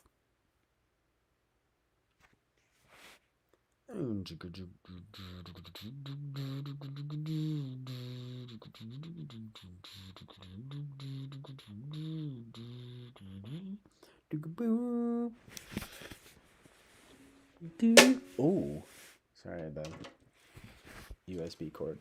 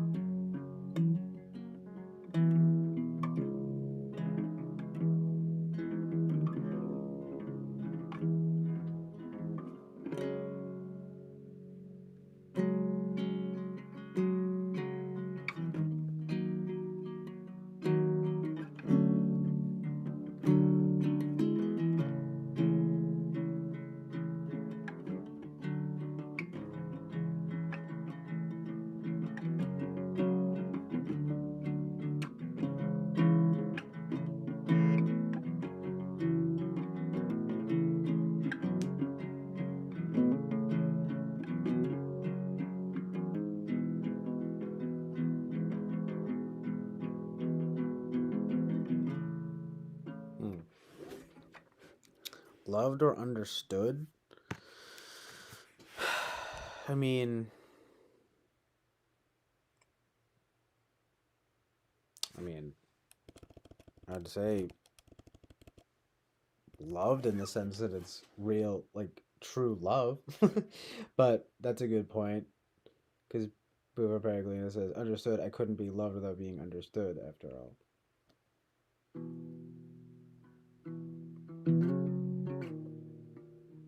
Well, I guess this is the thing, is it's kind of a prerequisite to being loved. So, in the sense that it encompasses that, that would have to be true. Yeah, that's interesting though. Love. I don't know. That's the thing. It's just love is kind of a primary virtue of like goodness. So I couldn't really. I don't know that I could just say that. Like just understood. But yeah, love encompassing that under being understood.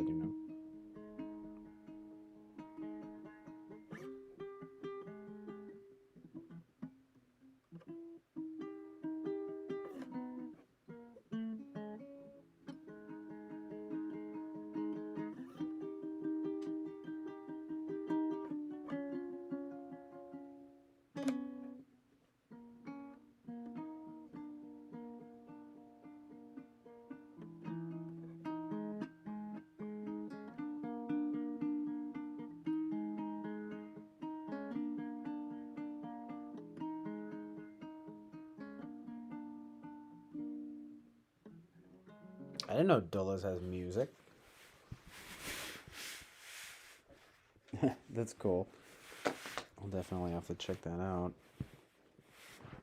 Hmm. Oh, I can't even believe I'm still streaming. Oh, I went hard. I guess it was worth it.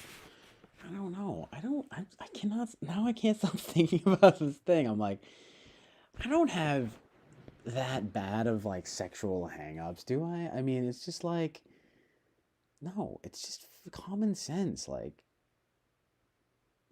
but, I get the idea. Whatever. It's like,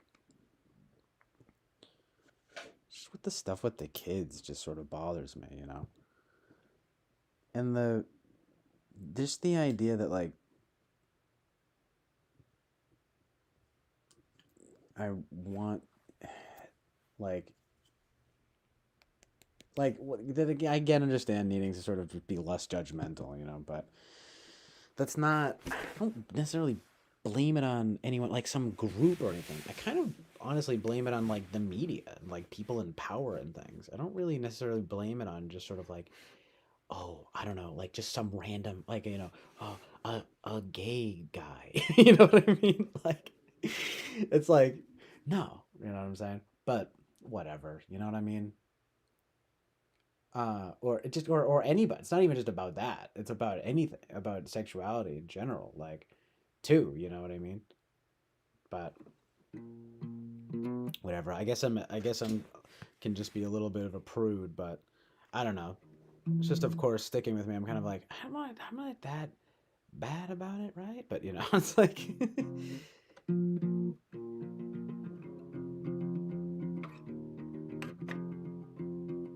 don't know. It's mostly, I don't know. I kind of draw the line mostly at the kid stuff, I guess. You know what I mean? I mean, obviously, I've got my sort of opinions on all this kind of stuff, but that's where I'm just kind of like, are you kidding me? I mean, like, you can't just straight up be like, oh yeah, whatever, like, kids are gonna, find out anyway. I just like, okay, yeah, well, not when they're 5 years old, but whatever. I understand, don't overreact and, be judgmental, focus on myself and do right and good. Jesus Christ, amen. Well, yeah, thank you, Boo, for cleanness. I'm just like,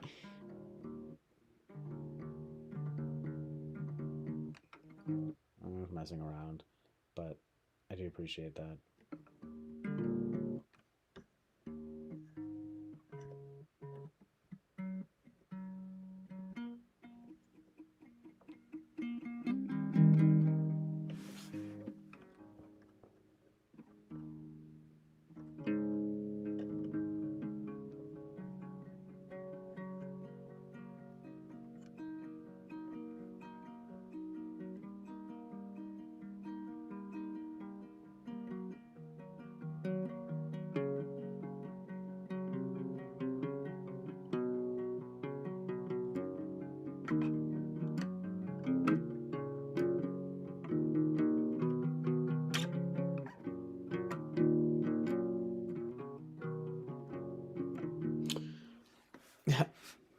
No worries, Boover Pereglinis. Thank you for being here. I'm definitely gonna head out soon. I'll head out right when it hits 7. Perfect, lucky number 7. But yeah, thank you for being here. I appreciate it, man. Really good conversation, actually. So very good.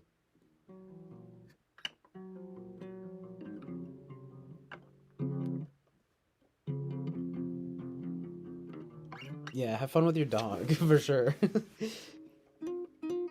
nice.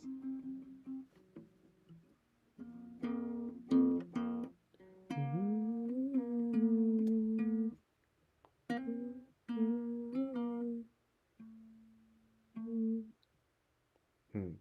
That reminded me of a song I can't think of. Ah, thanks. Ah, shucks.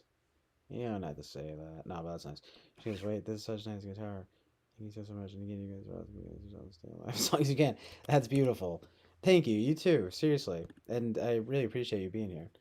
Yeah, come back whenever. I'm straight up. I'll probably, I'll be streaming. I mean, well, now it's Thursday. I don't know. I'm gonna be.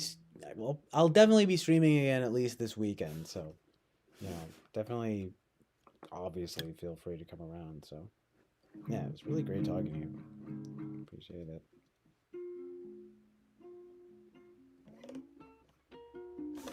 Mm,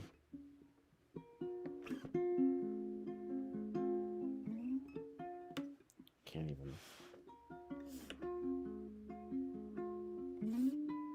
Crazy. I can't even play it.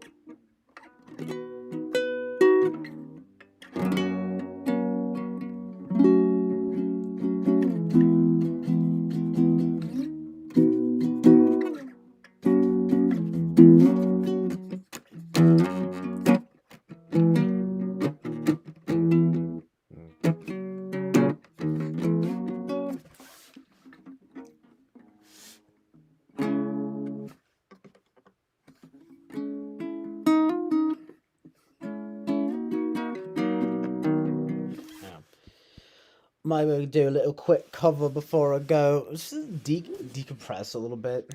You know what I'm saying? Sometimes you just gotta do a little bit of a decompression mode.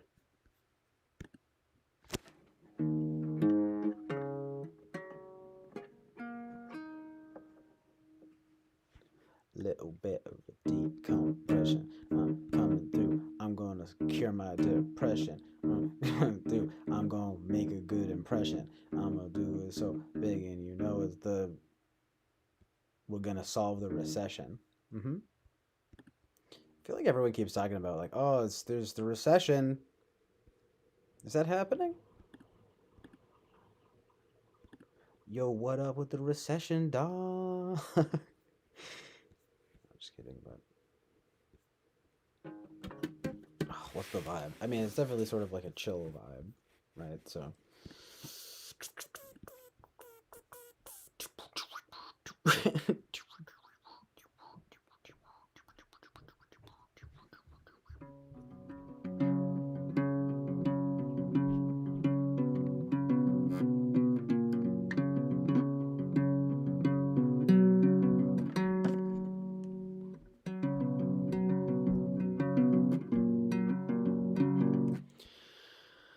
I definitely do need to start sort of being brave and starting to actually try to improvise writing songs on here, but it's a bit much, you know?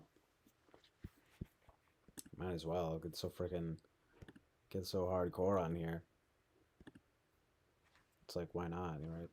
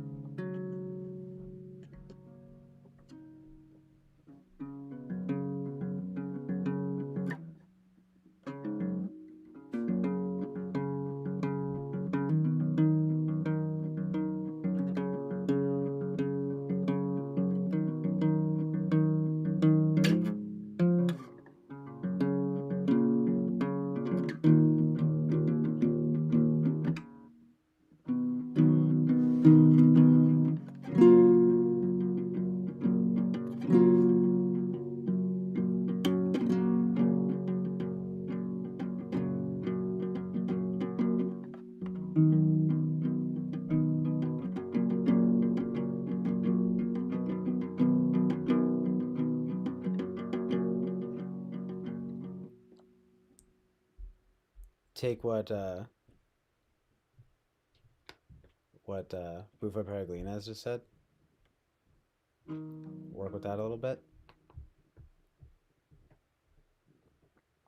This poem says, so, CJ, I'm laying back and listening to you play, starting reading, so you create an atmosphere of warmth and end where I feel like chilling. You're smooth to thank you so much, Winston's mom. Man, you know, for all the whatever, any kind of any unsmooth sailing, you guys really are the best, and I mean that. And it's really a blessing to be able to even just provide a bit of warmth to just you guys. I honestly would not care. Fuck, not to curse and ruin the moment, but you know, well, let's just say forgetting the idea of any of you know, oh, I gotta get more people to watch. It's like, no, I'd actually prefer that never in some sense that never really happened. This group is very good, you know. It is basically perfect. But I do like that little melody going on. Sort of, you know, mess with that. Go with what Bufo Peregrina is saying.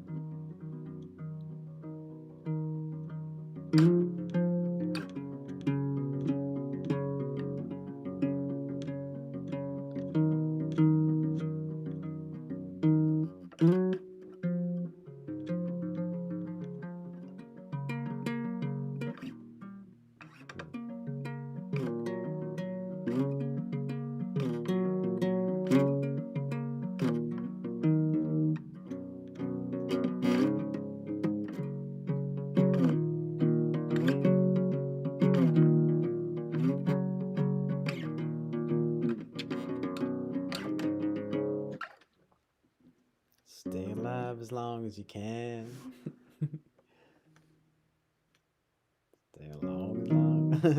It's a country vibe.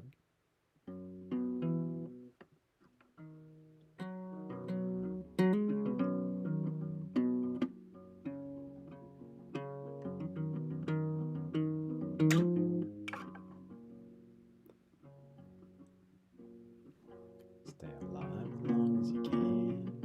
Stay alive as long. Stay alive. Stay alive as long as you can. Alive as long as you can, my friend. Till the end.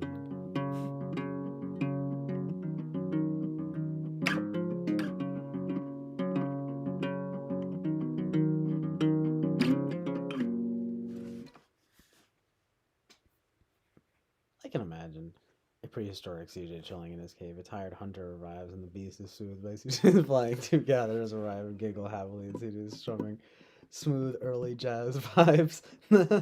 Smooth early jazz vibes. Amazingly specific and good.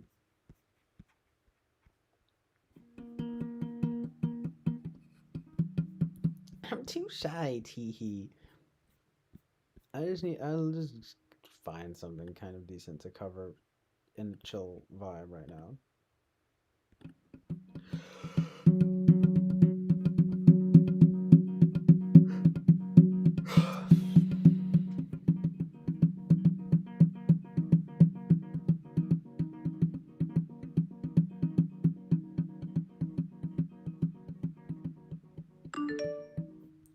Sorry, that's sort of an unchill vibe. No, but that was just email.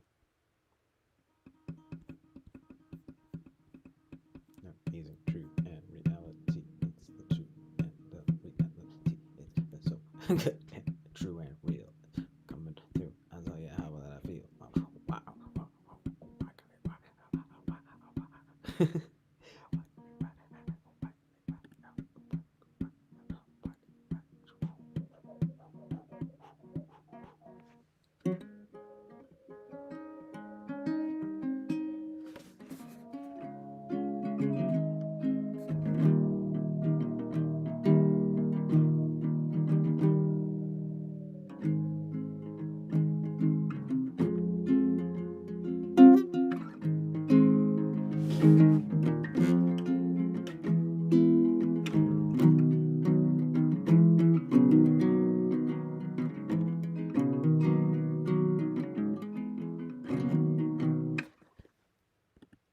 I'll just like sort of play one or two songs real quick.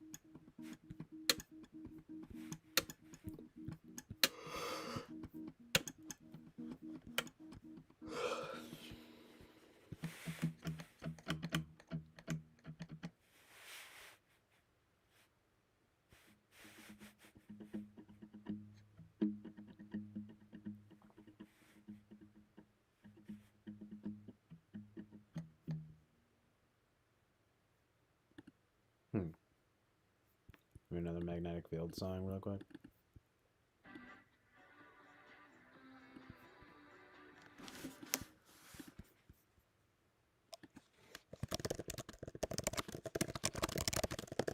A little bit random, but I don't know, it might kind of work.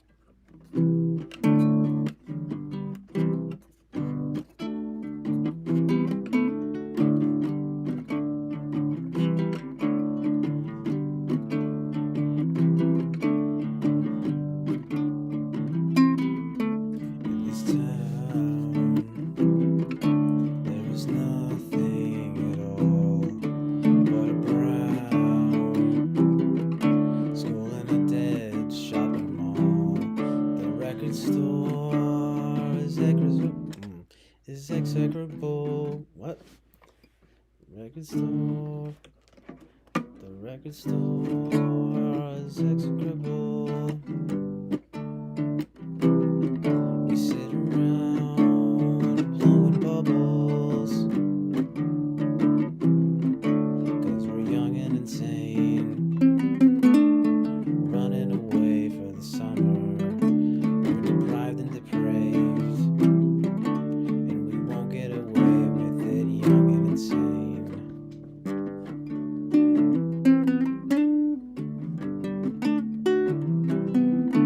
When you're free in an antique car for a week, you will know who you are. You will know. When you're free in an antique car for a week, you know. When you're free, sorry. When you're free in an antique car for a week, you will know who you are. Uninhabitable. We go out to jumping puddles, 'cause we're young and insane, running away for the summer. We're deprived and depraved, and we won't get away with it, young and insane.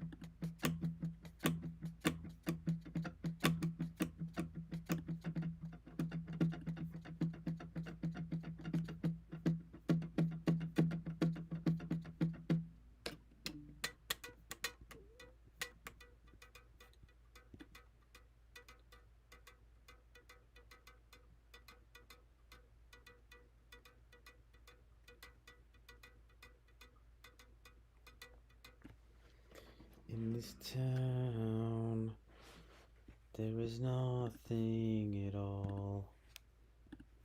Soon, but a brown school in a dead shopping mall. Blowing bubbles.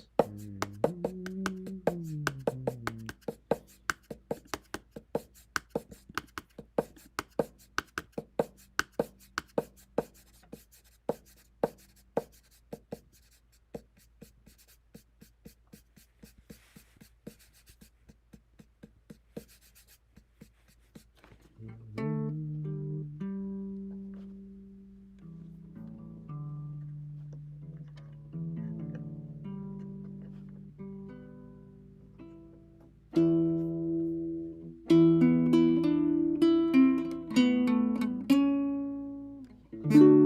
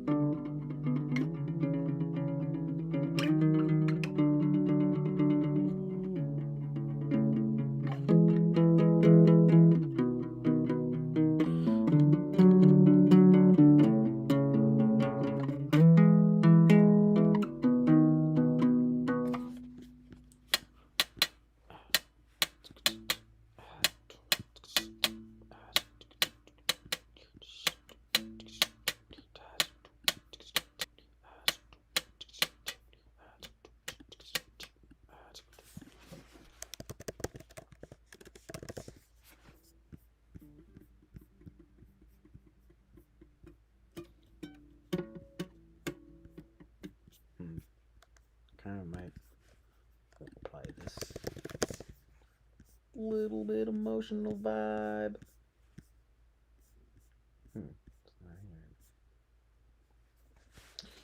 This isn't the way things go. Forever reaching towards the goal. Oh, forever turns the light and I'll grow far away. Whoa. Yeah, I don't know. I kind of feel that right now.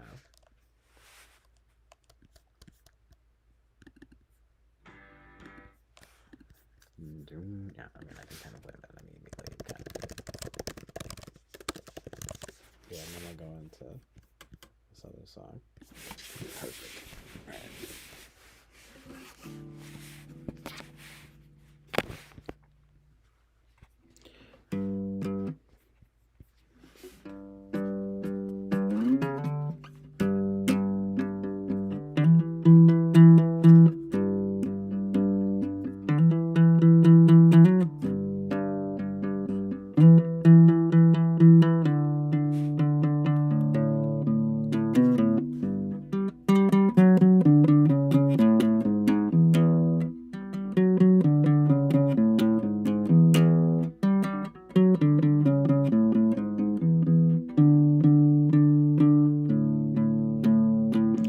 When you were young and your excitement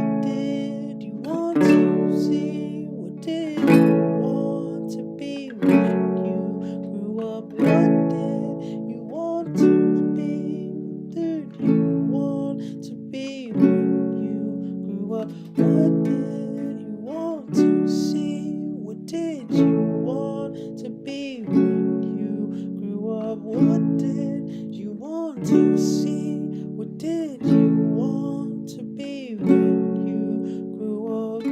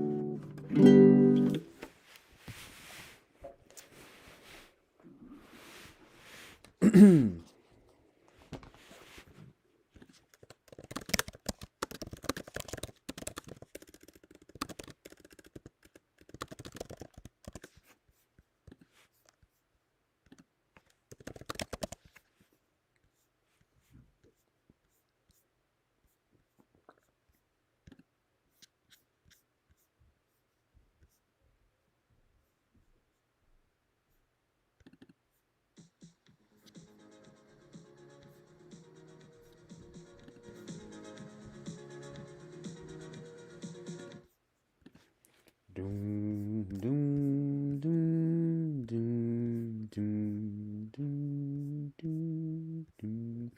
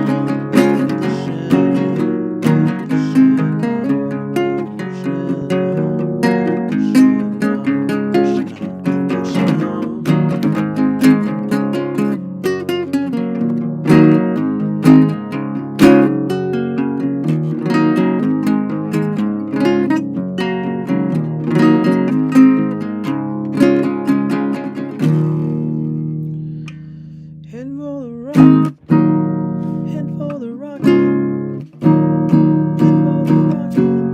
City lights when you go away. I gotta check what that is.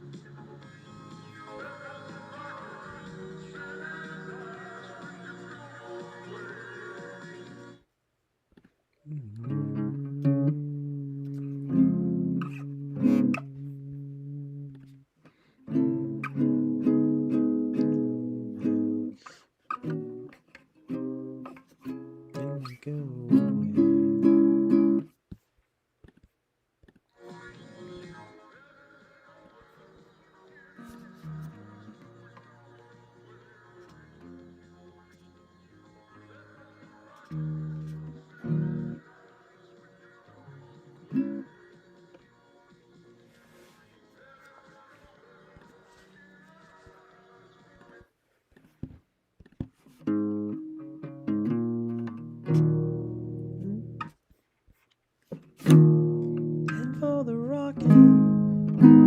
City lights. And go away. Head for the rocket. City lights. When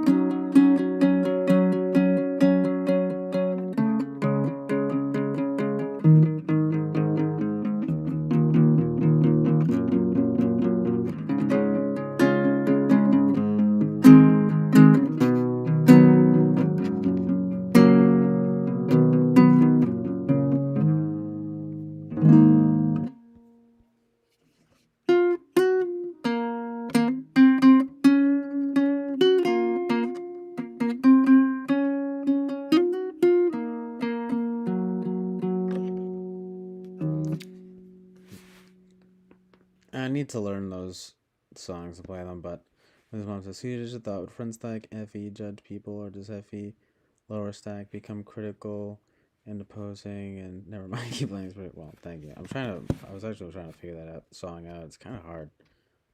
Freaking John Mouse always making sort of surprisingly difficult songs. I mean, it's not that surprising. He's classically trained, but yeah, they literally are surprisingly difficult. But yo, what's up, Angin Tier? Appreciate you being here.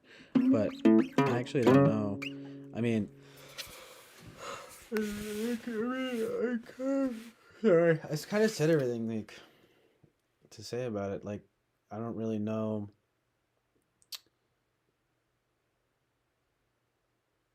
Um,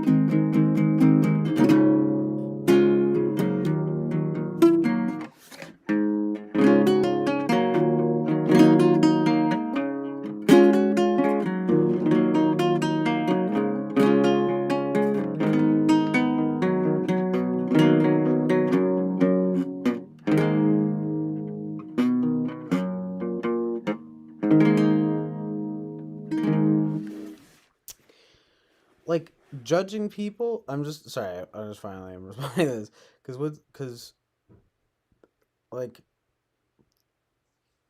I don't know. I really don't know anymore. Like I would think that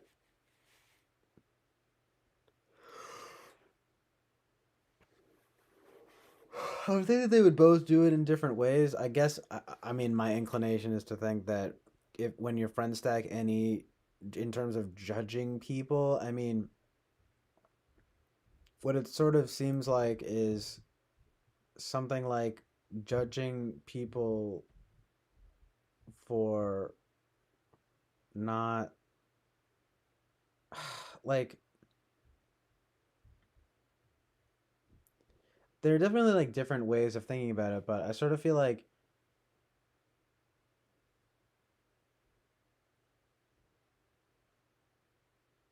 that. I mean, I don't know because you've said that you think that it's the opposite, but I sort of feel like FE is like morale and that FI is like morals, but you know.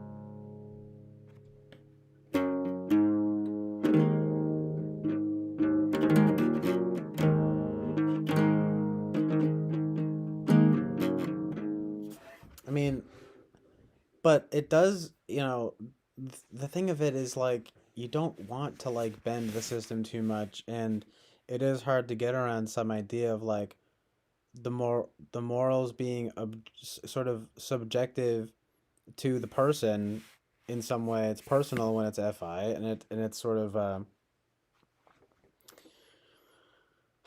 objective according to the group with FE. So I just find that like that is difficult to rectify, but it does feel like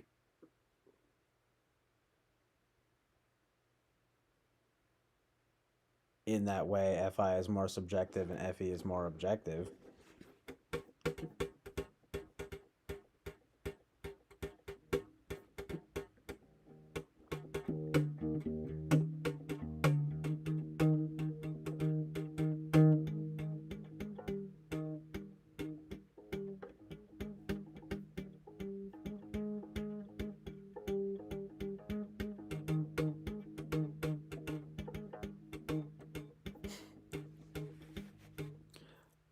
But that obviously isn't exactly to do with the question, which is like, you know, do they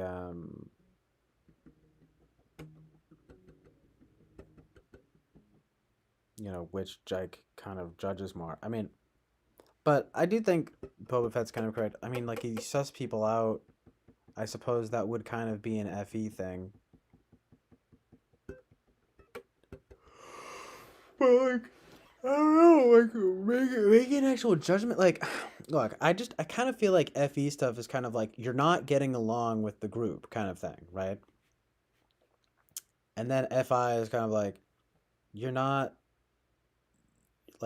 you're not thinking about your own take or something like that, or when you're judging that kind of thing, or you're not. Yeah, I guess it would be something like that. Man, this is like way too dark. Oh my gosh, is it frozen? Oh my gosh, that's amazing.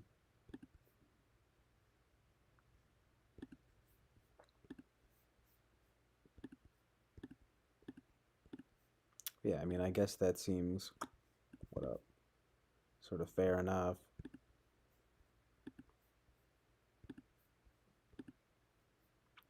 But I do also think of it as sort of being like FI is morals and FE is ethics. But I don't know. People sort of disagree on this stuff because FI is like it's like, oh, it can't be morals because it's not objective, right? So I suppose that's true if it stands. But as they say, FI is relational, so it's kind of the deep. It's just personal, right? And yeah, FE is sort of social, I guess if you want to call it that. So in terms of like judgment, um,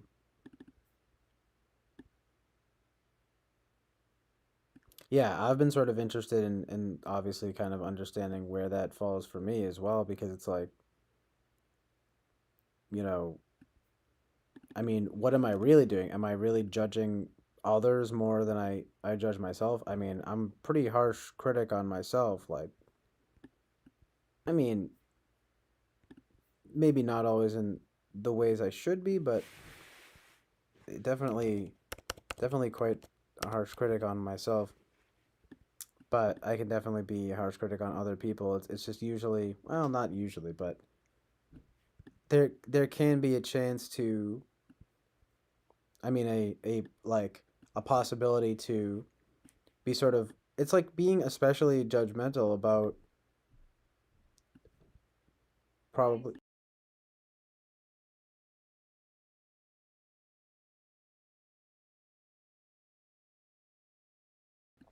Sorry, I was just saying bye to my mom. She's leaving for work now, but I really need to stop streaming in a few minutes. I'll probably actually stop at 8. But basically, it's sort of like I feel like FI is sort of probably gonna judge yourself more than anything, and then FE is probably gonna judge others more than anything. That's I guess that's kind of the vibe that I get. But But if you have like low FI or low FE, I would imagine that you wouldn't be as good as at like having that metric down or something, right? So so hmm yeah, I don't know actually, cuz like an INTP is not particularly judgmental, I wouldn't think. I mean, they're actually somewhat harsh on themselves about how they've sort of behaved socially, right? But that's sort of because they're not very good at FE, but it's conscious enough to where they're able to like understand it. And then I guess eighth slot FI is kind of like barely enough to understand it, but it's not quite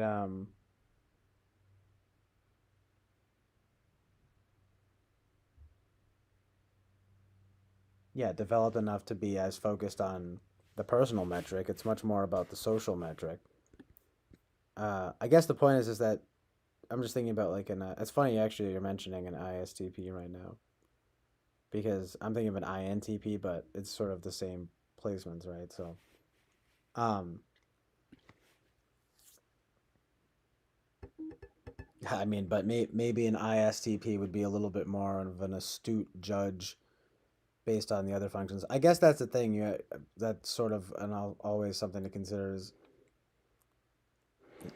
having the sort of functions being in context with one another.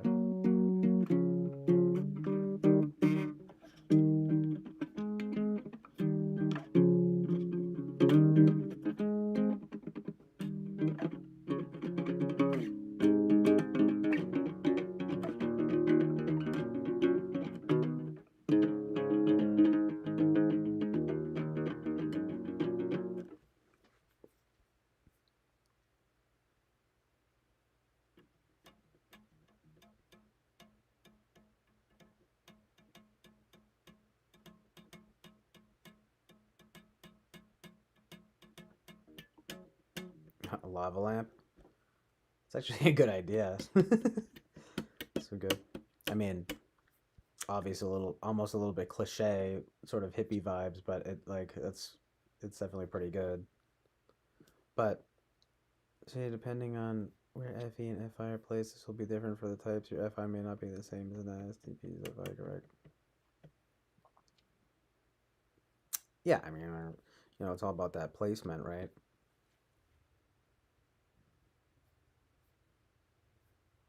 NDPs are stoic, rational. They don't care about tribal values or belonging usually. Well, and this reminds me, I gotta hit him up because I'm starting to feel bad, and I actually don't want to kind of make him kind of mad. Uh, but Lino is pretty classic INTP. I mean, Spacey's pretty classic INTP.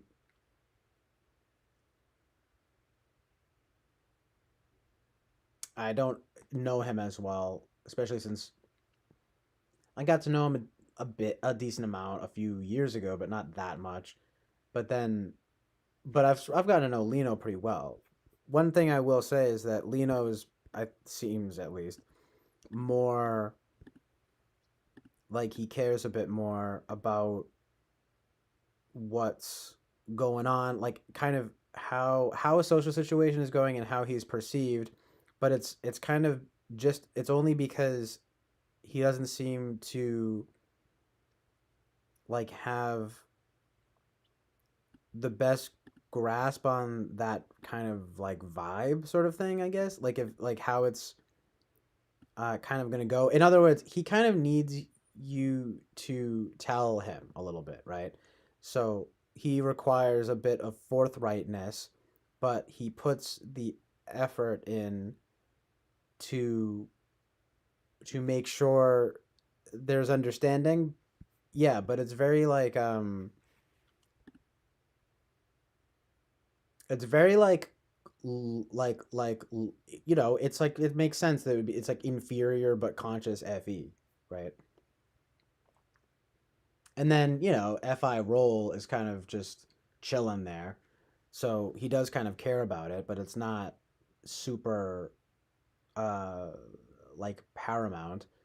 I mean, I get the feeling that he kind of cares about it because I think there's a sort of access to FI there, but I mean, he doesn't exactly, and obviously who's to I mean, I'm not going to tell him how he feels literally, right?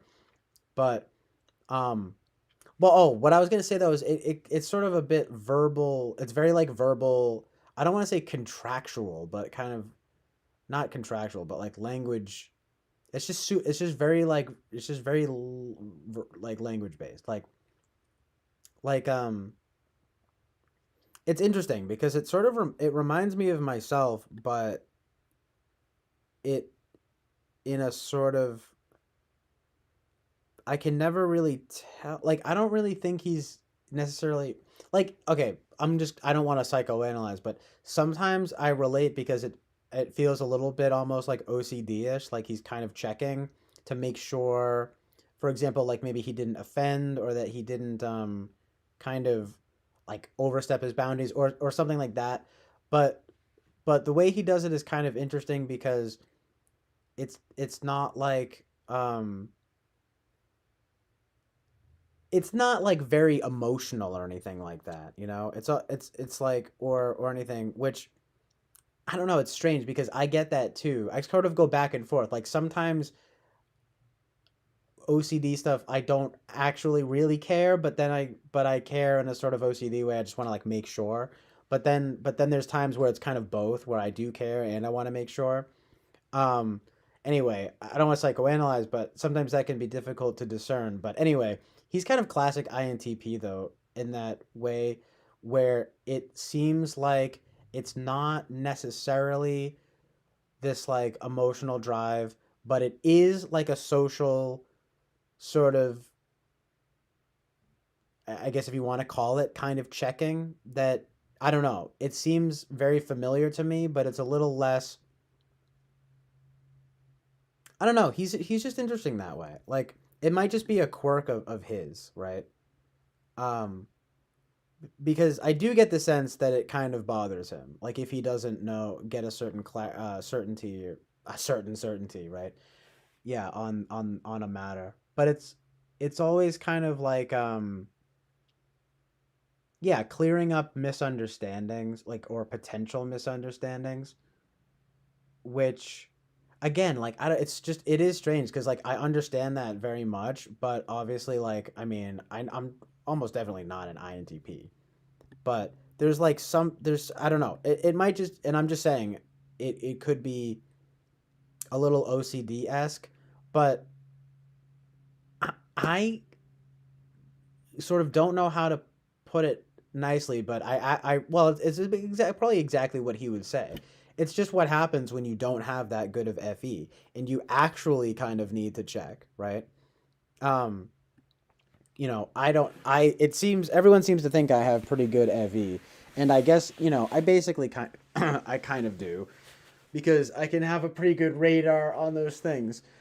Um, but there is a sort of pathological thing that comes into it where I do need to check to make sure, even if I kind of know already, but I do want to just make sure. But with him, that's the thing. I feel like he actually doesn't know. That's what I'm saying, right? So there you go. I know that was a very long winded way of saying it, but I actually feel like he doesn't quite know enough. That's why it's inferior FE, right? The role FI kind of is chilling there, but it's above all, yeah, I don't know. It's just something like that. Anyway, I don't mean to get hung up on him, but like, it's like, but it is a little bit unique, but it's not. It's just hard to tell. I don't know exactly. He'd be losing sleep over it in the sense that he's like, oh man, like I'm really like wow, like worried about it. I don't know. It's strange. It's just something I can kind of relate to, where it's like it's not so much the content as it is the sort of desire for the certainty in and of itself that a social situation, sort of went well, if you want to call it that, or that there's a certain agreement at play. Um, he's just not as upfront or like emotive necessarily in a sense that makes you feel like it's that he's like incredibly attached to it or anything like that. Like, he's never like, oh, okay, good. He doesn't like do all that kind of like shit. But there's definitely kind of like a okay, like I just want to make sure it's very uh um a little bit cut and dry, but I do relate to it in ultimately. Anyway, it's interesting. Um but in other words, it doesn't really seem like there's too much. I guess you could say that doesn't seem like there's too much fi involved. It's yeah, his but the fi the bit of fi that's there that does sort of care about that clarity is more so related to the lower fe, to where it's like he's actually not that good at it, so he wants to make sure that it's decent. Right, so yeah, that's pretty good. um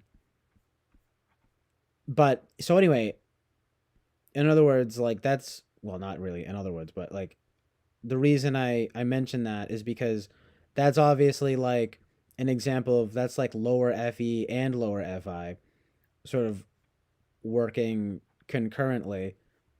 But I sort of feel like if you have like higher fe, higher fi, you get kind of a lot more of that kind of prototypical caring, which but what's funny about that that's very sort of interesting is that, and this is something that I can sort of relate to because I obviously kind of would con- consider myself to be of this sort of group.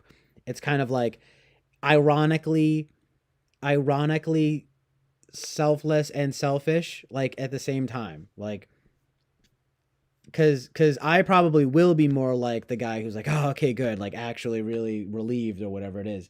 But it's really only that sort of relief is in some way very kind of fi motivated to me, right?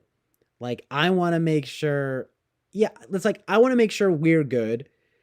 But the most sort of relieving element to me in some way is kind of like that I'm good, right? Like I don't have to worry about myself, like my sort of impact. I mean, I guess it's kind of fe, right? But that potential impact or self uh judgment, speaking of judgment, right, self judgment that could arise from that, right? um in other words, I guess you could say it's more serious to me. I don't know.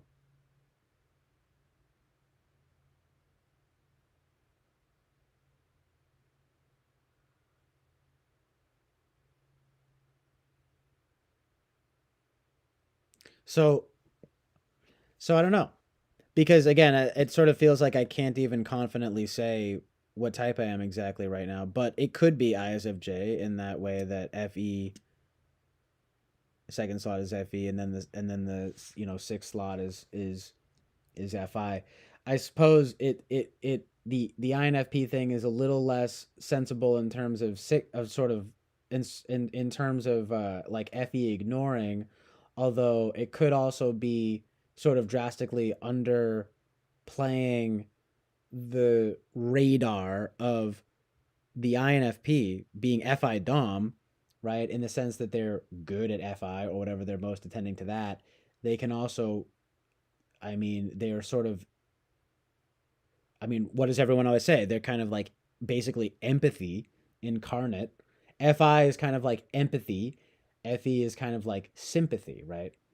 Like, okay, yeah, that's pretty good. Like FE is kind of like I can understand that, right? And FI is kind of like I can relate to that, you know? Um, is sort of what it seems like to me, right? Yeah, I don't know. Tell me what you guys think, because I mean, I really, honestly, your guess, and that's not an FE move, right? It's honestly type. It's like it's just that's not your guess is as good as mine ultimately. But I feel like um the but then when you get into like if it could be FI tool or and then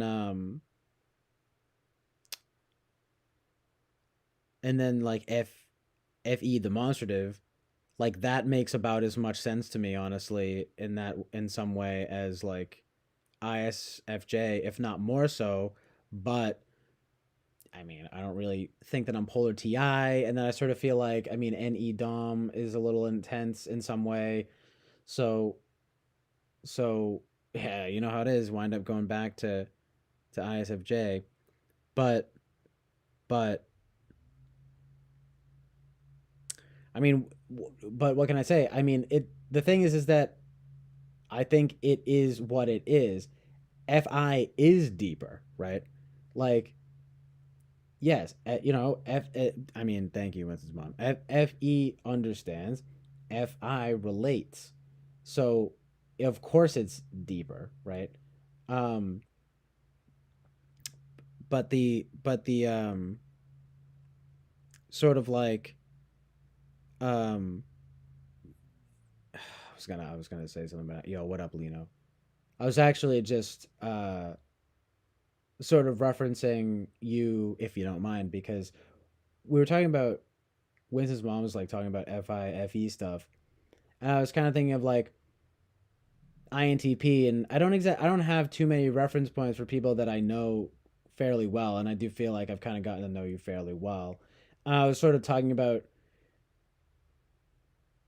your like tendency to check FEYs in some way that doesn't seem too. It seems. It just seems sort of like very like what you might expect from fourth slot FE, eight slot FI. It's like you obviously care a little bit, but you also want to like make sure you didn't. Uh, you weren't clumsy socially, because it's really not your like natural strength to uh suss out the vibes necessarily. So it sort of works out so that you do have to make sure. But I mean, it's not in the way that, I mean, I've never really seen you make like horrible FE mistakes, which I guess would sort of be conscious FE, so that makes sense, right? But but yeah, it's just kind of that thing, obviously, of like the check of sort of checking. And I was saying I can definitely relate. And it's almost, the thing is that for me it's a bit OCD esque, and that's why I was saying I didn't exactly want to pathologize what you do, but what I sort of feel like is like mine probably is a bit more higher FE, higher FI, something going on there, right? Where it's a bit like, cause like you'll ask about something like that, right? And the sort of relief doesn't seem to be too much like like I wouldn't imagine you so much being like, oh good, like oh man, you know what I mean? Like really like making a, not a show of it, but like making like a real, like that it's like super deep to you, but it is a making sure, right? Which yeah, anyway, so that kind of like relates to just kind of having the lower FE and the F and the lower FI. But for me it's like a bit more of like both at the same time, which but what I'm saying is you also have to remember is that it is also a bit of like this, and I've, you know, we've talked about this stuff, you know, like it is a bit of that thing of it's like it's selfless at one angle, but it's also selfish at another angle, because I kind of want the relief, right? In a bit of a potentially more personal way. I mean, obviously, correct me if I'm wrong, you know, because I mean, as far as I know, it's just as personal to you as it is. It's just sort of like right to me or whatever. But there's probably a bit of a capacity, at least on my end, which actually may just be a pathology weirdness. But yeah, to kind of real to there's a bit of a more deeply felt relief or something. I don't really know, because it's kind of like, oh, okay, good. Like we're good, but also it's like I'm good though, right? Like um I'm glad we're good, but also like I'm glad I'm absolved. Like so yeah, that's kind of how I see it. So that has the pros and cons on both sides, because on one hand, I suppose I could have there's the idea of being it's a strange thing because I don't exactly think I'm like super socially graceful, but I guess you could call it some kind of, I don't know, like grace to it, but there's a care there that also warrants it because they're both like higher, that I don't know, it's just like more intense, but that's not a judge, like that's not like a qualitative judgment necessarily. It's more of like a way of understanding that, I don't know, it's just more deeply felt or something. But the thing is with that, so the flip side of that would be that it's sort of like with you, it's probably a bit more impersonal, and like, but with me, it might actually be more personal, um, sort of thing. I don't know. Um, but that's also just a way of conceptualizing your, you know, your more clear INTP typing and my like sort of less clear idea of being somehow kind of good at FI and FE stuff. But you know what I'm saying? So it's not exactly the most helpful. I mean, dude, the only reason I'm unsure is because everyone else is fucking telling me that I'm a type that I don't really relate to that much. Um, so fucking gay, dude. Like, it would be delusional of me to cling to like some idea of myself as some kind of INFP, which really not many people seem to be feeling. Than to take it like that's the thing. That's the bullshit double bind here as well too. Is kind of like this idea that, I mean, look, I get it. Fe ignoring is definitely a bit um is def like is definitely a bit intense given that I think I'm good with that kind of vibe stuff, and also the fact that people seem to think I have good Fe, right? Um, that seems to be this constant hallmark that people seem to just be completely focused on. And even though I don't actually see it as like that amazing, I definitely can see that it's decent, if not pretty good. Like, so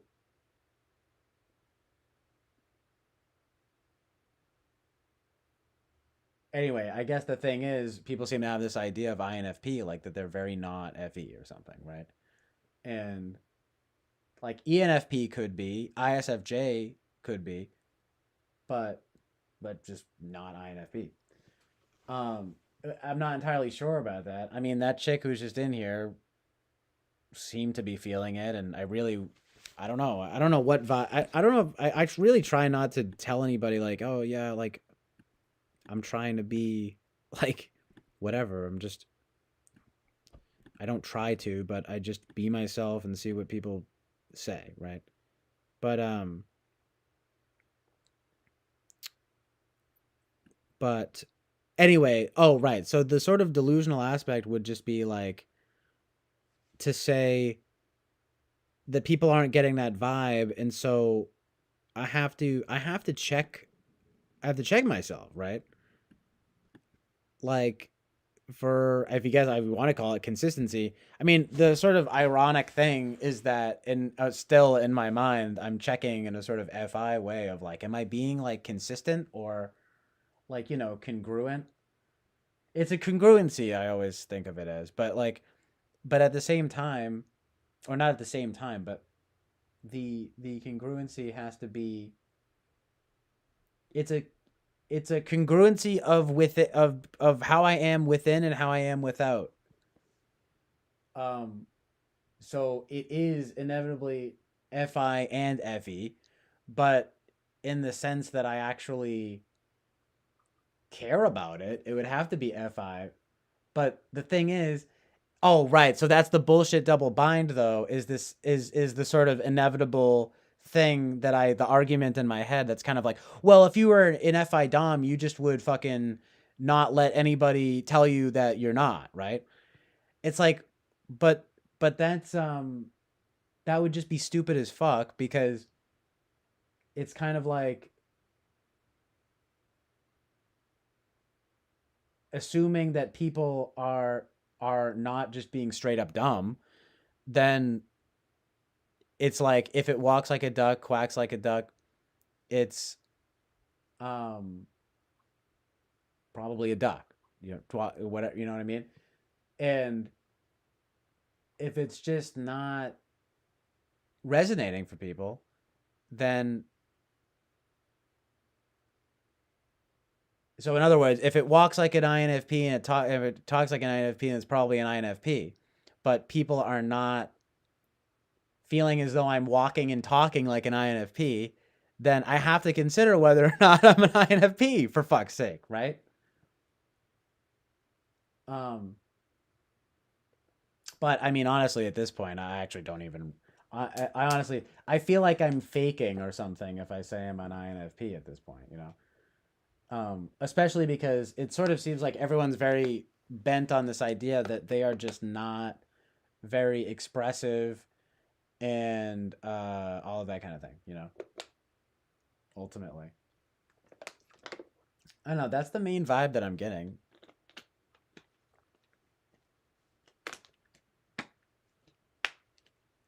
I mean, am I wrong? That sort of seems to be the main conceit. I mean, you could definitely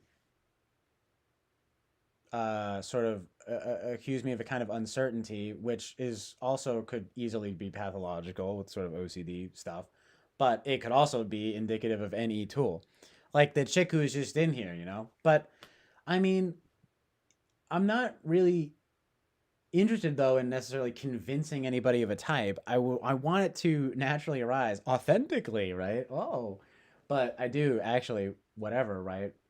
Without these stupid buzzwords and trying to fucking metacognate every fucking thing I say.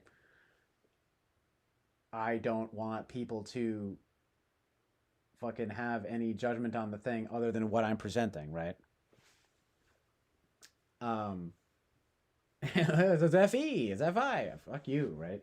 But I mean, in any case, it's just a way of trying to understand what the I guess if you want to call it the prime directive is or something like that, right? Or like motivator, right?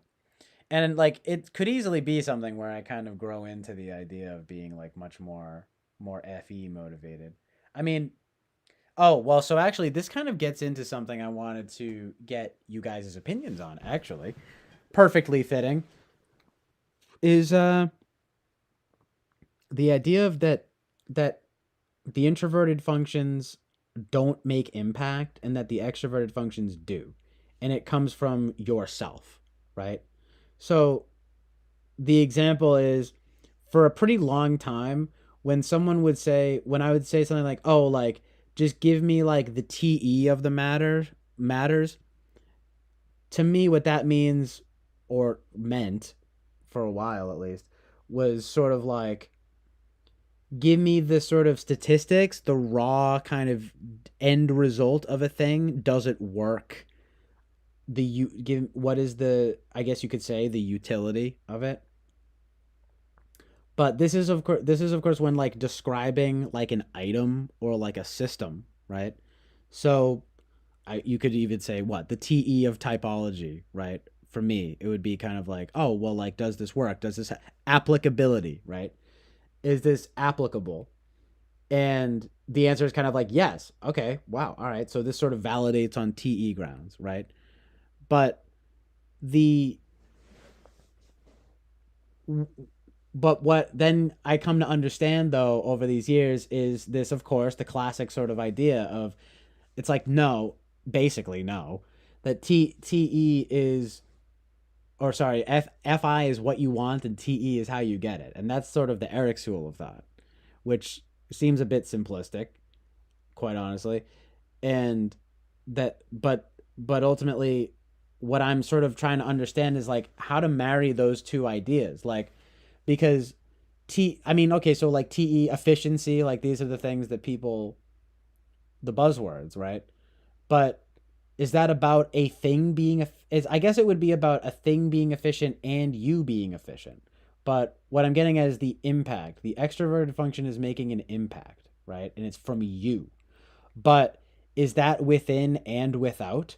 Like, you get TE from a calculator because it's like, it's because that's because the Eric school of thought and all of this kind of idea is like, no, it's not that the TI is the equation and that the TE is the result. It's that it's all TI. Like that basically math in and of itself is basically TI. It's TI work. It's TI work. And like all of that kind of thing. But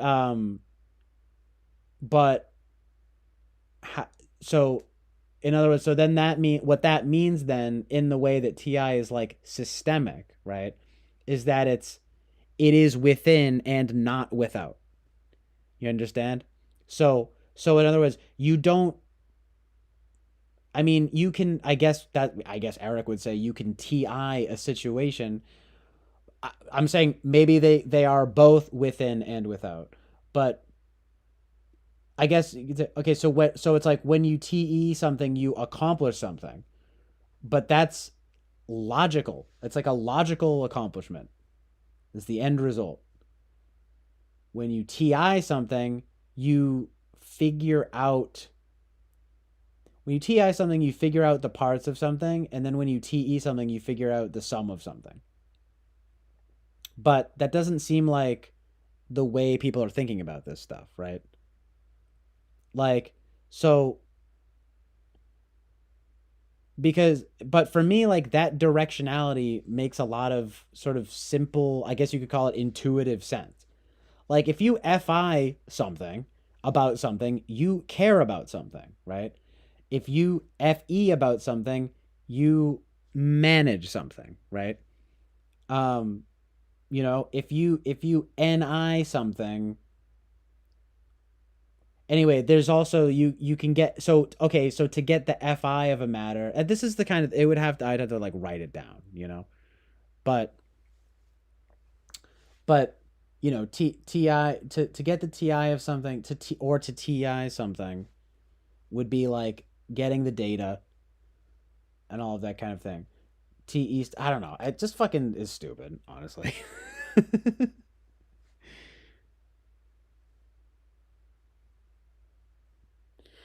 But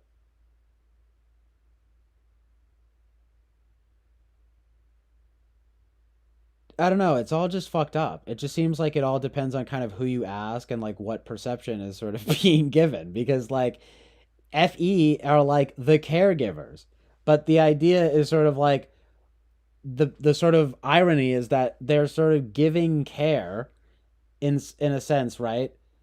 But they don't actually care, or at least not necessarily. But there's a sort of lacking of like personal investment, which to me, that is actual caring, right? um I mean, again, it's like, correct me if I'm wrong, right? But again, it gets in this thing of, it's almost like the intuitive way that I understand it understood it from day one was like, no, I mean, okay, so if you FI something, you care about it, but if you I just don't know. You see how it starts to sort of break down, at least when I talk about it, or as you're hearing my, the way that it can be hard to cohere in some way, because I can only think of it as being like, FI, in certain blunt terms, it would be kind of like caring about yourself, and FE caring about others. And yet, FI being sort of about the self necessitates that one actually cares in a personal investment kind of way, right? Um, but that's where it gets interesting, because it's like, Well, having a personal investment doesn't necessarily make you sort of do like the right thing or do the good thing even. Or you know what I mean, the right and good thing. But but you would say that FE then kind of does. But the thing is like you need a balance of both. And it cuz if you FE without FI, you could be making bad impacts, right? But you can also read a situation wrong, or you can feel yourself, your own take, and be wrong about it, or you can read a situation right, or feel your own take being right about it. Um, and then you have NI and NE. NI is kind of like the archetype of of a situation. The NE is kind of like the connectivity of a situation. The SI is kind of like the experience of the situation, and the SE is like the impact of a situation in the physical sense, right? So when you SI something, you sort of catalog it. Anyway, I'm just very curious about the directionality of this stuff, right?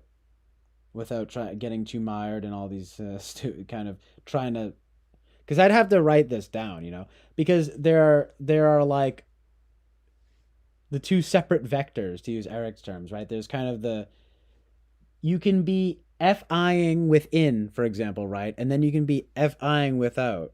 So in other words, like I'm I'm FIing about my, I don't know, a breakup that I had 10 years ago.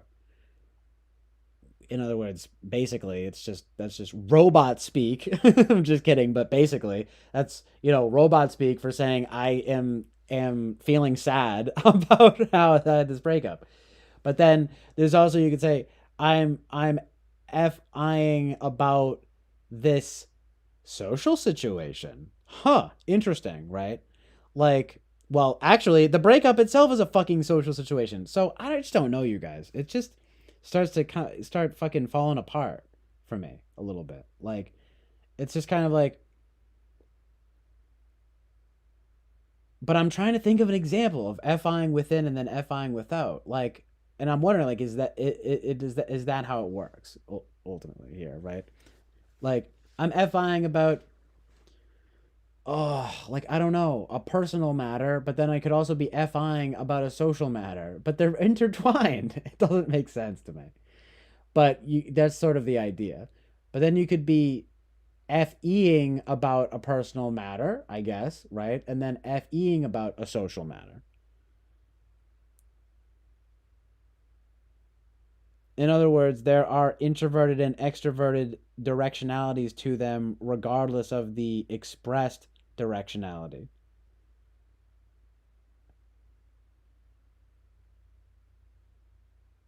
I don't know. I'll have to write this stuff down because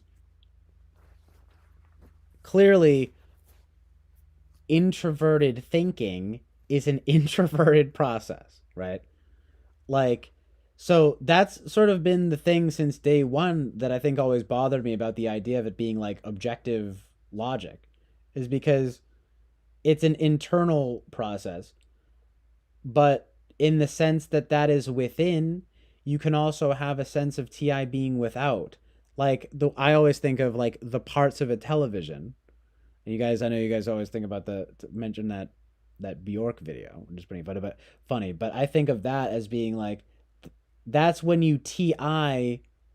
I mean, it's like whatever that would probably that'd be like SETI or something, right? But well, so again, so you wind up having to add up the functions together in that way, right?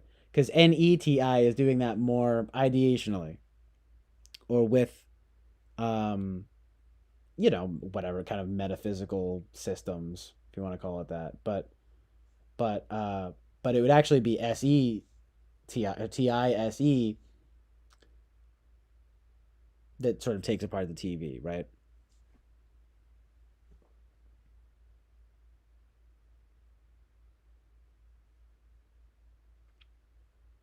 NI, you're NIing about something.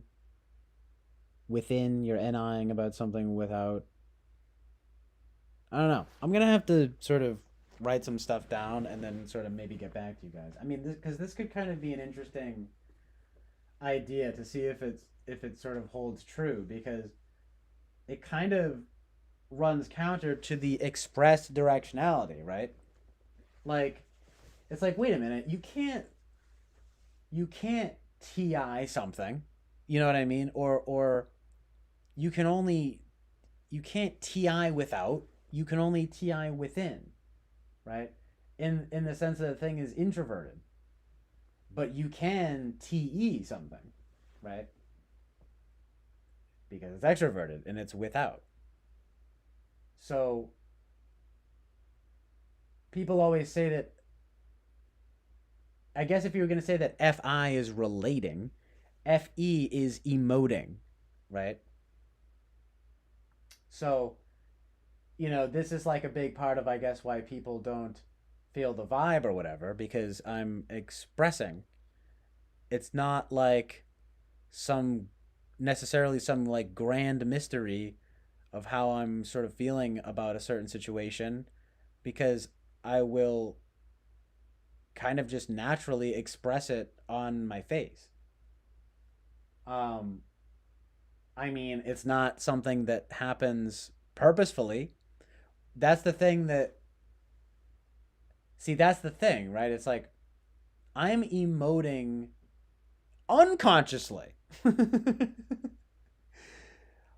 You know what I'm saying? Like, or I mean, yeah, if I mean, because look, if I was gonna have it my way, it sort of depends on the situation, but like, it's a bit of work in some way to emote, right? Um, but if someone tells you like my dog died, and you're just like, hmm, but you actually feel sad about it inside, I mean, they have no way of knowing, and they're gonna think you're a jerk. Um, but then the thing is that you have to express that. I mean, you could say it with words, but the actual emoting in and of itself is going to do the work. Anyway, the thing is like, I don't necessarily seem to have that problem, like that kind of disconnect, but but like some people do, and I don't know. It's just it's worth examining, you know, like the relationship there, because for me it's just the fi comes first.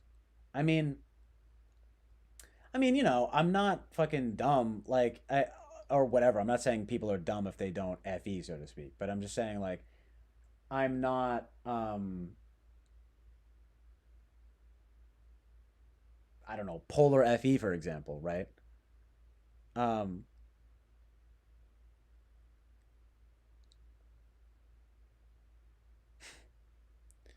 So do you feel weirded out or annoyed or awkwarded by people expressing who they are and what they deeply care about?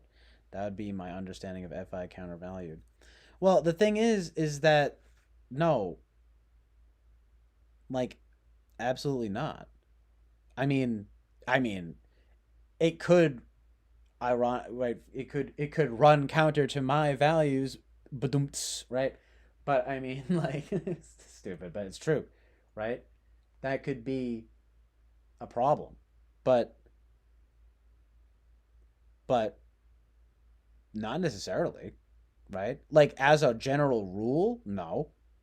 But I wouldn't say but more like, and I mean that's, oh right. And FI six though it can be demonstrative, right? So I mean, I do always think of it as kind of like, well, you do have access to it, your own take. I mean, if you and there's something in there about being critical about stuff, right? So I mean, I don't know. Someone told me recently, like, that's actually not. It's like, oh my God. Nothing is what it seems, right? It's like, well, they call it the fucking critical parent. The fuck is that, right? And then I look it up and it's like, yeah, it's the thing that you're critical about yourself and maybe you're critical about others too. Oh, yeah, that makes sense. Then someone in the fucking chat is like, "No, that's not what it is." I'm like, "What the hell?" You know?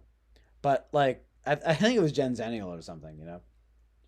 But he's like, "Don't confuse the name for the whatever." Or well, he was talking about the relation, the intertype relations. That's fine, but the idea though that with the critical parent, I don't even know. People seemed like it was like I was saying something in Chinese when I said that. It was like lol no.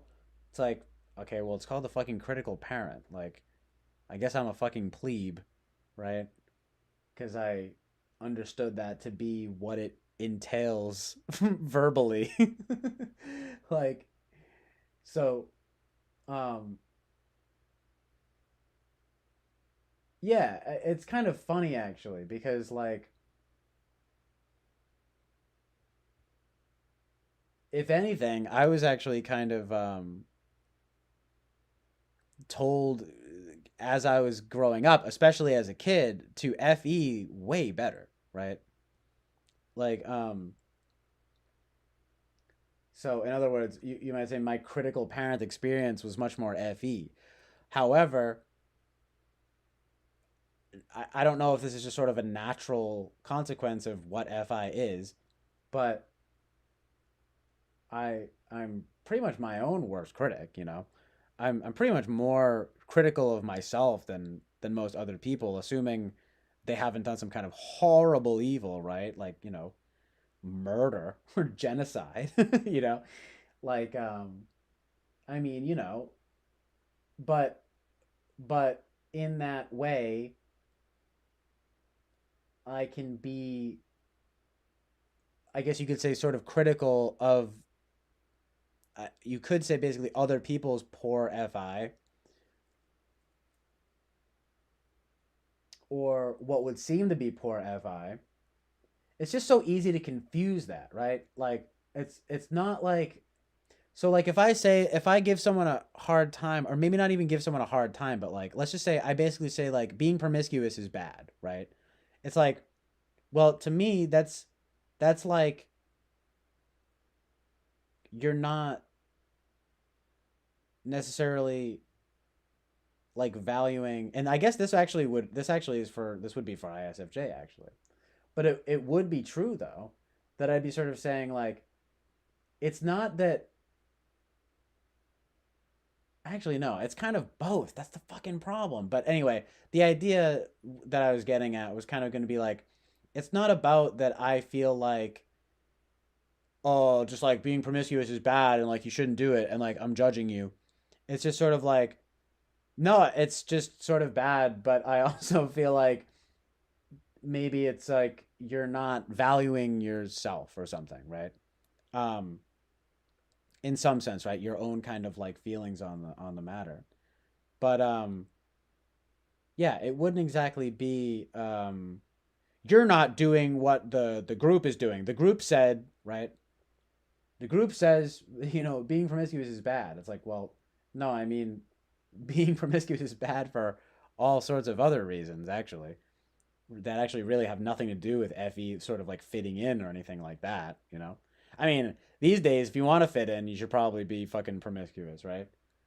I mean, you know, roughly speaking, it's not, that's not really true, actually. People are still going to sort of judge, but it's kind of like, but you know how it is. You don't openly judge, right? Because, hey, you know, kind of free love or whatever, right? But anyway, you get the idea. Like, but that could be critical parent FI turned outward. You know, I don't know, right? The thing is it doesn't even necessarily have to be like I wouldn't think that it would be I would feel like critical parent FE would be like I don't know. I guess it would be a little it's sort of strange though, right? Because if you're an FI user, like why would you even care what the what right? Oh, you know, like what the group is doing. But but you'd be kind of like you know you're not like I don't know aligning with the group's values or something like that, right? Um, kind of like you know get in line here, you know, and I don't know. You could just sort of go back and forth like this forever because it's like, well, is it the group's value? The group value is to be not promiscuous. It's like, well, I mean, is it? Right? I mean, you really don't actually know because, like, if you were gonna ask me, I would say it's I would say it's actually a bit neutral these days, right? Like most people are probably gonna sort of frown on that. Like if you're like, I've had sex with 50 people, it's kind of like, wow, you're fucking pretty promiscuous then, right?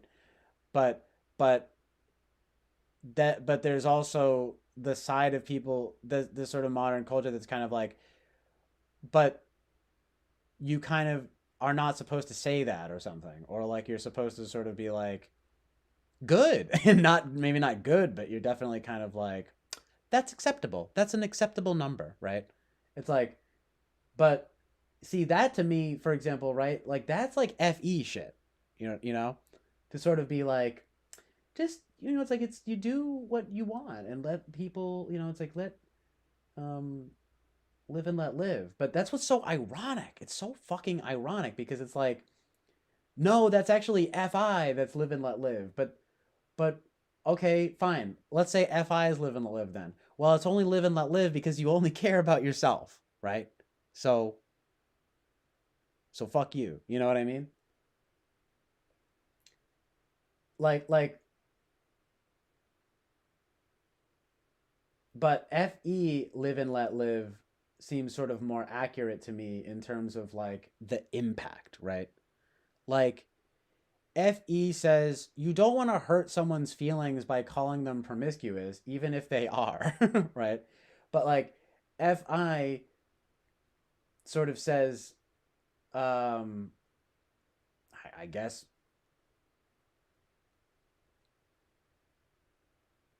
I mean, basically, that's you're promiscuous. That's either bad or good, right?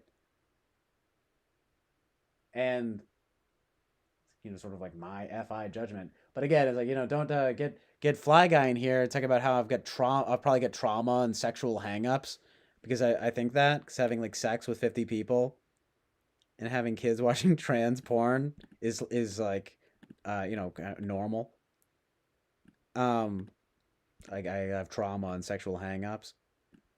Um, but it's like I don't. Even Bufo Perlinez or whatever, however she pronounces that last name, was coming in here, INFP. Winston's mom was like, "You're absolutely an INFP, and Dulles will think you're an INFP, and blah blah." She literally said it's just common sense. She's literally basically exactly on the same page with me about all this stuff. She thinks I'm an INFP, but she could also she has it's not like she's necessarily she hasn't watched me for like hours. Oh, she's very lovely though, and she had nothing but good things to say. Very validating and sort of, you know what I'm saying? Very self. You're kind of validating my self concept. You know what I mean? Complimenting the guitar and everything. Don't get me wrong. Obviously, whatever you guys do as well. We do Winston's mom as well, and she thinks I'm sort of just an ENFP instead, right? Um, which doesn't exactly matter, but the point being though that was sort of interesting, and it was actually funny because Winston's mom mentioned the thing about being seen, and I make fun of that, but see the thing is that I actually did kind of feel seen. But at this point I'm so fucking gaslit by the whole situation where I just feel like a fucking fraud if I say I'm an INFP, so fucking don't bother, especially because I'm not uh, hello. No, this is my impression of what you guys think that I'm supposed to be like if I'm an INFP. Here, watch. I'll be right back.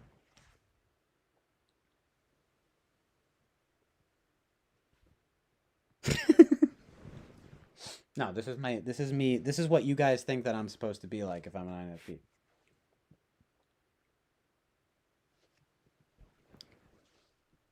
Hello. I just enjoyed some butterscotch taffy. Now, I'm thinking about a lovely poem that I may write about the wisping lilies in the wind that I saw today at the park. And you can barely hear what I'm saying because I'm so soft spoken. And now I will put on my sweater and eat oatmeal. Because that's what they were saying earlier. It's always the same, you know. It's dull is this sweater, this oatmeal, that. This was funny. There, she was saying like, you don't sigh. Do you sigh romantically at cute bunnies? And I was like, do people even do that in real life? Like, that seems like that's something from like a movie where like a 50s, like a girl from the 50s is like sighing over like a boy. You know what I mean? Like, and I'm like, what? I mean, look, it is what it is. Look. What I might be doing right now is actually not sort of making fun of sort of the stereotype of an INFP. It may well be that I'm actually just making fun of an INFP, right? But that just, I don't know, it just seems sort of ludicrous to me. Like you're like really thinking of like just stereotypes, right? But this really, I'm honestly not saying this to kind of be like, because I'm an INFP, like that's the thesis, right? Look, fuck it. I don't fucking really even care anymore, honestly. You know what? You know, because you can do whatever you want, and people are gonna take what they sort of get. You know, it's even from things that are completely directionally different, and that's fine. You know, I get it. I'm sort of too expressive and all of that kind of thing, right? Um, but my goodness, right? No, but like, I mean, thank you, Winston's mom, and like, I appreciate that because like, it's good. Honestly, I mean, it's there's sort of be a sense of humor about it, all of it, and as it is, because we're all, I sort of imagine, right? We're all kind of trying to figure out these delineations, and the fact is that they really are all esoteric, fundamentally, right? It's all type itself is very ni, right? So it's like you're trying to ni what fi is, and so fi must be sort of self-contained. I totally understand. The thing is though, is like if you pair that with ne, I mean, is it really that self-contained? Especially if it's fe ignoring, right? They don't even. They're just sort of.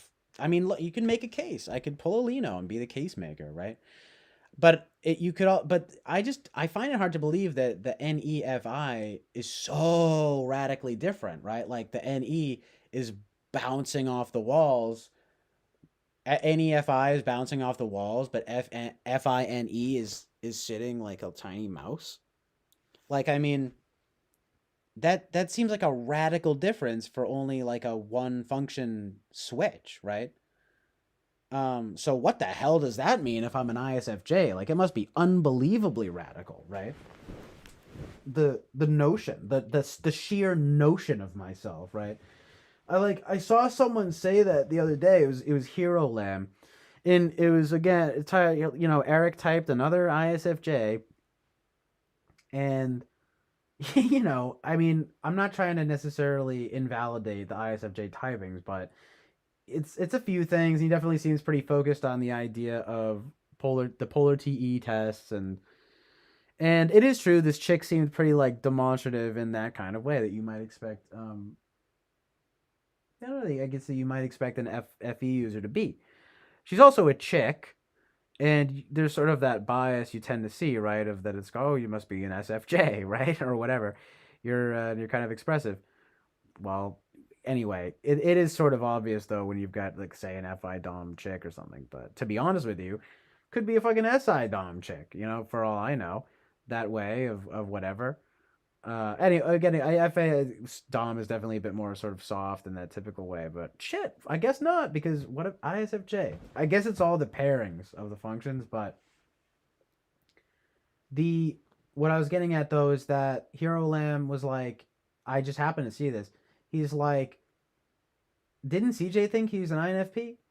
And then I don't know if someone said, yeah, I mean, whatever. But then he's like, how could someone mistake FE tool for FI Dom?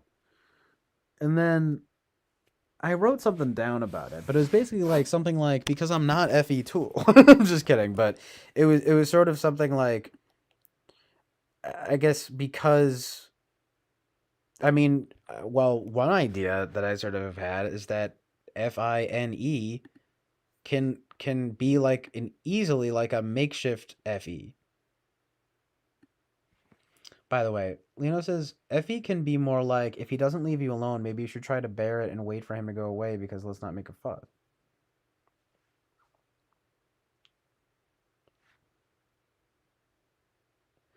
That's sort of one of those sort of classic vibes. I guess I have to change the camera again because it's doing this weird thing.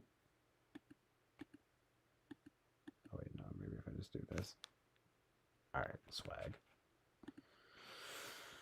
No, I mean,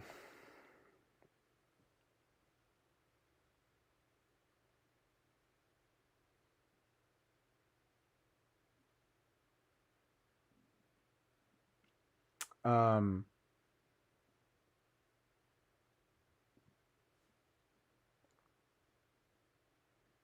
yeah, I mean, it's just I'm really not even sold on the you know what I'm saying? Like I kind of get it. I I do feel as though I'm up against the archetypes just, quite a bit because it's like although there is this stereotype that is sort of seems pretty comical and exaggerated, um, and nonetheless rings true that if you're FI Dom and you're FE ignoring and whatever all the just the way that it's configured, you're probably going to be relatively self-contained in that way, right? And probably not be too emotive and too expressive, right? So I you know, I'm kind of left holding the bag here, right? The thing is then the only other things that would make sense would be ENFP or ISFJ. And I mean, if I was going to choose in terms of being like very more balanced and kind of good in that way, being more objective and all of that kind of thing, I would choose ISFJ. Um, but then I just have to sort of rectify, you know, the idea of like ISFJ winds up being a decent compromise, except for the NESI placement, right? But it very well could be accurate. The ENFP element only, mm, it.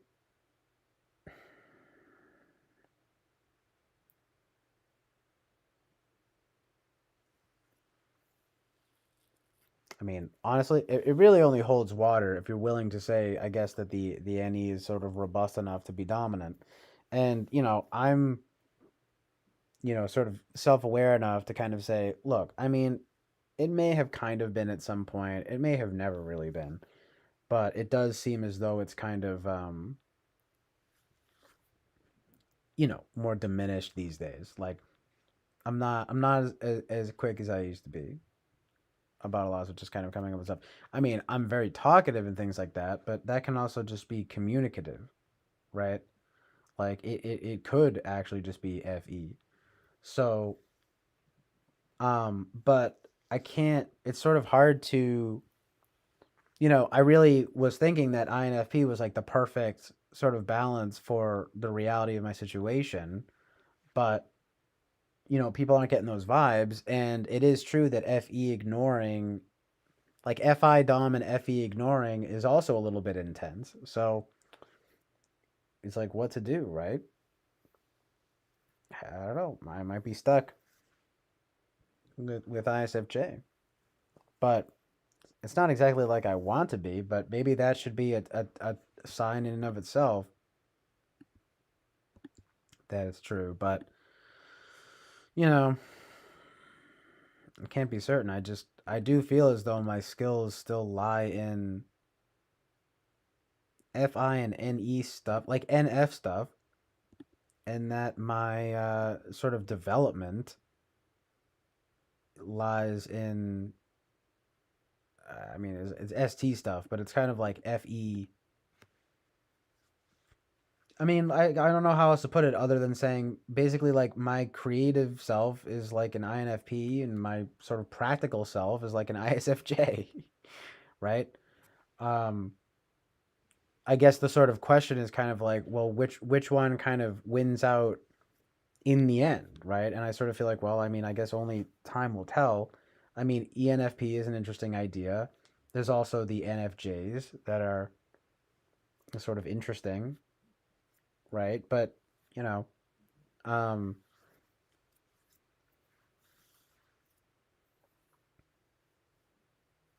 but I feel as though, honestly, though, only ISFJ is probably the more proper sort of directionality to go in, right? Like, there's like the goal isn't to become like, completely self-absorbed and like withdrawn. It's obviously to sort of reach outward, you know what I mean? Be sort of more altruistic and out, you know what I mean, like a kind of outwardly reaching, right? Um, so the pathway is essentially still to sort of be more like an ISFJ, right? Um, the question is of if I am that, or at least in the sense that that's what I do.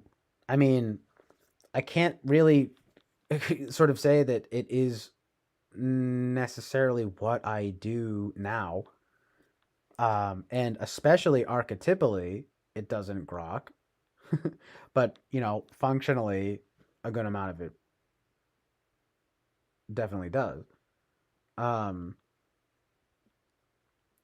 so, yeah, in other words, time will only tell to see sort of to sort of basically probably just become an ISFJ, you know? I mean, cuz it's not really like the path forward, at least for me, like personally, is going to be something like no, become more self-absorbed and withdrawn, right? Like this is we were talking about like astrology, like it's actually expressly not that. It's actually to do the opposite. It's actually to be less selfish.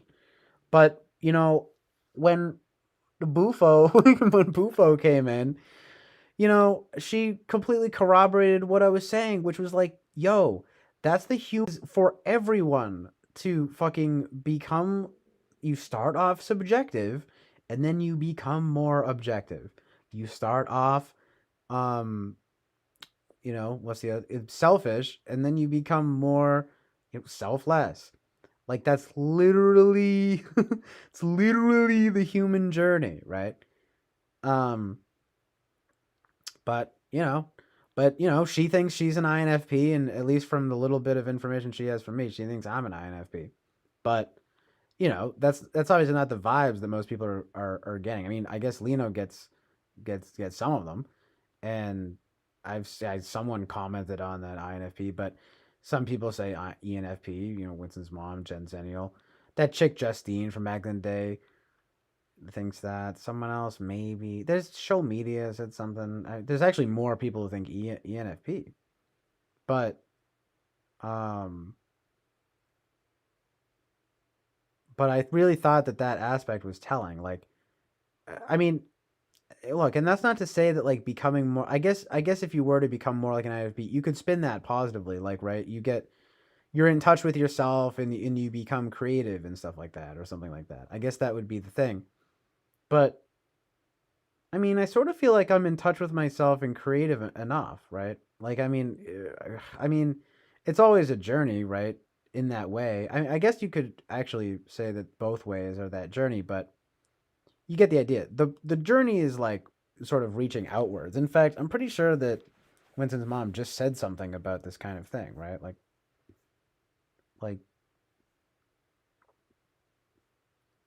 there's also some other interesting stuff here, but like,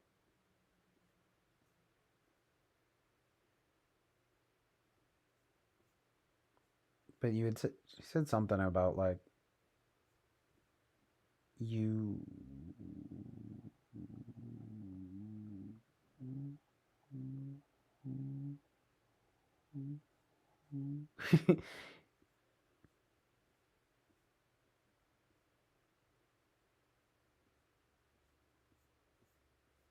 Sorry, I'm scrolling, trying to find it.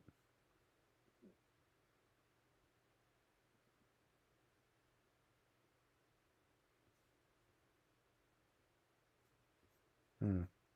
I don't know. It was just something corroborating that. It was kind of like, oh, here it is. Yeah.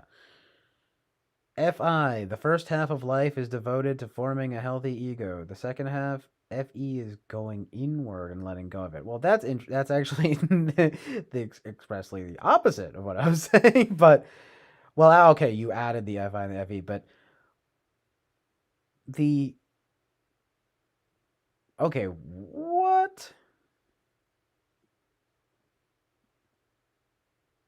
Well, I wouldn't look. I don't really know, but the I what I'm saying is actually that you sort of go outward, but yeah, but yeah, ego is all inward though. I actually is it though? This should could sort of help under the understanding, right? Like, isn't ego is kind of a selfish? That's selfish, right? Or whatever self. It is selfish, but it's self oriented. Like fe is like selfless and others oriented. So it would have to be going. I wouldn't think that you'd be going inward. You'd be going outward and letting go of it. How do you go inward and let go of it? Right? I don't know. Maybe that's his bias. Maybe he's being NI biased or something. Right? It could be something there.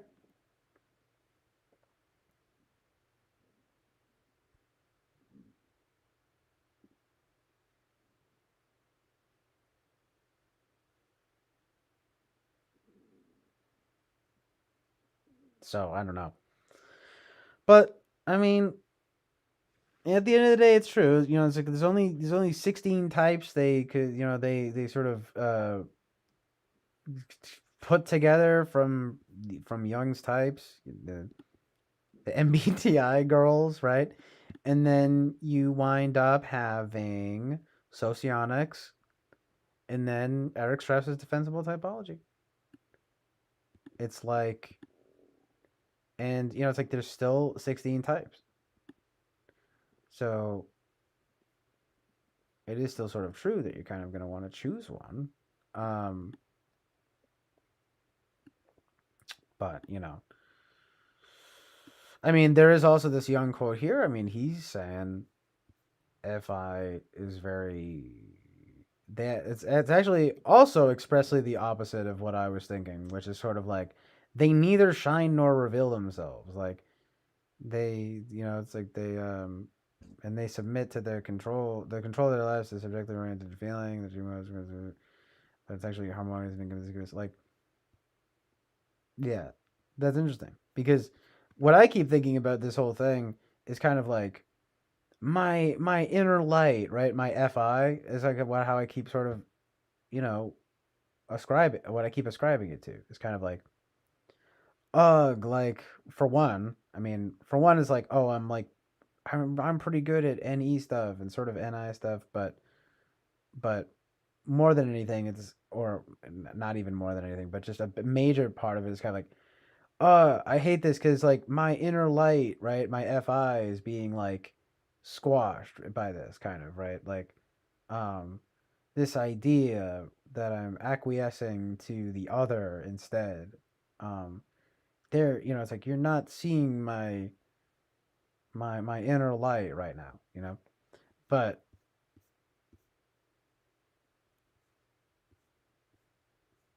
you're sort of saying like FI doesn't show it. So that's kind of crazy, right?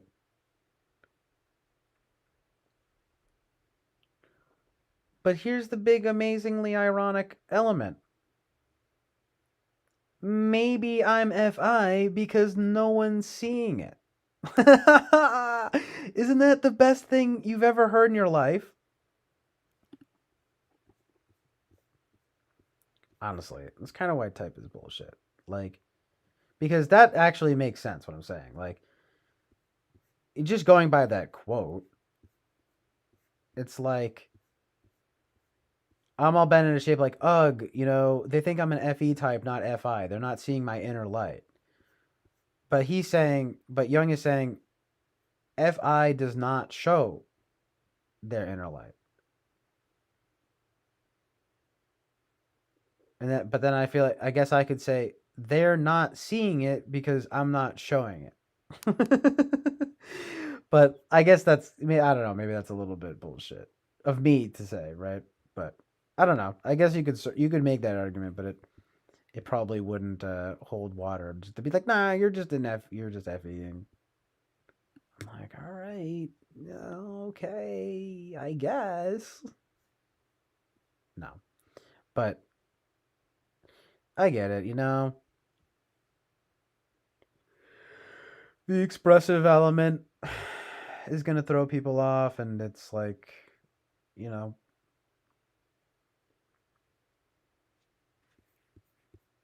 it's fine. Really. I'm just kidding, but I'll just go talk to Buffo Perigliano. I don't remember what her name is, the the last name, but yeah. But she also still, I'll be interested. Sorry, to say, I'd be interested to see what she says, having watched more streams and stuff. After a while. Um, oh God! All right, sorry, yawning loudly, but that's enough of that type talk. Buffo Pellegrino.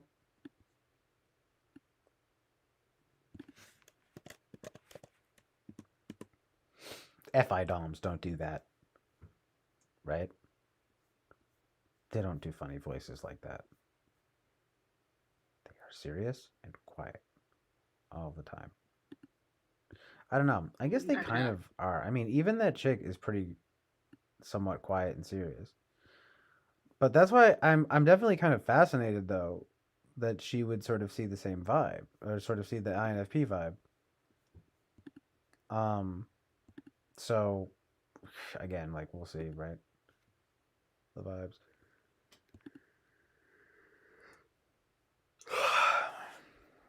Spider though? Empathic people have no place for things like lists, the things that you need, the whole series. We have no place for it in our minds because we're constantly holding. It's so crazy to me that this Lin Yen Chen guy comes through now. He was like one of the biggest people on the Jesse Lee Peterson chat and the James Hake chat for the longest time. He's like, and I don't even know what his avatar is. Some kind of anime, of course. He is like he has kind of a cool, I don't even know if there's like a church or something, but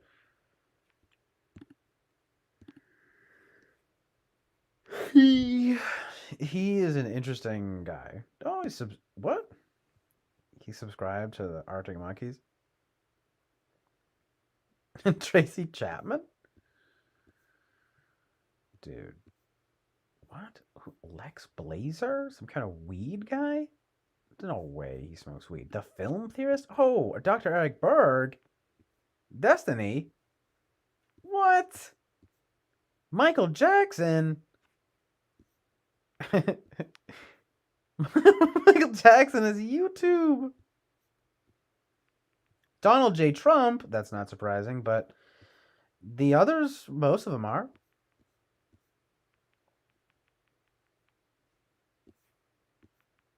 Muse? No, I'm just kidding. I don't know. Meh.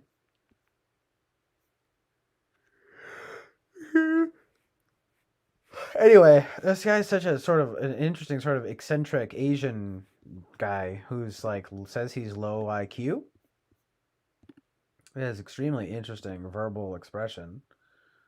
And he commented on the video and goes, Spiders are, this was 2 minutes ago. He said, spiders are adorable little things. They can be annoying when they run out of flies and take bites out of your skin as you sleep. I mean, that wasn't really one of the more usual Lin Yen Chin type posts, but he really goes hard. And anyway, whatever. He's sort of an interesting character.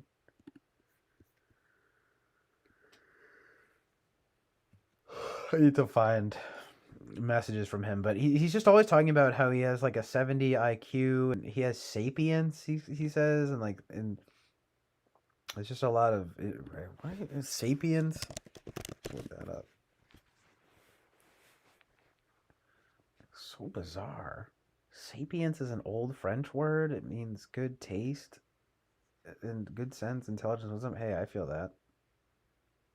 I feel that, dude. But he's like, I'm a low IQ. I have a 70 IQ, and like I'm sapient, and they are the mouth breather intellectuals and things like that. And then he literally has said so many times, and I noticed on like some Lejo stuff, he was like, she has an amazing forehead. So yeah, I'm just very fascinated by him, to be honest. I told him, I was like, yo, dude, you're like kind of a legend. And then he was like, I'm not a legend because I have a 70 IQ. And I'm like, there you go again, you're being legendary. Can't even stop it, dude. How legendary you being, dude.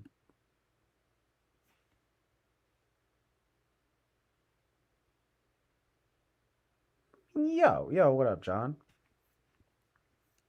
Good to see you, dude. Emoji function. Are you able to send them like live on the stream kind of thing? Like on that kind of thing? Because that would be dope if that's unlocked. If you mean like the reactions, like these are all irrelevant here.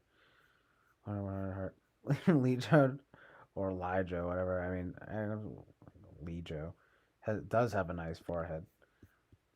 It's sort of random, but I kind of do understand, you know. Like for I kind of get it.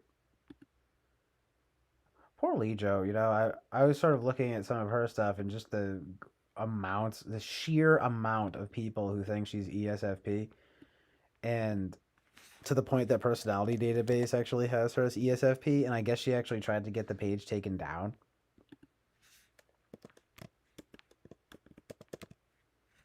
Kind of rough.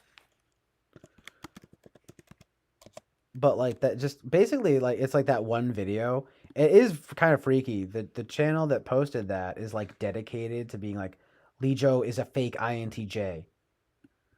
Like who the fuck? Like this is what I'm saying about like type people. Like just like dude, like fucking who cares, right?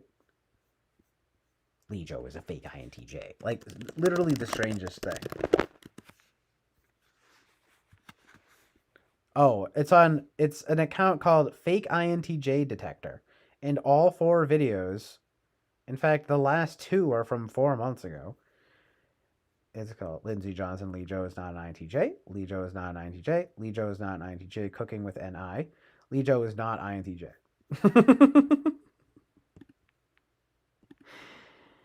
They probably comment on stuff too. It's like, what? Why? Really? Who cares, right? Like, oh my gosh, leave the poor girl alone. I love Lejo.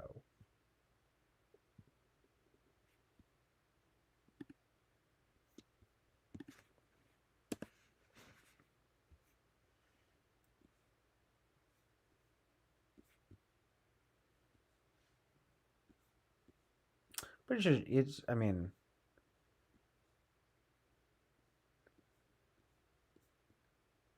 pretty sure she got some work done and stuff too. Jordan Peterson on MBTI.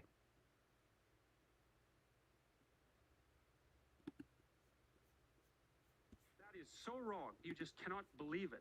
So one of the things we found, which was really mind-boggling to me, was that you could make a case that the probability Making a case. Oh, it's Lino. the probability that they will use the test is inversely related to the accuracy of the test. Dude, do you get that from him? The less accurate tests are easier to sell. You think, well, he might have gotten that from you. How in the world would it possibly be? I don't know if I've seen this. That is so wrong. You just cannot believe it.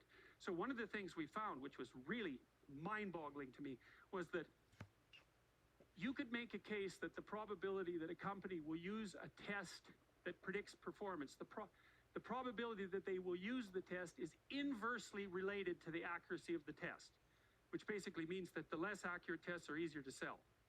And you think, well, why the hell would that be? He's not going to get into the amazing truth and reality of the situation. Than tests that do work. And that is what they do, because really what they do buy is the Myers-Briggs, right? That sells about a million units a year. And the Myers-Briggs has zero predictive utility with regards to performance prediction. So why do people use it? Well, here's one reason. It doesn't hurt anybody's Okay, feelings. but there's also Everybody this wins, person right? here And that so posts then you think, 4 well, do comments corporations defending really it. care whether or not everybody wins Like, when they're dude, being tested? And the answer to that you is really yes, don't much more need to often than you would post think. 4 comments. So we hit all sorts of barriers. That was one. The problem with tests that work is that most of the people who take them don't do very well on them. He's surprisingly willfully ignorant about the topic. Criticism of the sorting instrument, not testing. It's sad that the Big Five industry requires. Blah, blah, blah. It's sad that Dr. Peterson pushes the Big Five, which requires. Every comment on this video supports it as a guy. How is it possible that all these people support it? Sad stuff. I guess it's really sad. Or the Big Five aspect scale, which you can use if you go to understandmyself.com. We put it online for people to use and to create a personality report. Myers and Briggs attempted to make a questionnaire on Jungian presuppositions, and perhaps they did fine in the 1930s, but that's a long time ago, and there weren't any powerful the court which managed to do. Now,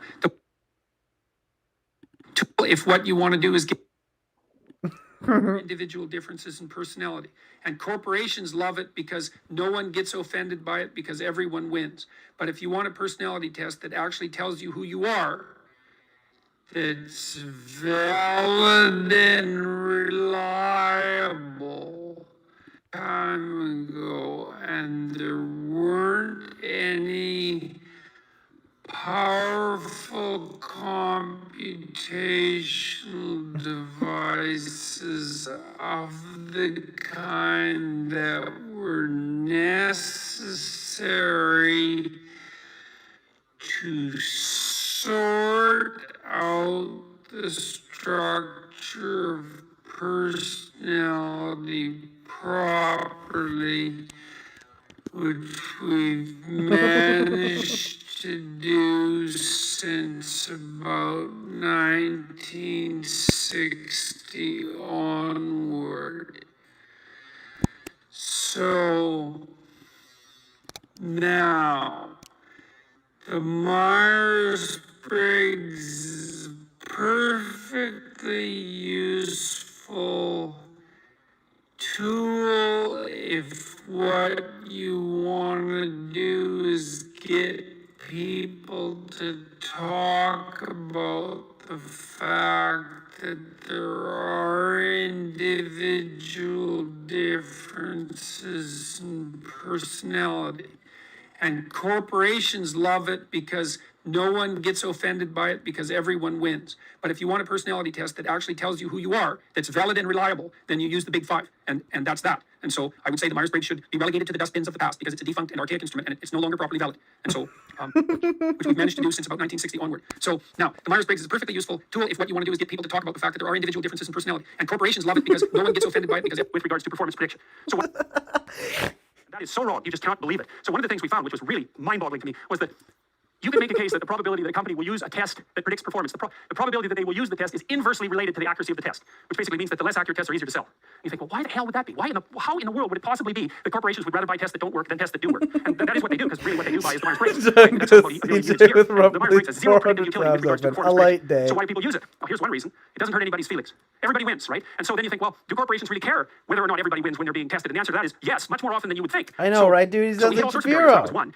The problem with tests that work is that most of the people who take them don't do very well on them. And then the other problem is that people aren't good at statistical reasoning at all. They're really, really bad at it. And so, for example, they don't know the difference between a percentage and a percentile. Myers-Briggs personality test. Yes, it's old. It isn't psychometrically valid. It wasn't derived by factor analytic techniques. It should be replaced by the Big Five or the Big Five aspect scale, which you can use if you go to understandmyself.com. We put it online for people to use and to generate a personality report.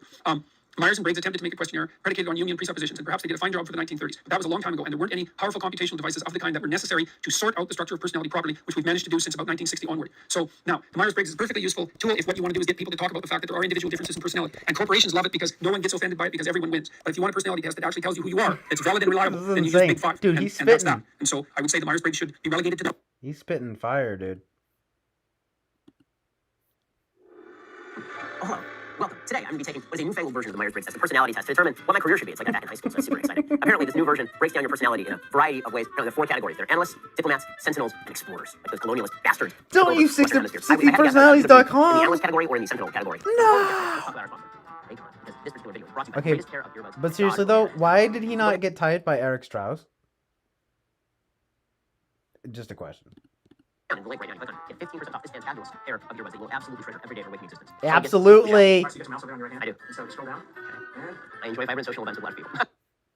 This particular video is brought to you by the greatest pair of earbuds that God or man has ever created. And if you go down in the link right now, you click on it. Get 15% off Excuse this me? fantabulous A blasphemous pair of earbuds comment? that you will absolutely treasure every day of your waking existence. Shall we begin? Let's do it. We shall. Alright, so you got your mouse over on your right hand. I do. So scroll down.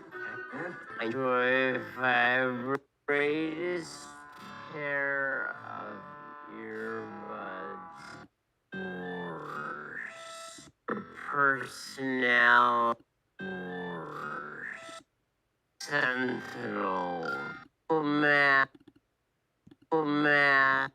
in high school. So that's super exciting. apparently this new version breaks down your personality in a variety of ways. Apparently there are 4 categories. There are analysts, diplomats, sentinels, and explorers, like those colonialist bastards who took over the Western Hemisphere. If I had to guess, I would either be in the analyst category or in the sentinel category.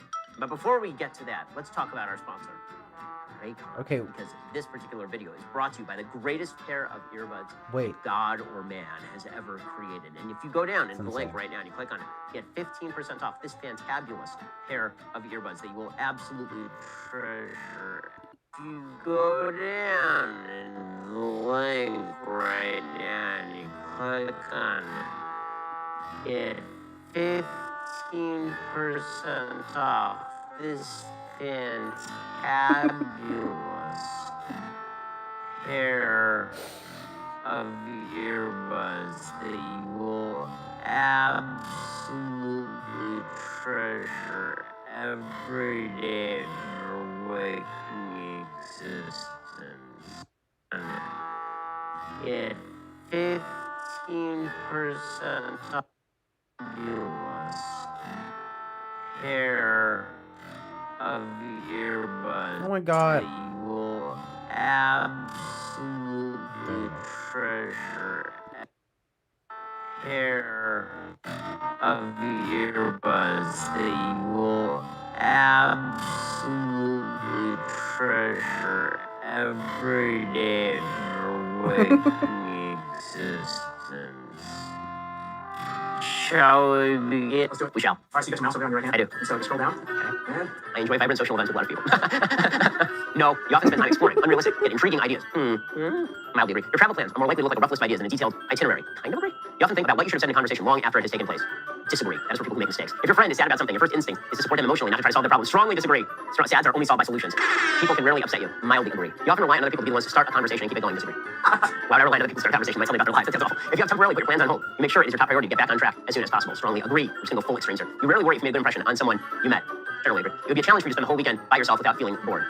Disagree. Without feeling If you're more bored. detail-oriented than a big picture person, strongly disagree. You are very affectionate with people you care about. Shockingly strongly agree. I have children, guys. I don't like you, but I like my kids. You have a careful and methodical approach to life. this. Agree. You are still bothered by mistakes made a long time ago. Agree. And parties in similar events can mostly be found further away from the action. Well, see, this is weird. So in the past, the answer would have been agree. Like by preference, yes. By actuality, no. See, this is sort of the problem, right? Like I prefer to be further away from the action, but I've been dragged at so many parties into the center of the action. I've been specifically invited to weddings where I don't know anybody, just so that they can put me in the wedding videos. I assume that it means like whether I want to be in the center of the action. I gotta close out of some stuff because it's like being low on space. Dude, yeah, it's pretty demonic.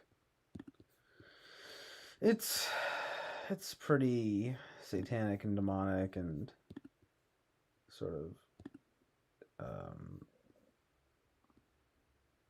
occultic and Freemasonic. For sure. For 100. Oh man, dude, where's the vibe? I don't even know where it is. Hold on a second.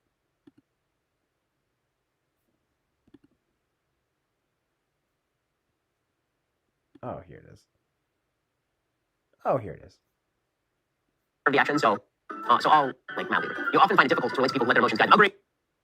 From a movie watch, spend 8 pages browsing the catalog. Dude, he's like freaking. Stay calm under. He's like Sheldon from The Big Bang Theory. Hydroponic weed.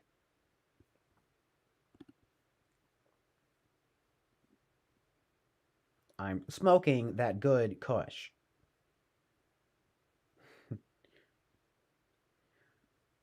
I wanted to try to, like, I don't know, do some kind of filter thing on it, but it's being lame.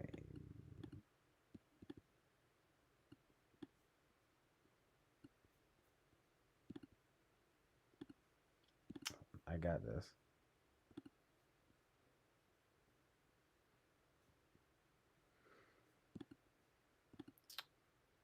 I mean, this doesn't even do anything. Video is alive.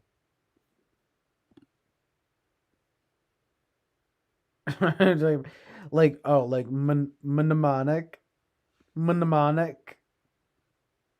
A mnemonic device. mmmm. mmonic. device. I mean E. Mnemonic device. This mnemonic device is absolutely asinine.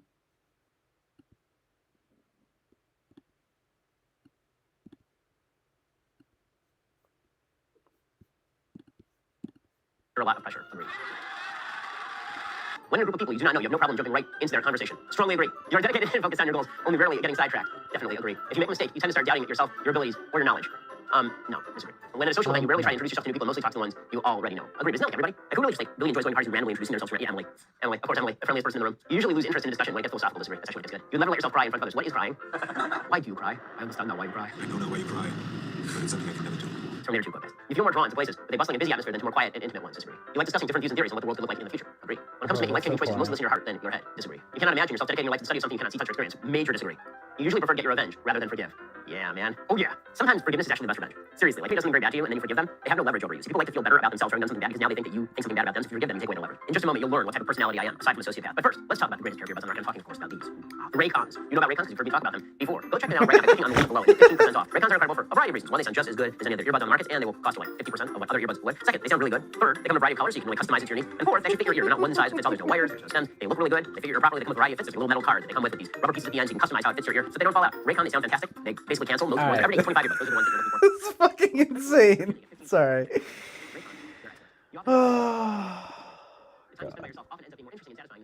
I'm getting goofy. You often put special effort into interpreting real meaning. Getting goofy here. Agree. You always know exactly what you want.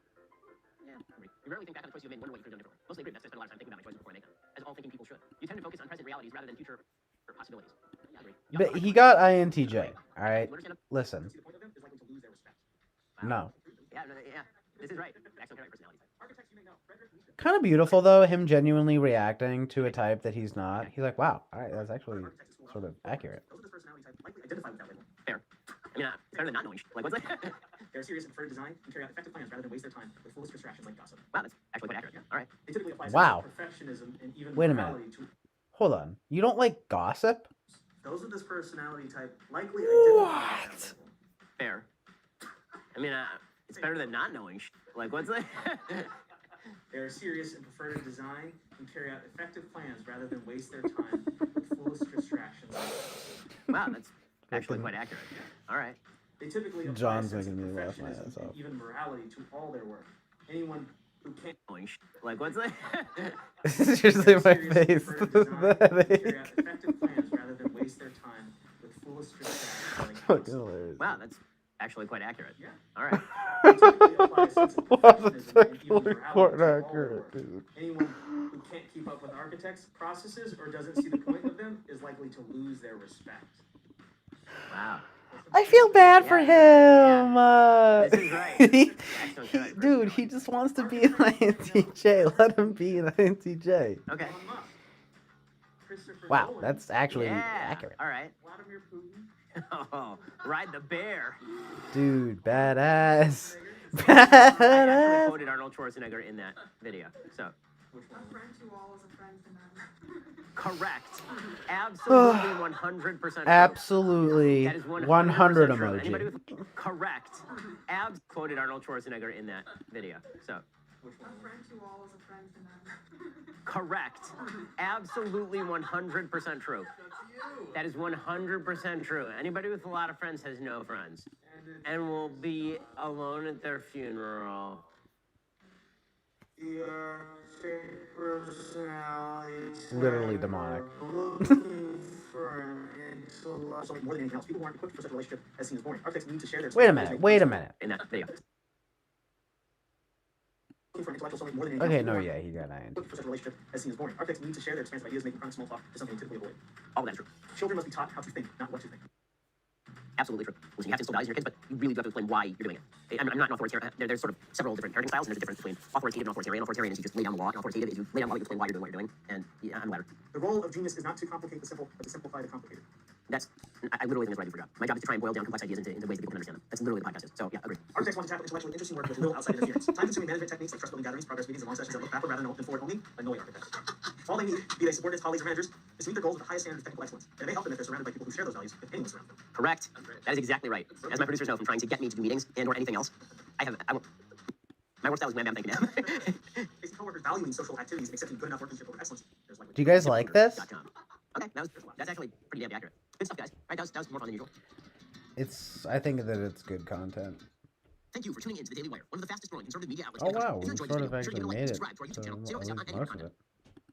I'm very empathetic with people that I care about. I'm going to focus on present reality and my wife's feelings, and I fully understand my kids' feelings, and so and my wife's feelings, and I fully understand my kids' feelings, and my wife's feelings, and I fully understand my kids' feelings, and my wife's feelings, and I fully understand my kids' feelings, and so I'm very and my wife's feelings, and I fully understand my kids' feelings, and so I'm very stupid. So I'll actually disagree with that. Like I fully understand stupid. So I'll actually disagree with that. Like I fully understand my wife's feelings. Actually disagree with that. Like I fully understand my wife's feelings. Actually disagree with that. Like I fully understand my wife's feelings. Actually disagree with that. Like I fully understand my wife's feelings. Actually disagree with that. Like I fully understand. Actually disagree with that. Like I fully disagree with that. Like I fully disagree with that. Like I fully disagree with that. Like I fully understand. Actually disagree with that. Like I fully disagree with that. Actually disagree with that. Like I fully disagree with that. Like I fully understand. Actually disagree with that. Like I fully disagree with that. Actually disagree with that. Like I fully understand my wife's feelings, and I fully understand my kids' feelings, and so I'm very empathetic with people that I care about. But if your feelings are unjustified, I can understand them, but that does not mean that I agree with them or think that they should be the basis for decision making. When starting to work on a project, I prefer to make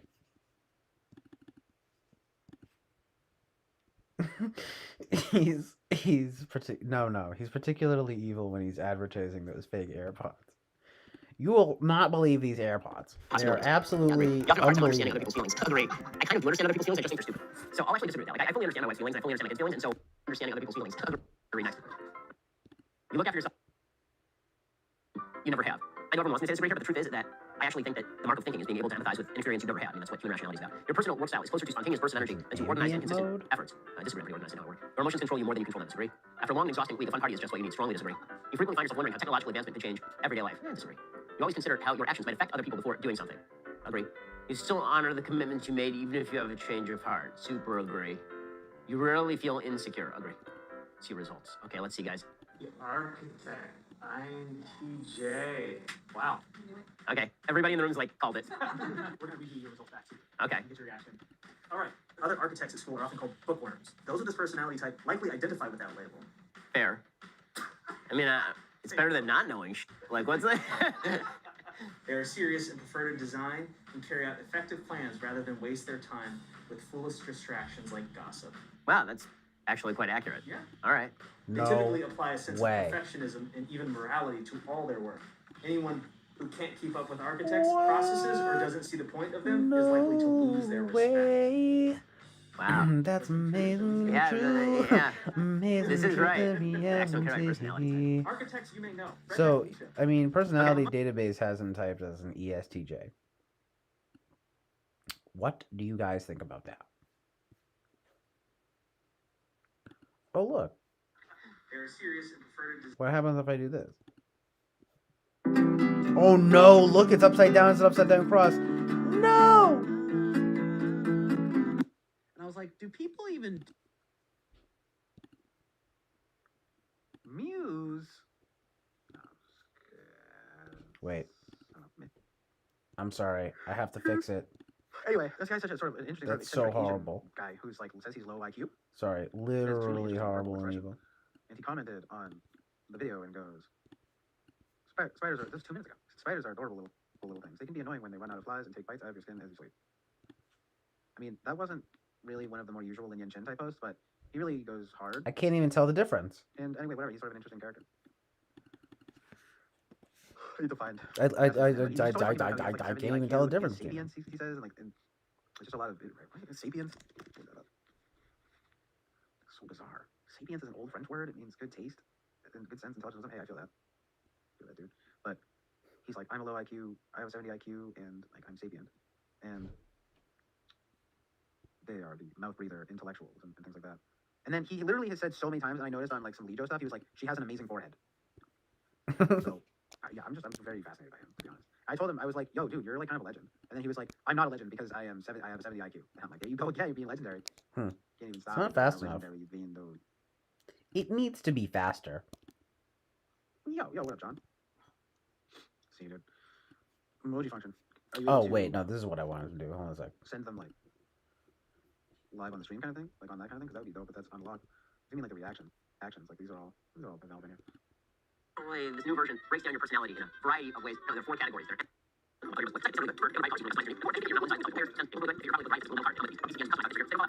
That's fucking insane. Sorry.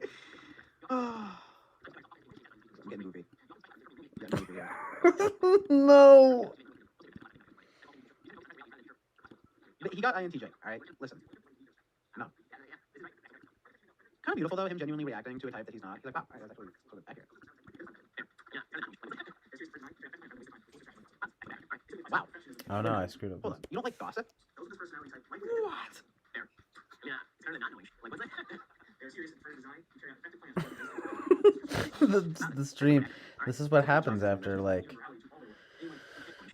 crazy like 15 hours.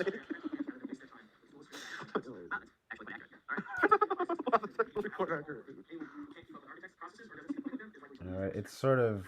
I feel bad for him. It's really scary. Dude, he just wants to be an INTJ. Let him be an INTJ. No. Dude, that ass. All right, this is like too much. Absolutely, 100. But wait, there's more. No, I gotta fix this. Absolutely 100 emoji. Fur 100 emoji.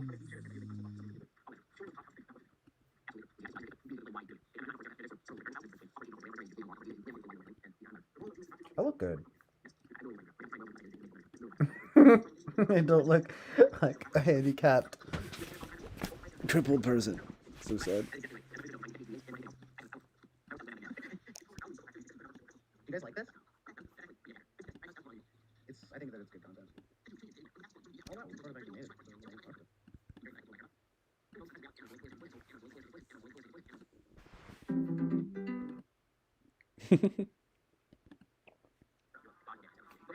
Excuse me, a blasphemous comment?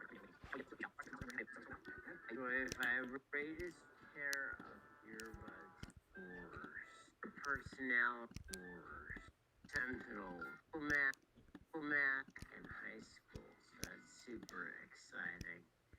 Apparently, This new version breaks down your personality in a variety of ways. No, there are 4 categories. There are analysts, diplomats, sentinels, and explorers. Those colonial bastards who took over the Western Hemisphere. If I had to guess, I would either be in the analyst category or in the sentinel category. But before we get to that, let's talk about our phone.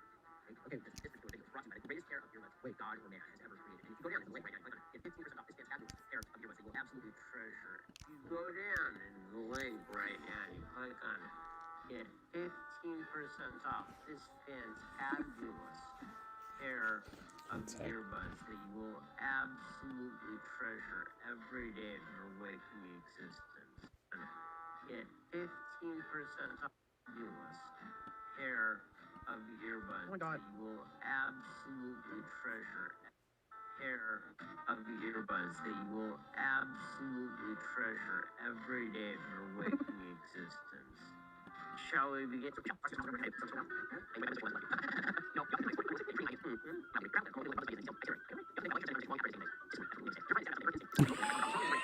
It's like it's unwatchable.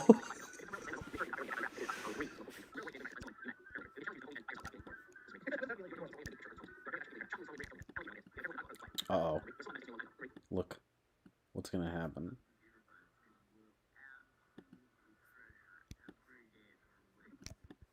Okay, it's actually starting to make this actually might kind of become cool. I mean, it's still Ben Shapiro.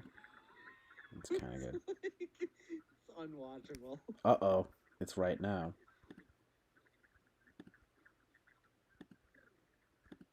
You will not believe these AirPods. They're absolutely unbelievable.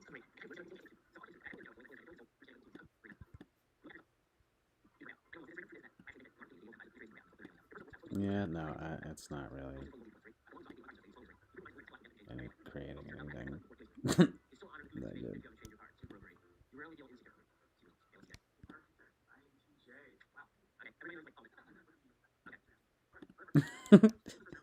Unwatchable? What do you mean? So good, dude.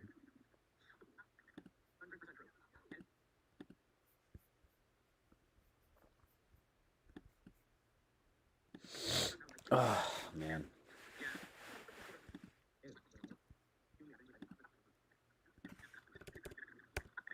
Oh, no, it's beautiful. The stream. This is what happens after, like, crazy, like, 15 hours. It's sort of... It's really scary. No... Alright, this is, like, too much. You're right. It would be more watchable if there were 2 instances on the screen. Absolutely. For what? That's the idea. I mean, that's literally the idea. I don't like handicapped.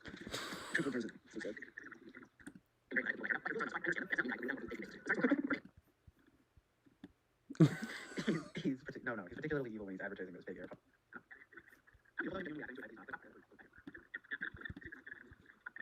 Oh no, it's beautiful. This is the stream. This is what happens after, like, crazy, like, 15 hours. It's sort of... It's gonna get better. Really scary. Alright.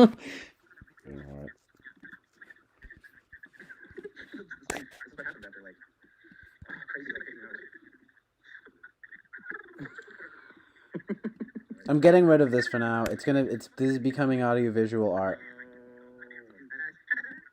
Just for a moment. You're right. It would be more watchable if there were 2 instances on the screen.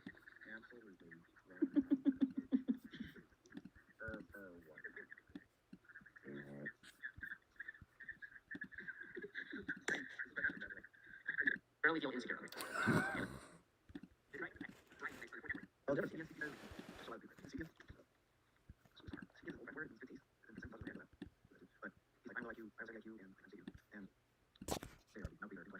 And then he literally said so many times, I'm like, she has amazing forehead. I was like, no, dude, you're not. And he's like, I'm not because I am 7 times. Okay, he's like, it's not fast enough. It needs to be fast. Oh, wait, no, this is what I want to do. I mean, I don't even know where Ben Shapiro ends and I begin.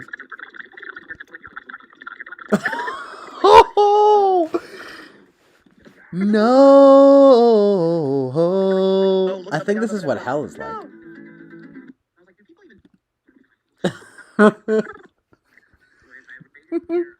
I don't know that this is actually even like a good thing that I'm doing this, right? It feels somehow evil. I don't know. Evil vibes. It's mostly because of Shappy.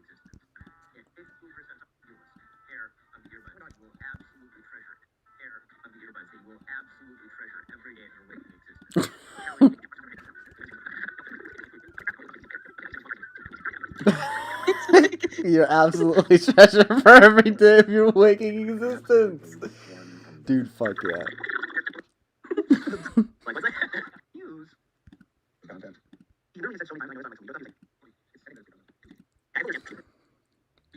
Which we've managed to do since about 1960 onward. So now, the Myers-Briggs is perfectly useful Eat tool these if headphones. what you want to do is get people to talk about Now! Oh my god.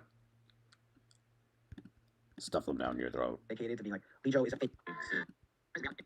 Just need to go back to that part. It's so ominous. Dude, he just wants to be like TJ. Let him be like TJ. For choosing this fake AirPod.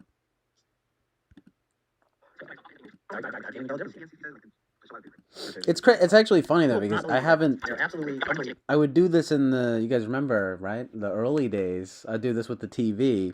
Now I'm doing it on OBS. Doing this sort of feedback stuff. It's pretty amazing.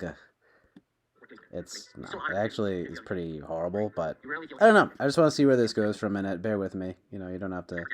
Whatever. Screen, but I just kind of want to see what's going on here. For choosing this fake AirPod. You will not believe they're absolutely unbelievable.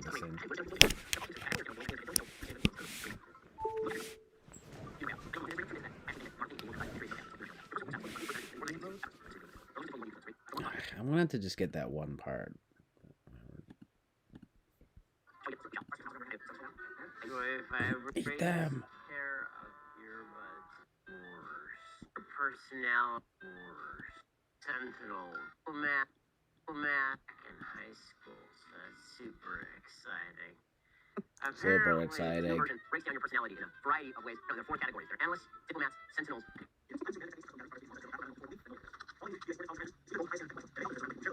Correct. That's exactly right. Being low on space. Kind of beautiful though, him genuinely reacting to a type that he's not. He's like, wow. Okay, no, yeah, you're right.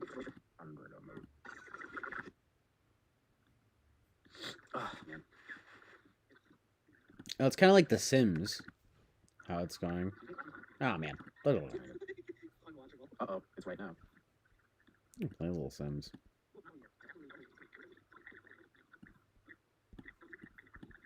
Yeah, no, it's not really.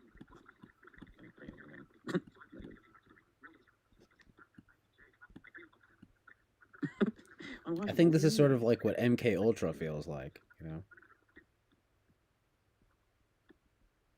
Oh, man. Ugh, man.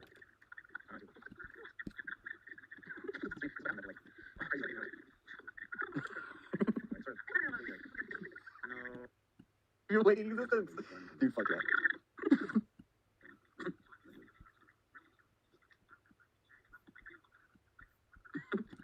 I think this is sort of like what MK Ultra feels like, you know? Sir, you're supposed to be at double speed. Ugh, yeah. Not allowed. I think this is sort of like what MK Ultra feels like. Sir, you're supposed to be at double speed.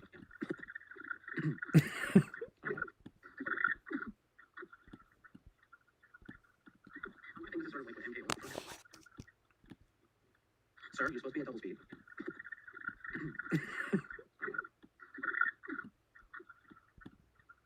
Yeah. Yeah. Sir, you're supposed to be at double speed.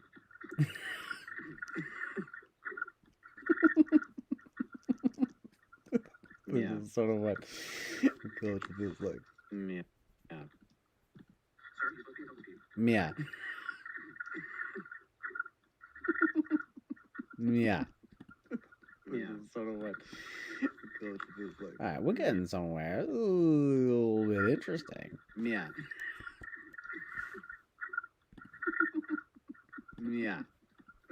Yeah. Sort of what Yeah. coach is like. All right, we're getting somewhere. Yeah. A little bit interesting. Literally, Yeah. dude. 100 emoji. 100 emoji. 100 emoji. Oh, it's supposed to be at double speed. I'm sorry. I am sorry. Sorry, buddy. Sorry. I wanted to just get that one part. It's better now. So if I It's look at fixed. earbuds or personality or Sentinel, math in high school, so that's super exciting. Super exciting. There's not even any reverb on it. It's too good.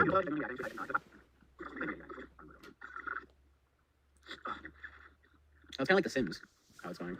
Oh man. I actually do want to see if I can put some audio effects on it, but that's not really a good idea. It's too much. I think this is sort of like what MK Ultra feels like. You know? Yeah.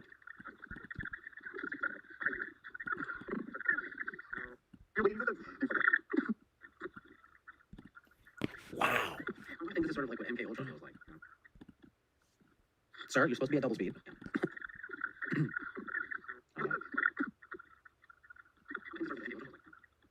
Sir, you're supposed to be at double speed.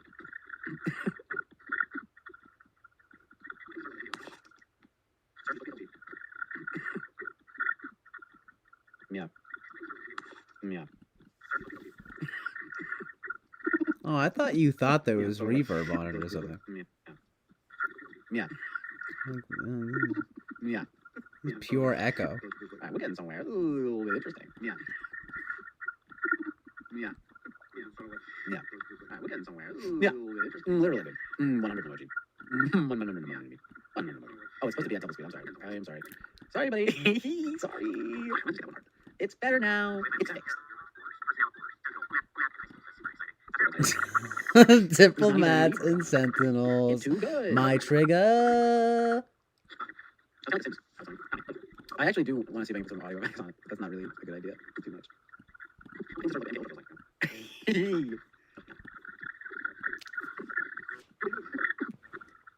Wow. Sorry, supposed to be double speed.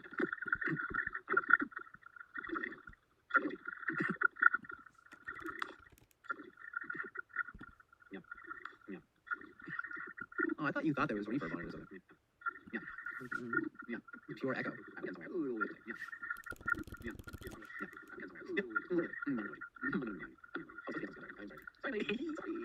It's better now. Diplomats and sentinels. My trigger.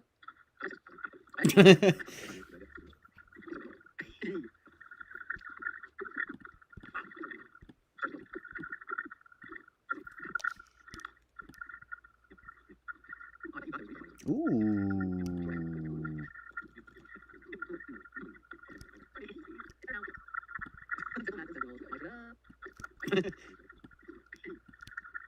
OBS didn't expect me to do this. No way. Or YouTube.com Corporation. OBS The corporate didn't offices expect are pissed. me to do this. No way.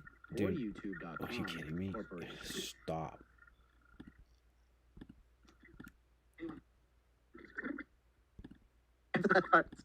Okay. I think this is sort of like what MK Ultra feels like. You know? Yeah. Yeah. Oh, I thought you thought there was reverb on it or something. Yeah. Yeah. Pure echo.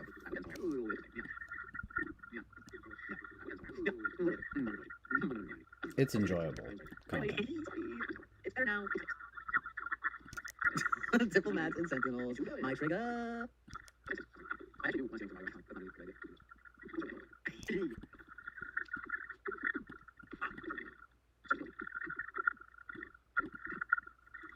How it feels to chew 5 gum.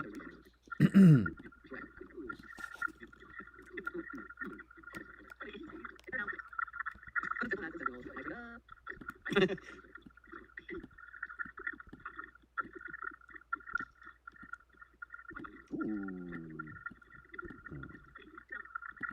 your horses here. OBS didn't expect me to do this. Oh wait, I got rid of it. Or YouTube.com Corporation. OBS, the corporate office expects me to do this. No way. Or YouTube.com Corporation. Stop.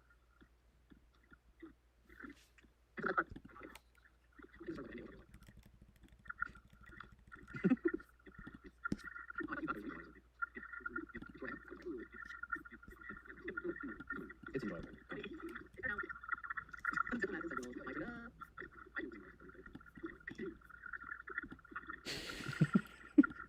How it feels to chew 5 gum.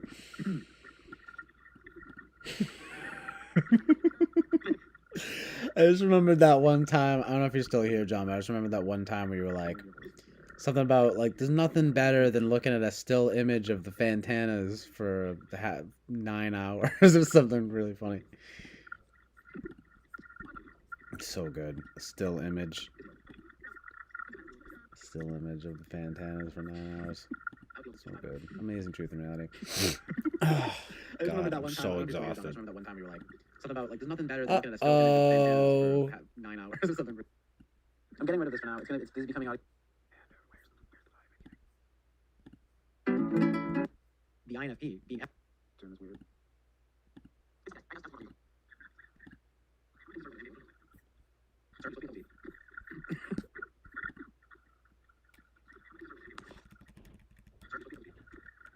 Oh, he's back. Yeah. Yeah. Yeah, sort of like,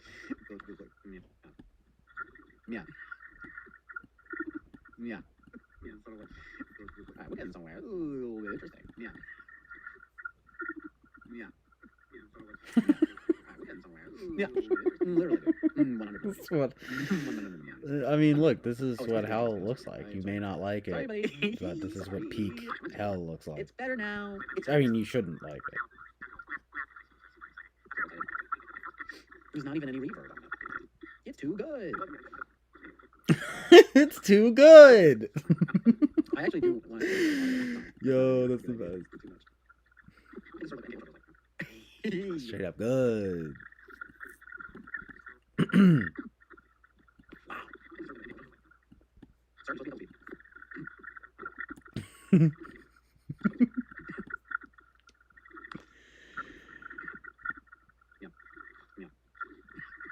Oh, I thought you thought there was reverb on it or something. Yeah. Yeah. Pure echo. Yeah.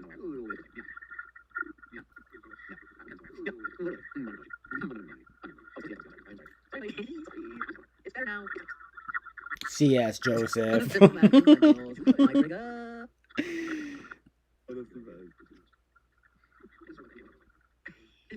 up good.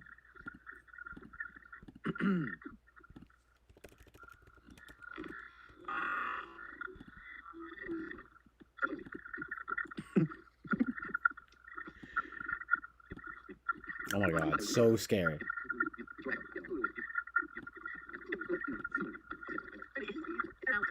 C.S. Joseph.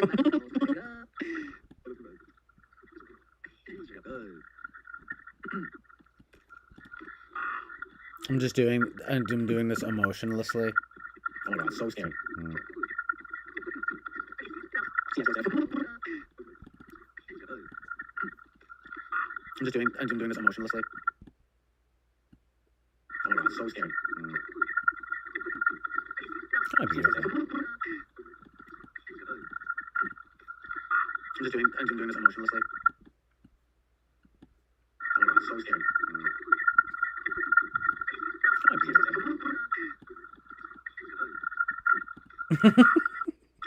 doing this emotionlessly. Oh my god, so scary.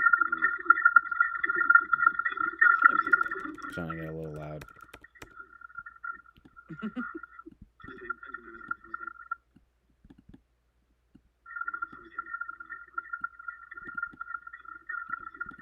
Well, you know how it goes.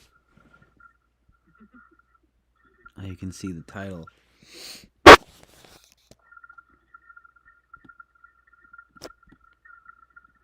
Well, you know how it goes. Look, it can become something, right? It's like, You can see the title. wait for it.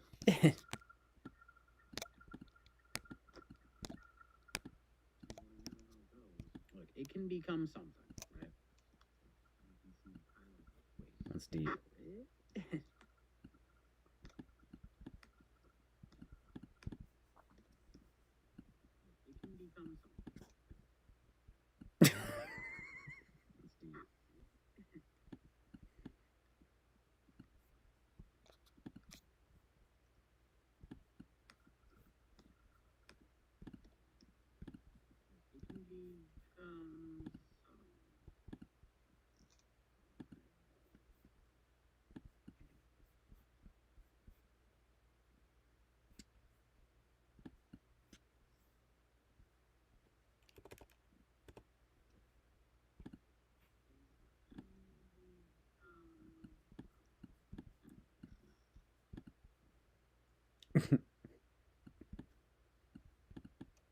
no.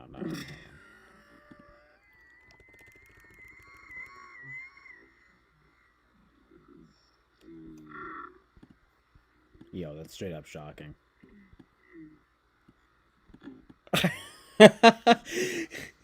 It's like an old. He looks like an old mime.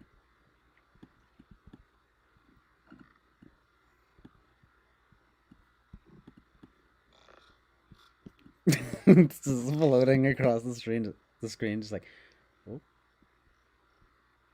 Hello, Jordan. Please leave. Look, it's Pride Month is almost over.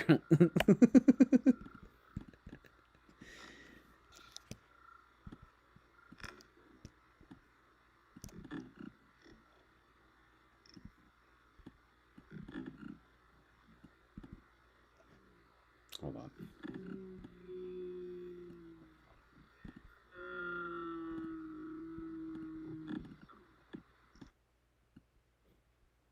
Too good.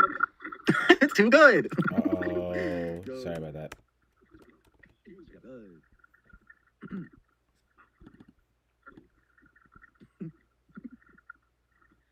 scary.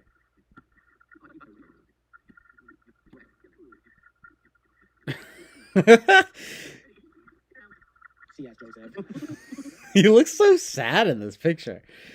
Like he's trans, but he's sad about it. All right, this is like straight up. It's fucking demonic. This is I actually think this is like the worst thing I've ever done on the stream, basically.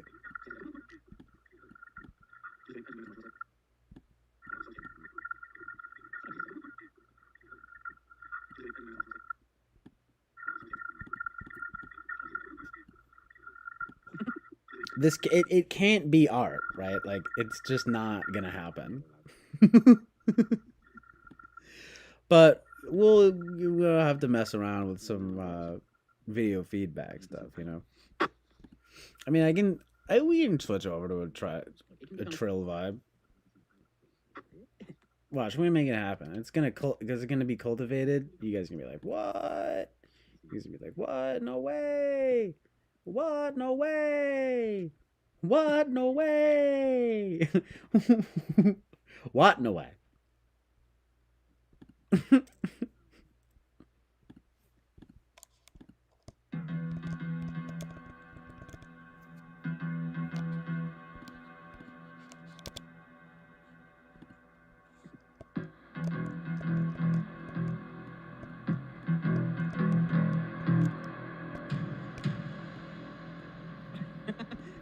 like an old sort of.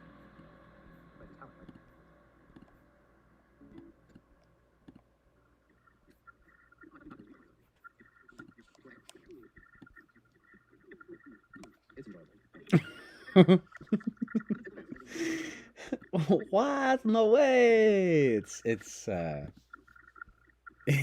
Tommy Wiseau.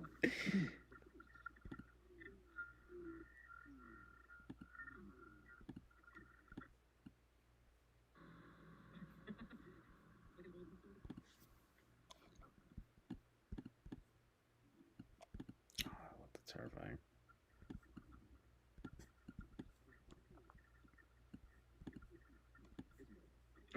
bit of a chill island approach. What? No way. It's Don't wait. tell me No. no. No.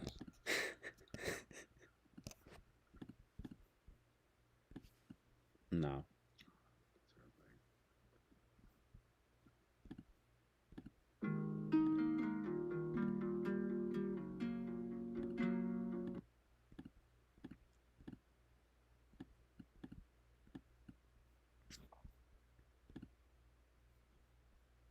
We're gonna make it happen.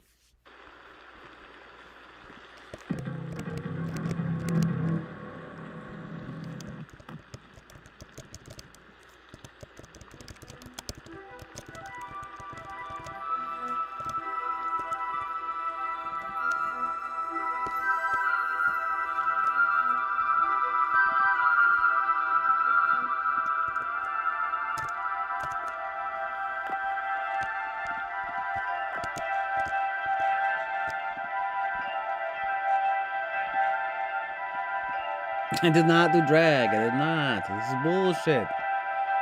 I did not do drag. I did not.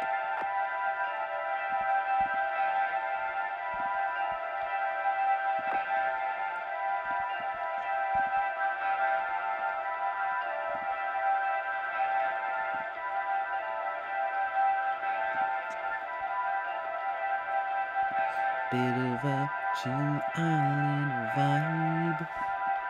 Oh yeah, baby, it's a chill island vibe. Anyway, how's your sex life? Anyway, how's your sex life?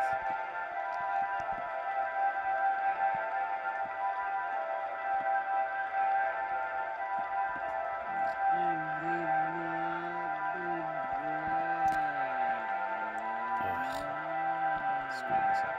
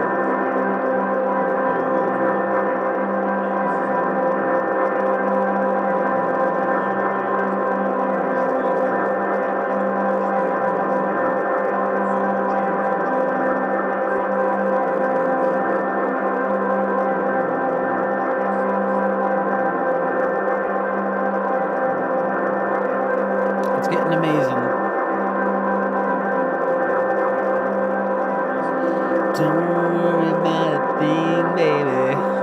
It's about to get amazing.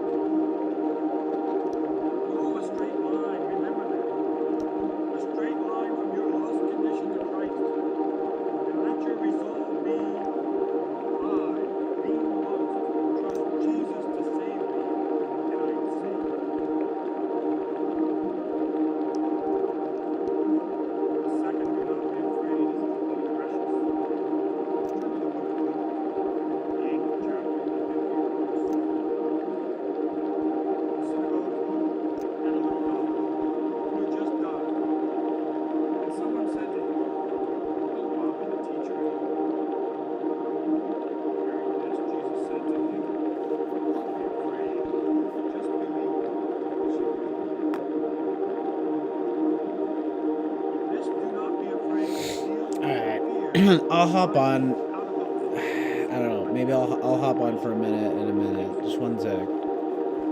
This do not be afraid deals with the fear arising out of the hopelessness of a desperate situation. The little girl was actually dead, and yet Jesus said, "Do not be afraid." Here is comfort for others.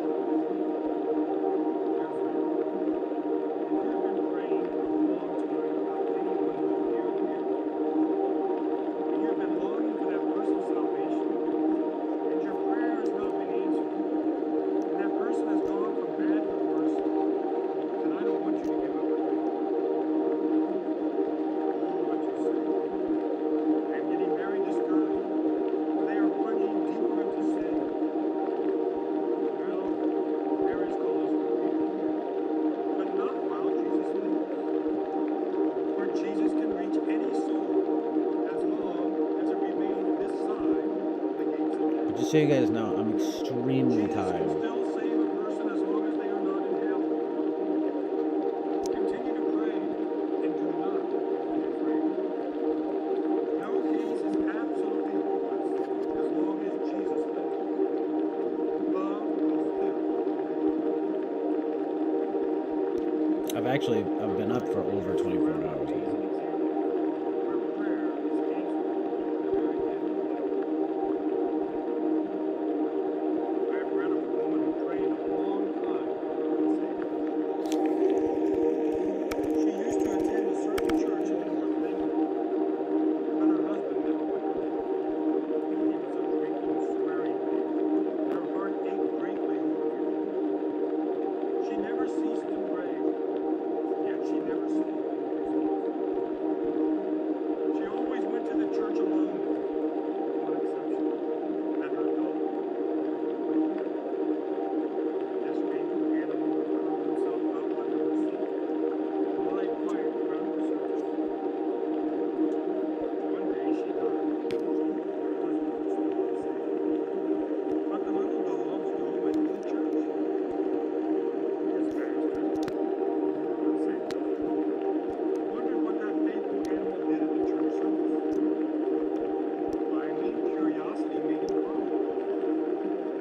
The dog led him down the aisle to his dear old mistress's seat. The man sat on that seat, and the dog curled himself up as usual. What kind of a minister? The word came with power, and that man wept till he found the Savior. Never give up on your husband's good women, for the Lord may even use a dog to bring them to Christ when you are abandoning him. Never give up praying, hoping, and expecting. Do not be afraid, only believe, and you will have your heart's desire. Pray for them as long as there is breath in your body and theirs. There is no use praying for them who are dead.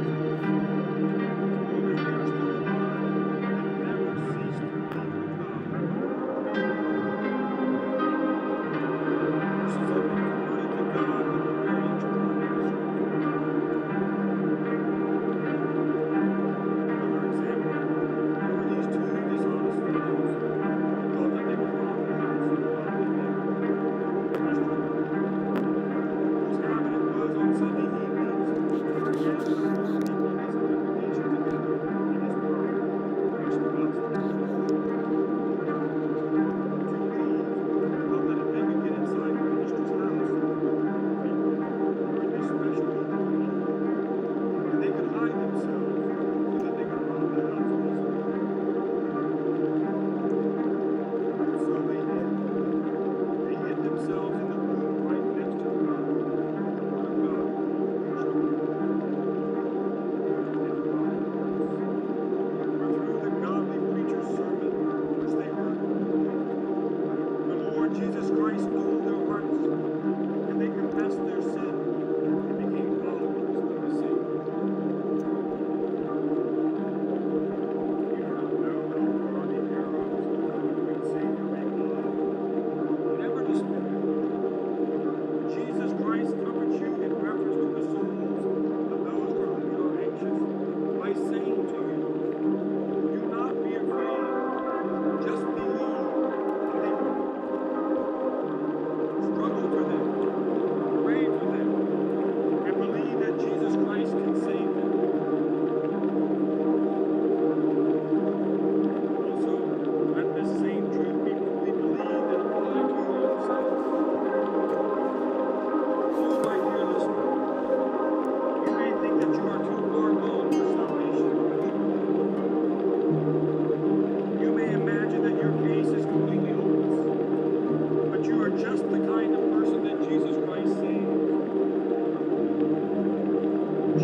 never saved odd people, we never would have saved me. For many men judge me to be a very odd person. You are another strange person. Then come along with me. Let us trust in you. You are one person that is a little bit like mercy. You are the very person that Jesus Christ chooses to bless. For he loves to save extraordinary sinners. He is a very extraordinary Savior. There never was another like him. And he meets a sinner that is extraordinary. He overtakes him, makes him look smart. He's Saul of Tarsus. I pray that you will not be afraid. That you will not be afraid of that arrogant greatness of yourself. For you will look at it, but do not despair.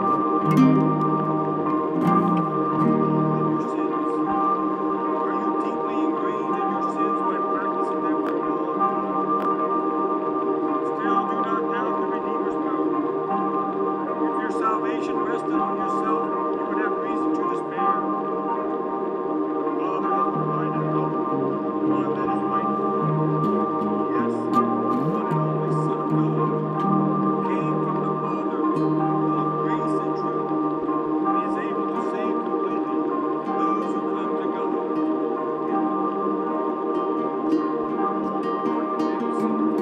Look up and hope. All you who have heard the clang of the iron gate, you who are shut up in despair, have hope, have brave hope, for Jesus. Do not be afraid. It's taken from chapter 8, and 7 verse. They came and filled both boats so full, they began to sink. When Simon Peter saw this, he fell at Jesus' knees and said, Go away from me, Lord, I am a sinful man. For he and all his companions were astonished at the catch of fish they had taken. And so were James and John, the sons of Zebedee, Simon's brothers. And Jesus said to Simon, Do not be afraid. From now on, catch me. This do not be afraid deals with the fear which arises out of the greatness of Christ's goodness. This do not be afraid deals with the fear which arises out of the greatness of Christ's goodness. If the Lord has made any one of you successful in his service, if you have experienced the same success as I have had, then your success humbles you before his throne. There was a time when everybody was abusing me, but then I rejoiced and glorified in God. I experienced happy days when my name was rejected as evil. But when the Lord in his great mercy gave me souls for my efforts by the power of the Holy Spirit and began to build up the church I pastored, I soon became subject to such a depression in my spirit that I can scarcely tell you how crushed I felt under the weight of my control. I am not surprised. God be praised. After seeing their churches full of people seeking the truth, say to themselves, Lord, why have you been pleased to use me in the name of you? Many of you are blessed in your work. I trust you may be. You may also be made to feel the mysterious depression which takes the place of self-exaltation in those who know that every good gift comes from God. Here, because of the Lord's great goodness, also comes in another form. A person says, I believe that I am saved because I have trusted in Christ. And I see things in his word that I have never seen before. And yet, can it be? It is too good to be true. No. If it were not supremely good, it would not be true. It is because it is so unbelievably good that it is true. As one person said of God's mercy when his friend was astonished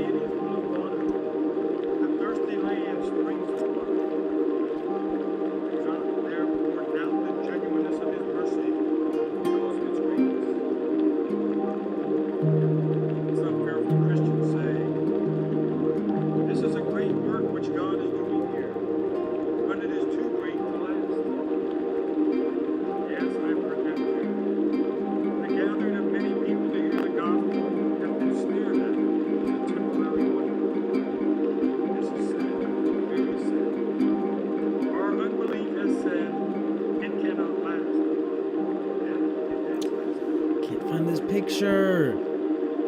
My mind, the path of faith is very much like that of a man walking on a tightrope, high up in the air. And you always seem half afraid that you will fall. Yet if the Lord placed us on a spider's web, as high as the Alps, He would not let us slip. The walk of faith is like going up an invisible staircase.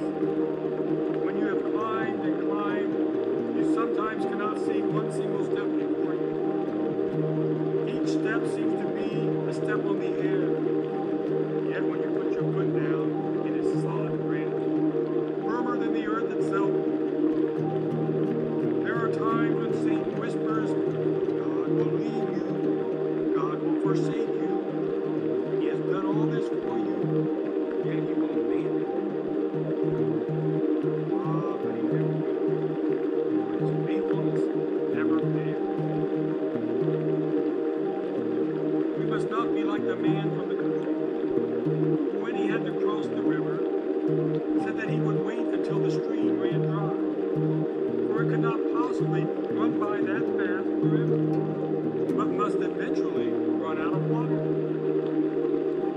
We have been afraid that we would live until the river of God's mercy ran dry, but it never has, and it never will. Some Christians say when a great number of sinners are converted,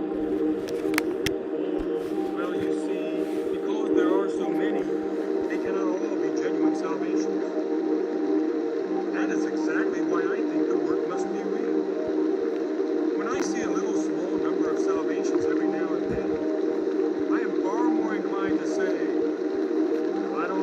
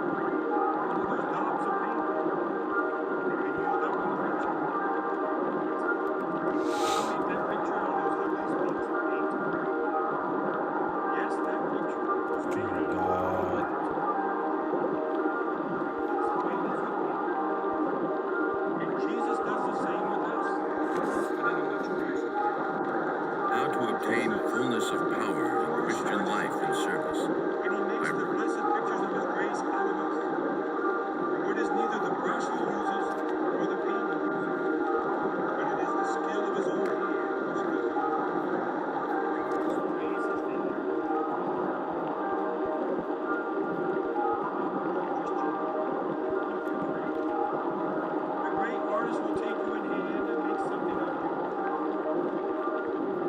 I forget how much can be made out of pennies worth of iron, but I do know that there are methods by which a penny's worth of iron can be so molded and fashioned that it can become worth 100 times what it was before it came to manufacture. Who can tell what the Lord can make from such poor creatures as us? He said, do not be afraid. I pray that you will not be. You who make up this church, do not be afraid because the Lord fills this great boat. Summon your partners that are in the other boats to come and help you. Help others around you to fill their boats. And may God send you along and continued revival of religion. Don't let the old folks get frightened of the Lord's glorious coming. Believe it and rejoice. Why, if the Lord were to convert 3,000 in one day in any place, there are many Christians who would say, I don't believe it, for I never saw anything like it before. Many churches would say, we don't think that we ought to take them in just yet. Pentecost, they baptized 3,000 converts the very same day. You see, the church was ready to baptize them. Yet no church in England did that. And we have no Christian people who would approve of it if it were done. Rather, they would, as a whole, mumble that it was reckless enthusiasm and foolishness. We say that we believe in the Holy Spirit, but do we truly believe in Him? God grant that we will. Now, which we find in the 10th chapter of Matthew, the 28th verse. I will not turn to it, but I will just tell you what it said, because there are so many of you here who need its comfort. Do not be afraid of those who kill the body but cannot kill the soul. Rather, be afraid of the one who can destroy both soul and body in hell. This do not be afraid removes the fear arising out of severe persecution.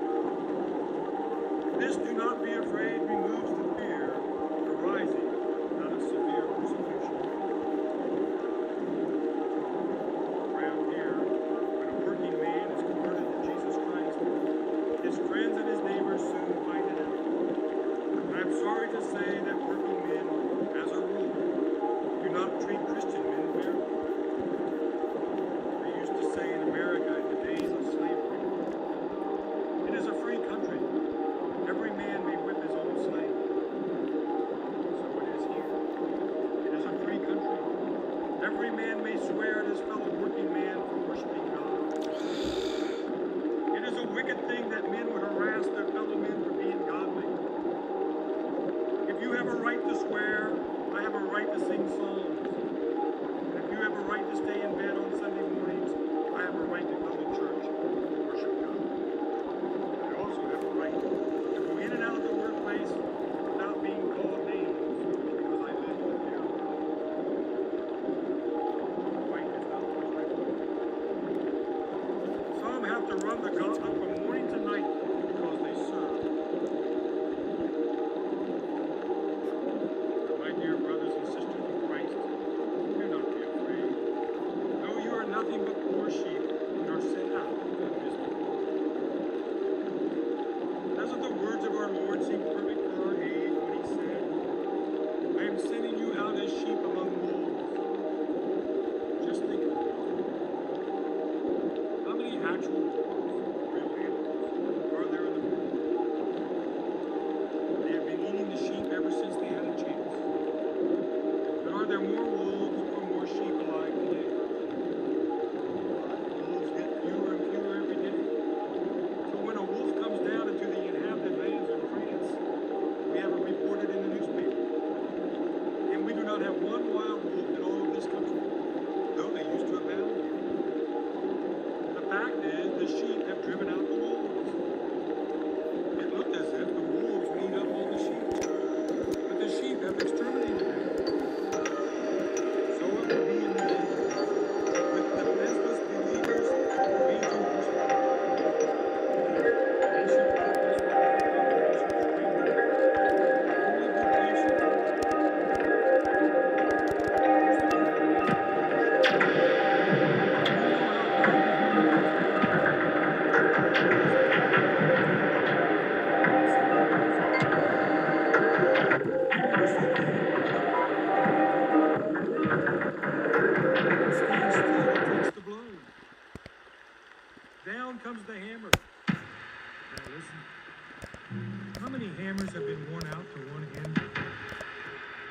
Where it has stood for years, the old block of iron remains, ready to bear more strokes. The hammers will break, not the anvil. The anvils, brothers and sisters, the anvils. We sheep, for heavenly submission will win the victory, and patient non-resistance will prove to be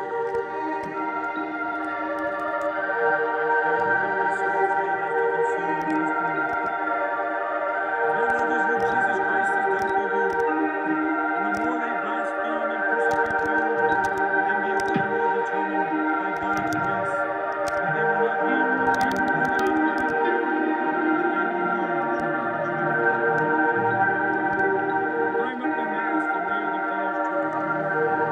Climb another nail tonight. Fix the colors to the masthead. Say, by God's grace, never will I be ashamed of being a Christian. I might be ashamed if I were a drunkard. I might be ashamed if I were a blasphemer. But I will never be ashamed that I am a follower of the crucified Son of God.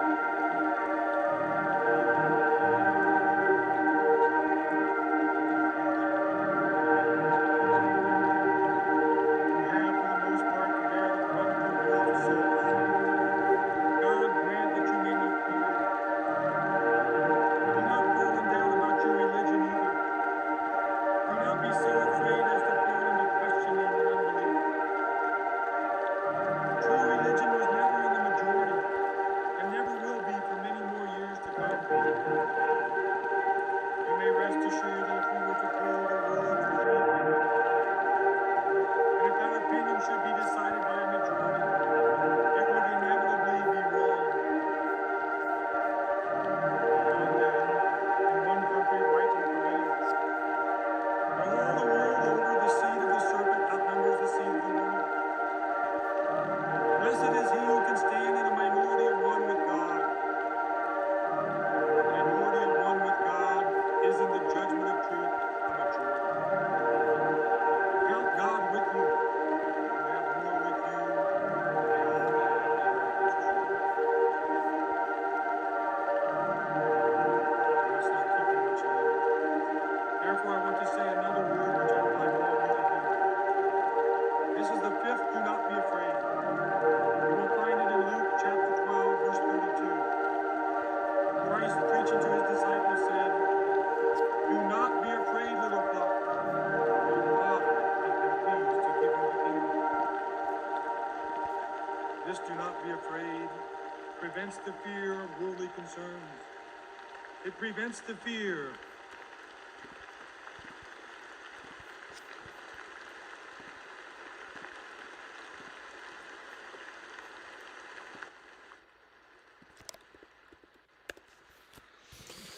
All right, well, I'm exhausted, so I'm gonna head out. I wasn't able to do as much cool music, good music stuff as I wanted, but it's all good.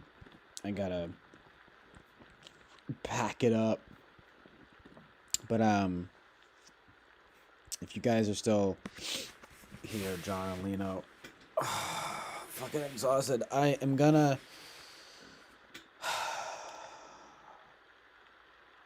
I need to grab something to eat, but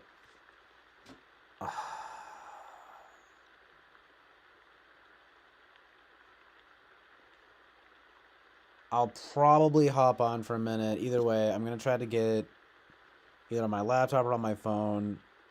We'll see, but I probably just shouldn't have really streamed for so long, but whatever.